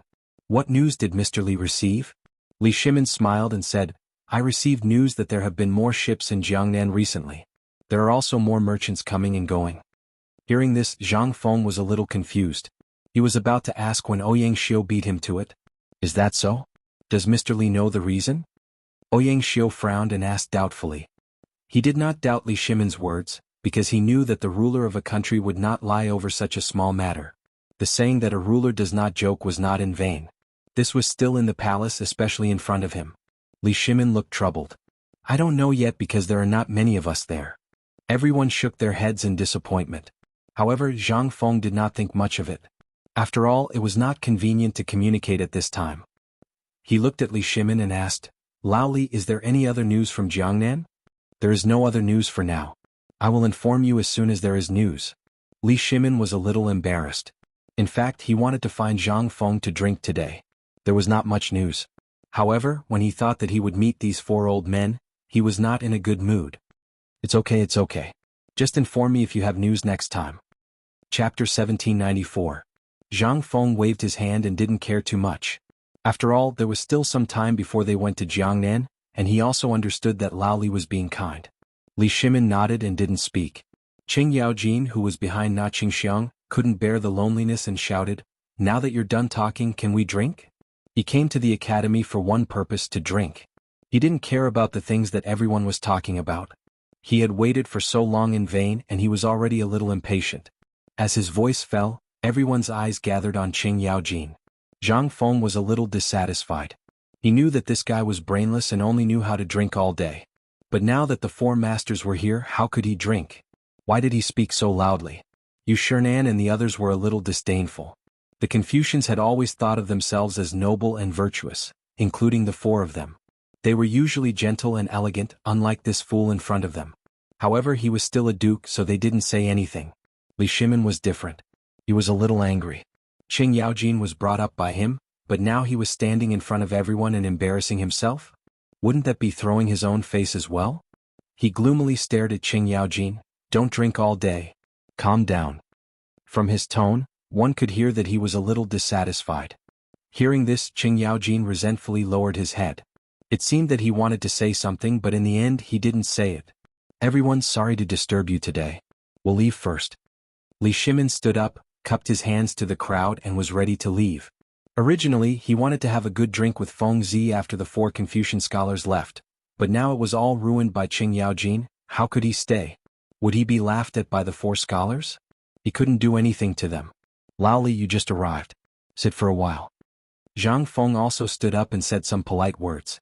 "No, I still have something to deal with at home." Li Shimin smiled and shook his head. Then he cupped his hands and gestured to Yu Shernan and the others to leave. However, the latter was like an old monk in meditation. He nodded slightly and said nothing. "Then I'll send you off." Zhang Feng patted Li Shimin and walked out of the door together. The two of them walked side by side, Qing Yaojin following closely behind. After leaving the room, Li Shimin finally felt better. He looked at Zhang Feng and smiled. Fengzi, you don't have much to do in the academy. Why don't we go out for a walk next time? Maybe next time. Zhang Feng replied casually. He still had a lot of things to do in the smithy, so how could he have the time to go out? Unknowingly, the three of them had already arrived at the field, where many students were playing. Teacher? Suddenly, a voice in front of them attracted their attention. Zhang Feng took a closer look and saw three students chatting in front of him. Their backs looked familiar, but he couldn't remember who they were. At this moment, Li Shimin joked, Fengzi, there are quite a lot of teachers in your academy. Why do you always bump into them? Just now, he met 4 teachers in Fengzi's room. He didn't expect to meet 2 more teachers as soon as he came out. He was a little curious. However, Zhang Feng didn't think so. He observed carefully just now and realized that the 2 figures were Ma Zhou and Hao Chujun. When did these 2 become other people's teachers? Moreover, why were these 2 guys here? Shouldn't they be studying heat transfer equipment in the laboratory? He was a little puzzled, but more than that, he was angry. It was not because these 2 fellows were here, but because someone had called them teachers. One had to know that not just anyone could be a teacher. Like Master Ma, Master Zhang, and so on in the future, those fellows were all people with undeserved reputations. They used the name of imparting skills to make money. He did not wish for Ma Zhou and Hao Chujun to become such people. Ma Zhou, Hao Chujun. He shouted angrily to the front. Hearing this, the 2 suddenly turned around. They were a little happy because they came to report the results of the laboratory to Zhang Feng. However, they found that Zhang Feng's expression was a little strange. It seemed that he was a little angry. It seemed that he was angry with them. However, they didn't know what they did wrong. They could only timidly reply, "Hello, teacher." "Hello." Zhang Feng coldly snorted, revealing his dissatisfaction. "How are you nice?" The 2 looked at each other and didn't know how to respond for a moment. Hao Chujun was a little smarter. He took a step forward and trembled a little. "Teacher, we don't know what we did wrong. Please enlighten us." "You don't know?" Zhang Feng's eyes narrowed and coldly snorted. "What did that student call you just now?" Hearing this, Ma Zhou and Hao Chujun let out a sigh of relief. They originally thought that they had made a big mistake that made their teacher so angry. It turned out that it was nothing. "Teacher, that student just now called us teacher." Ma Zhou cupped his hands and smiled. Obviously, he didn't realize the seriousness of the matter. "Teacher?" Zhang Feng coldly sneered. "Do you know what a teacher is?" The 2 lowered their heads and looked at each other. They frowned. Obviously, their teacher's words had a hidden meaning. They didn't dare to answer casually. They could only stammer, "We don't know. Please enlighten us, teacher." Chapter 1795. "Alright, I'll explain it to you today." Zhang Feng glanced at the 2 of them and said solemnly, "As a teacher, you have to teach, and answer questions. As a teacher, you have to teach, and answer difficult questions. As the saying goes, a teacher for a day is a father for life. As a teacher, you have to love your students like you love your own children. Students also have to respect their teachers and treat them as their own fathers. Can you do this?" "We're terrified." The 2 of them lowered their heads and shivered. "Since you can't do it, don't let others call you teachers in the future. As teachers, you have to take the corresponding responsibility." Zhang Feng glanced at the 2 of them and reprimanded them. "Yes, teacher." The 2 of them still lowered their heads. Their expressions couldn't be seen clearly. Only their trembling bodies revealed the fear in their hearts. "Since you already know, you can leave." Zhang Feng's tone softened a little. In fact, he was quite satisfied with these 2 students. However, they didn't distinguish between the elders and the young. It seemed that they knew they were wrong, so there was no need to hold on to them. He let out a long breath and looked at Li Shimin and the others beside him. He found that the 2 of them had a dumbfounded look on their faces, as if they had seen something novel. "Lao Li Old Chen, what's wrong with you?" Zhang Feng waved his hand in front of the 2 of them, a little puzzled. After a while, the 2 of them reacted. Qing Yaojin stared at Zhang Feng, his eyes flashing. "Fengzi, how come I didn't know you were so good before? You're so good at teaching students. Go away." Zhang Feng glared at Qing Yaojin in annoyance. His anger had not subsided yet, and this wretched genius was already causing trouble. "Old Chen, don't make fun of Fengzi." Li Shimin finally stood up. He looked at Zhang Feng seriously and said, "I think what Fengzi said just now is right. As a teacher, you should act like one. If you can't bear the responsibility of a teacher, you will only lead the students astray. It's better not to have such a teacher." Zhang Feng smiled and nodded. Lao Li, I didn't expect you to have such awareness. Not bad, not bad. Maybe one day you will become a respected teacher, haha. Li Shimin rolled his eyes at Zhang Feng in exasperation. No matter what, he was still the ruler of a country. How could he become so unbearable in the mouth of this brat? How could he have such awareness? Could it be that he didn't have it before? Of course he could not say such words out loud. He did not care about Zhang Feng's teasing and continued, Feng Zi, what you said just now was really good. That sentence? Zhang Feng asked subconsciously. He had said so much, so how could he know what the other party was referring to? As a teacher, I preach and answer questions, Li Shimin said as he walked. Hearing this, Zhang Feng smiled slightly with a thought-provoking look on his face. Of course this sentence was good. This was a selection of the works of Han Yu from the Tang dynasty. However, he did not say it out loud. Even if he said it out loud, no one would believe him. Let's go, I'll send you out. He smiled and waved his hand to signal Li Shimin to go out. Qing Yaojin was a little dissatisfied. Are you in such a hurry to chase us away? He still could not forget about drinking. Then you stay, we'll go drink. Zhang Feng rolled his eyes at Qing Yaojin. He was not worried that the other party would stay, but with 4 teachers around, they would not be able to drink well. Forget it, we'll drink next time. Li Shimin hurriedly grabbed Qing Yaojin, afraid that the other party would make a fool of himself. Then he looked at Zhang Feng. Fengzi will go first. You don't have to send us off. After that he pulled Qing Yaojin to the door. The latter glanced at him unwillingly. Zhang Feng smiled and turned to walk to his residence. Finally, after sending these 2 guys away, he could go back and have a good rest. However, what he did not expect was that when he returned to his residence, his 4 teachers were still in the room and had no intention of leaving. He had no choice but to go forward and salute. Greetings to the 4 teachers. No need to be so courteous. Come and sit. Yu Shernan stroked his beard with a kind smile on his face. Zhang Feng nodded and moved a chair to sit near the 4 of them. He was quite respectful to the 4 of them and would not step out of line in front of them. Fengzi, what do you think of Mr. Li and the others? Ouyang Xiu asked. Zhang Feng was startled. He originally thought that the 4 teachers might teach him some knowledge or how to be a good person. After all, he was about to go to Jiangnan. However, he never expected that they would ask about Lao Li and the others. Because he knew that the 4 teachers did not like Lao Li very much.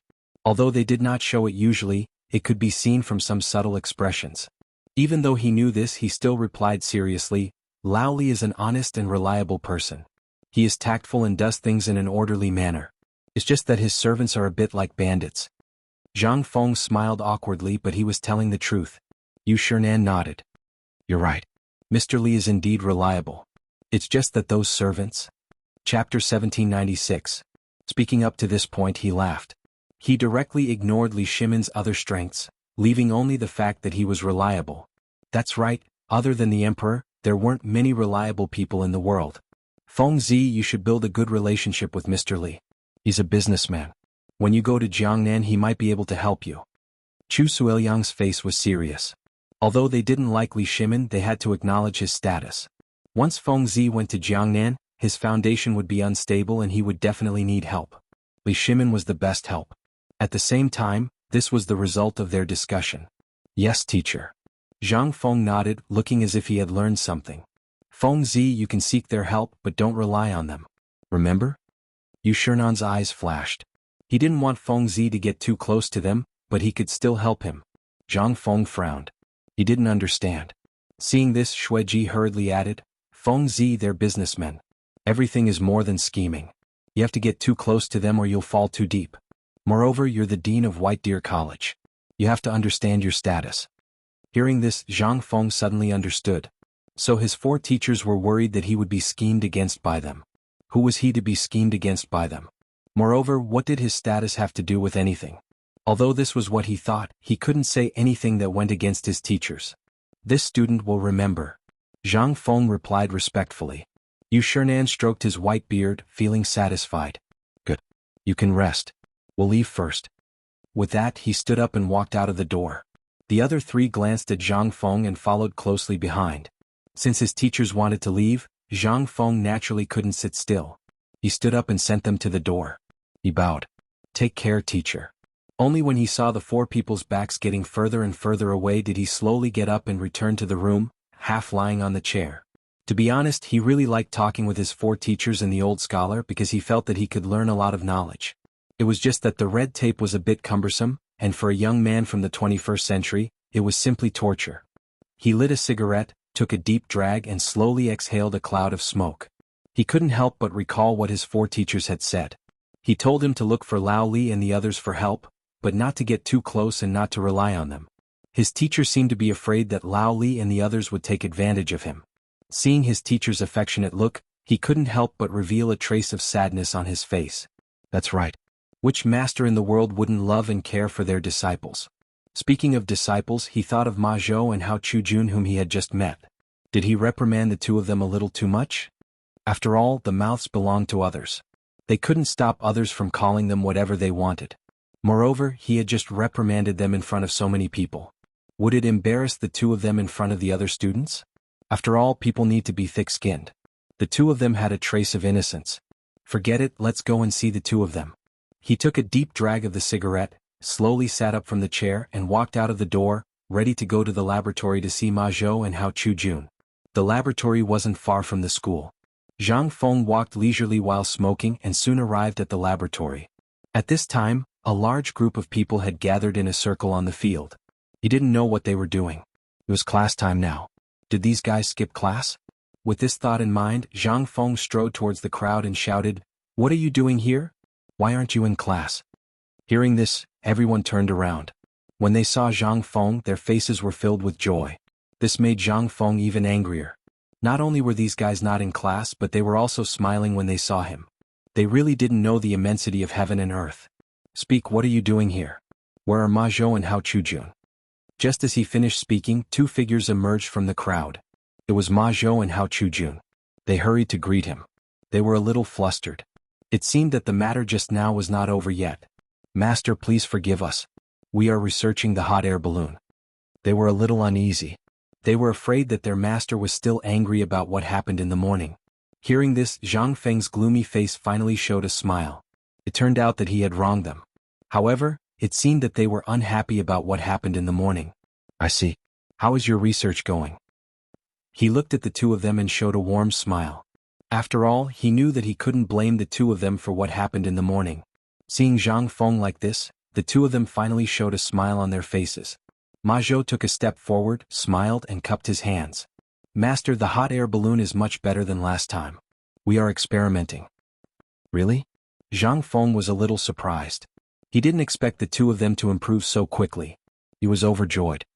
"Let's go. Take me to see it." Chapter 1797. The 2 of them looked at each other and were overjoyed.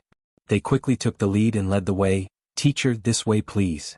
The onlookers took the initiative to make way. What came into view was a roll of coarse cloth, iron wire, brazier, coal and so on. However, the experimental equipment this time was somewhat different from the previous experimental equipment. This made Zhang Feng a little surprised. He pointed at the experimental equipment in front of him and wondered, "Ma Zhou, Hao Chujun, why is the experimental equipment a little different this time?" "Teacher, we found that the iron wire is more stable than the hemp rope, and it is not easy to be broken by fire, so we made some changes. Also, the brazier has been increased in weight, and the coarse cloth has been increased in thickness." Ma Zhou cupped his hands and replied. Hearing this, Zhang Feng stepped forward and touched the coarse cloth to check. Sure enough, as Ma Zhou said, the experimental equipment had been changed. "Well, you can give it a try." He glanced at the crowd and signaled to start. Originally, he wanted them to improve the hot air balloon, so there should be some changes. There was no dissatisfaction in his heart. "Yes, teacher." Ma Zhou nodded. After he finished speaking, he called everyone to start preparing. "You guys hold up the coarse cloth. You guys go and strengthen the rope." After he finished speaking, Ma Zhou and Hao Chujun personally went to start the fire. Usually when Zhang Feng was here, they did the experiment by themselves. This was an important experimental equipment, so there was no room for any carelessness. The others busied themselves according to Ma Zhou's instructions. Zhang Feng took out a cigarette from his waist and went to Ma Zhou and Hao Chujun's side. He picked up a piece of coal that had just turned red and lit the cigarette. He took a deep breath and smiled. "You 2 brats, now you are a lot more sensible." It seemed that the reprimand in the morning had some effect. Otherwise, why would these 2 be so obedient? Why would they do everything by themselves? "Teacher, you must be joking. Student is not setting a good example for junior brothers." Ma Zhou scratched his head and showed a silly look. Zhang Feng smiled and did not speak. He knew that these two guys humbly accepted the reprimand in the morning. He was about to comfort them when there was a roar not far away. Dean, everything is ready. Should we start the experiment now? Zhang Feng slowly turned his head to take a look. Sure enough, the coarse cloth had been propped up, and even the iron wire had been fixed. Everyone was very familiar with the process because Ma Zhou had led them to experiment once before. This was the second time, so the operation speed was very fast. Okay, get the live pig over here and get ready to start. Zhang Feng stood up and glanced at the crowd. The experiment had to use live pigs, otherwise the effect would not be achieved. Yes, teacher. Ma Zhou cupped his hands and replied. After saying that, he led the two men to pull the live pig. Obviously, the live pig this time was much bigger than last time. It seemed that Ma Zhou and Hao Chujun had put in a lot of effort. The live pig was quickly subdued and tied to the ground. Then they hung the live pig and the brazier up. The coarse cloth was propped up as they waited for the wind to blow. Zhang Feng put the cigarette in his mouth, looked up at the sky and said to himself, "What can make the wind come?" Teacher, a gust of wind blew before we prepared to do the experiment. I believe the next gust of wind will come soon. Ma Zhou put his hand in front of his forehead and looked like a monkey looking at the sea. He looked while answering Zhang Feng's question. Yes, teacher. Now that the equipment has been set up, we can only wait. Hao Chujun narrowed his eyes. As he spoke, he intentionally or unintentionally glanced at the group of coolies behind him. These students were invited by Ma Zhou and Hao Chujun. Last time, the two of them held the rope and it could be said that they were suffering, so this time they thought of this method. It was a pity that these guys did not know the mystery. When they heard that they could participate in the Dean's flying experiment, each one was happier than the other. Now they were holding the iron wire and their hands were sore. Only they knew how uncomfortable it was. Finally, one of them could not stand it and said with a constipated face, "Dean, what wind is this? I can't stand it anymore." The person who spoke was Pai Ho, who was hung up on the tree last time. He did not see the spectacular sight of the hot air balloon with his own eyes last time. He was a little unwilling, so he followed. He did not expect the iron wire to be so heavy. Zhang Feng took out the cigarette in his hand and glanced back. "How would I know?" asked the person who dragged you here. He very naturally threw the question to the pot. He was really smart. He was secretly happy. It was not that he did not want to say it, but he was not a god. How could he control the air? Pai Ho saw that his questioning was fruitless, so he turned his gaze to Ma Zhou and Hao Chujun. He looked troubled. "Seniors, we can't stand it anymore. Can you put it down first?" After saying that, Pai Ho prepared to put the iron wire in his hand on the ground. Seeing this, Hao Chujun's face changed. He hurriedly went up. "Don't, please don't. What if the wind picks up as soon as you put it down?" Now that he was in front of his teacher, he did not dare to mess things up. Pai Ho was a little embarrassed. Putting it down was not right, but not putting it down was not right either. "Then what do you think we should do? In any case, I can't lift it up. Come. Give me the iron wire. I'll hold it." Hao Chujun took the iron wire and prepared to take it. Chapter 1798. This made Pihu overjoyed. He quickly handed the iron wire to Hao Chujun and said with a smile, "Here you go." After saying that, he ran to the side to rest. Ma Zhou took a look and quickly replaced the other students. He was afraid that these guys would screw up the experiment. He would be more at ease if he did it himself. Zhang Feng saw all of this and could see that these two people were really concerned about the experiment. It seemed that the reprimand in the morning was indeed serious. He thought to himself, "I'll appease these two later." After a moment, a trace of coldness came from the dry sky. The surrounding leaves rustled and their clothes fluttered. "Teacher, the wind is blowing."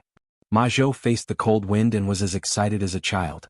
As soon as he said that, a gust of wind blew and the coarse cloth was lifted. Following the squeals of the live pig, the hot air balloon was blown into the sky.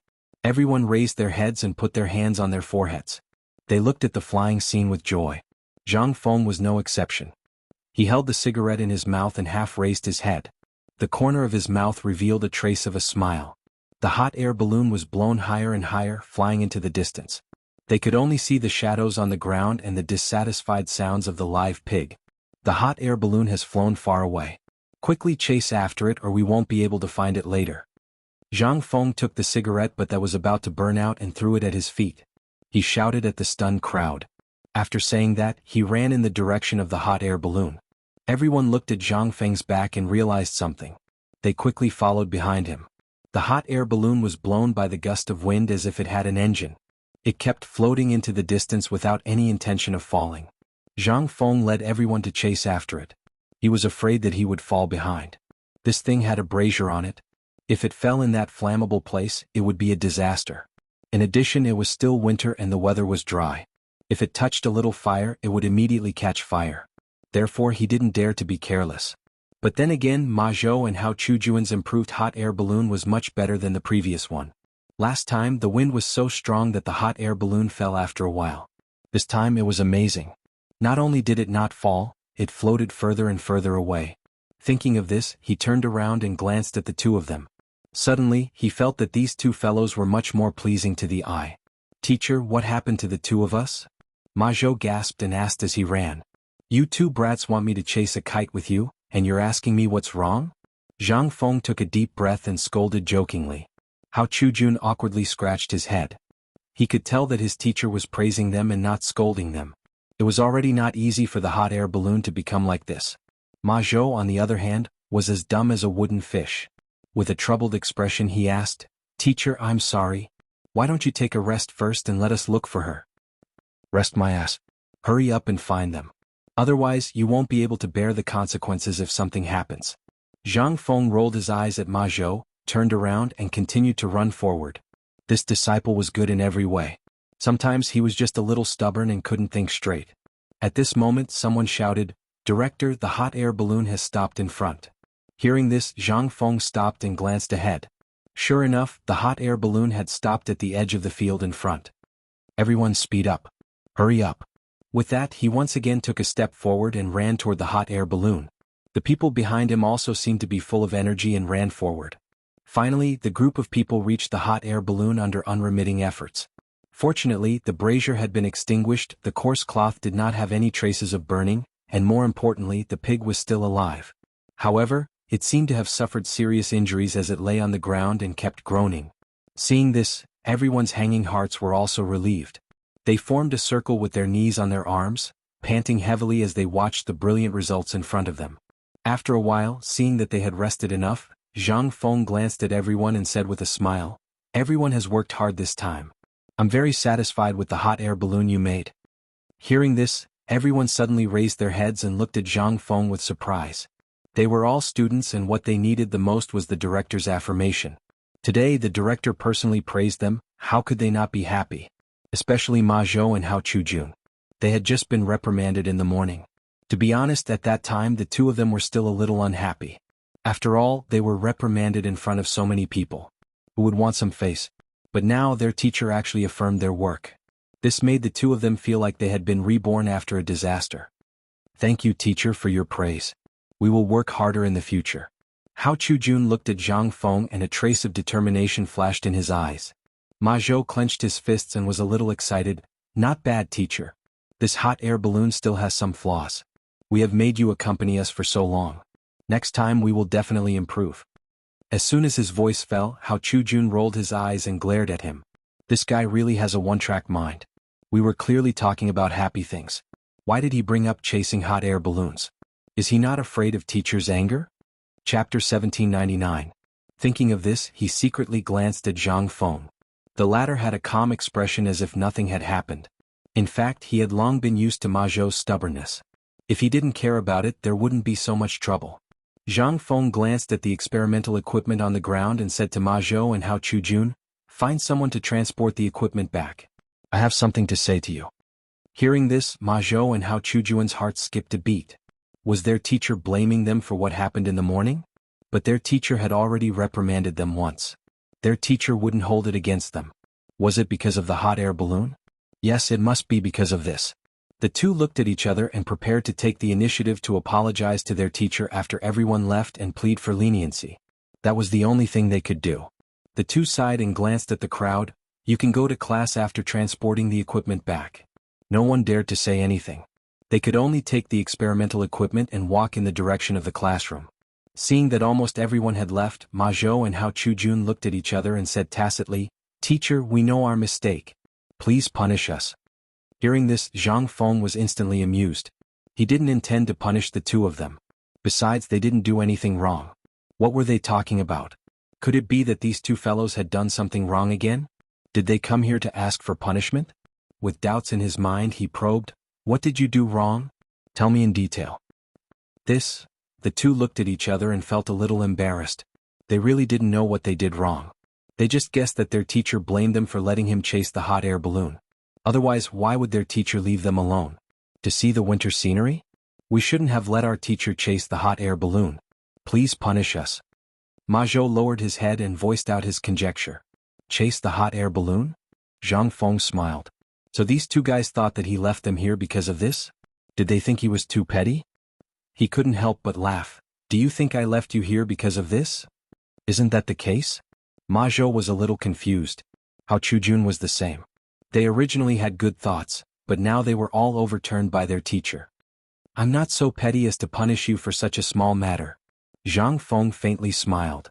Then master is? Hao Chujun asked respectfully. He didn't dare to make any wild guesses about this benefactor in front of him. Zhang Feng looked at the two of them with a serious expression. I asked you to stay behind because I want to tell you some things. Since he was going to impart knowledge, it was better to be serious. Hearing those words, the two of them shuddered. This was because they knew that being able to listen to their teacher's teachings was something that could only be encountered by chance. To be able to meet him today was simply a gift from the heavens. The two of them looked at each other and cupped their hands together. Teacher, please speak. This student will definitely listen with respectful attention.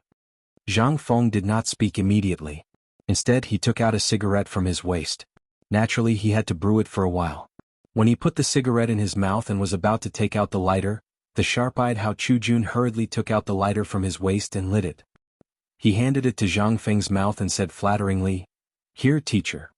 He glanced at Hao Chujun and secretly thought that this child was sensible. He lit the cigarette with his mouth, took a deep breath and exhaled the smoke. Then he patted Hao Chujun's hand and motioned for him to take back the lighter. Hao Chujun was stunned. He didn't understand the meaning, but seeing that his teacher's cigarette had been lit, he put away the lighter and turned to return to his original position. At this moment he saw Ma Zhou's resentful eyes. However, he chose to ignore it. The corner of his mouth even raised a trace of pride.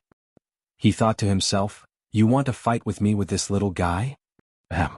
Zhang Feng deliberately coughed twice and straightened his face. He looked at the two of them and said, "Let's start with the matter of someone calling you teacher this morning. Do you know why I reprimanded you?" Hearing this, the two of them were a little nervous. They could see that their teacher attached great importance to this issue from the morning. However, they still made a mistake under their teacher's eyes. It was really a bit like being caught as a thief. And now their teacher actually brought up this issue again. Suddenly, the two of them were a little overwhelmed. "Teacher, this student doesn't know. Please enlighten me." Ma Zhou's face was a little ugly. "Then I'll explain the reason to you one by one today." Zhang Feng took a deep breath and glanced at the two of them. Then he slowly said, "In fact, I'm doing this for your own good. If you want to be someone's teacher, you must first have your own skills. Then you must know the wisdom of others. You must know your own wisdom. You must keep your words and act accordingly. You must have a virtue and set an example for your disciples. You must not hide anything from your disciples. You must not beat or scold them. You must not speak ill of them. You must be qualified." As his voice fell, Ma Zhou and Hao Chujun looked at each other and couldn't help but blush. Chapter 1800. Both of them couldn't do what their teacher had said. Since they couldn't do it, how could they have the face to be someone else's teacher? Teacher, disciple is terrified. Ma Zhou lowered his head and his hands trembled. It was not because of what his teacher had said, but because he did not think that he was qualified to be someone else's teacher. Hao Chujun also lowered his head, looking like he was being taught a lesson. "You don't have to be afraid. I'm just explaining some of the theories of being a teacher to you. After all, you'll be the teachers of others in the future." Zhang Feng smiled and comforted the two of them. Then he continued, "Let me tell you about the standards of being a disciple." Seeing that Zhang Feng had no intention of blaming them, the two hurriedly cupped their hands and said, "Yes, master." Zhang Feng nodded and continued, "As a disciple, the first thing you have to do is to obey the teaching tasks assigned by your master. You can't turn a deaf ear to your master's teaching, refuse at will, and be lazy.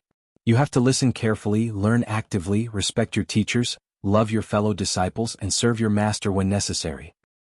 "Yes, teacher. Disciple will definitely do as teacher says." The two of them said in unison. "Since you can do it, I won't say anything more."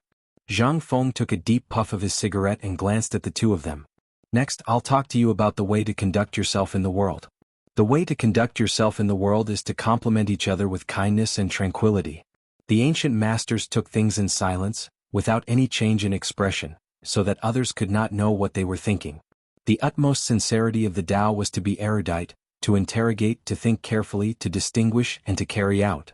Humility of the heart, sincerity of the mind, humility of the body, lowliness of the voice, subtlety of the view, and farsightedness of the dream. This is the way of learning steadfastly. In the way of learning, one must be open-minded, meticulous, and subtle. There is nothing that one cannot learn to succeed. Doing a good deed will make one's fist submit to you and not lose it.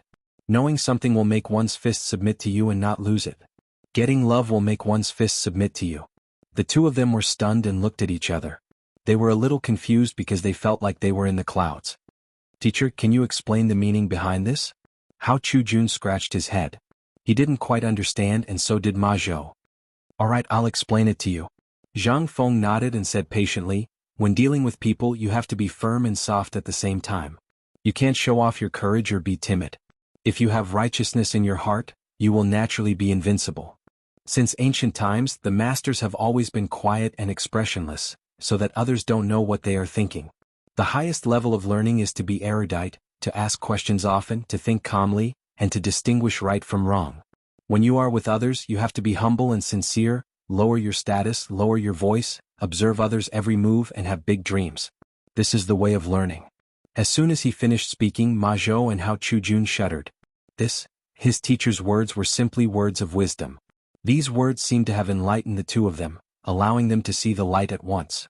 Decades of knowledge seemed to gush out at this moment. They froze on the spot, carefully savoring these words. Zhang Feng looked at the two in a daze and was a little confused. He couldn't help but ask, Ma Zhou, Hao Chujun, are you all right? Hearing this, the two of them seemed to wake up from a dream and slowly looked at Zhang Feng. Teacher, what you just said was wise words. I was intoxicated for a moment and couldn't extricate myself. Please forgive me. Hao Chujun cupped his hands and his body was trembling. Yes, teacher. I was also intoxicated just now. Ma Zhou looked at Zhang Feng with admiration. His face was full of respect. Good. Since both of you have been enlightened, I didn't come in vain this time. Zhang Feng put his hands behind his back, looking like a master. Obviously, he was very satisfied with the reaction of the two. He was not bragging, but he really hoped that the two of them could become talents. Everything is almost done. Now I'll tell you about this hot air balloon. Seeing the two of them humbly asking for advice, Zhang Feng planned to explain the principle of the hot air balloon once. Thank you, teacher. We are all ears. The two of them said in unison. Zhang Feng nodded and said as he walked, the hot air balloon uses heated air or some airflow to affect it. You all know this, right? After that, he looked at the two behind him. Seeing Zhang Feng in front, the two of them followed and nodded. Not only that, there are many airflows in the sky that can cause the hot air balloon to float. In addition, the heating in the brazier below is constantly stirring the coarse cloth, causing the airflow in the middle to compress. This is the principle that controls the hot air balloon to float up and down. You can also understand it as thermal expansion and contraction. Zhang Feng said as he walked with his hands behind his back. Thermal expansion and contraction? Ma Zhou scratched his head and was puzzled. Teacher, what is thermal expansion and contraction? Zhang Feng stopped walking and glanced at the two of them. He earnestly said, thermal expansion and cold contraction mean that when an object is hot, it will expand and contract when it is cold. For example, this hot air balloon is made of coarse cloth. When it is hot, it will expand, and when it is cold, it will contract. Do you understand?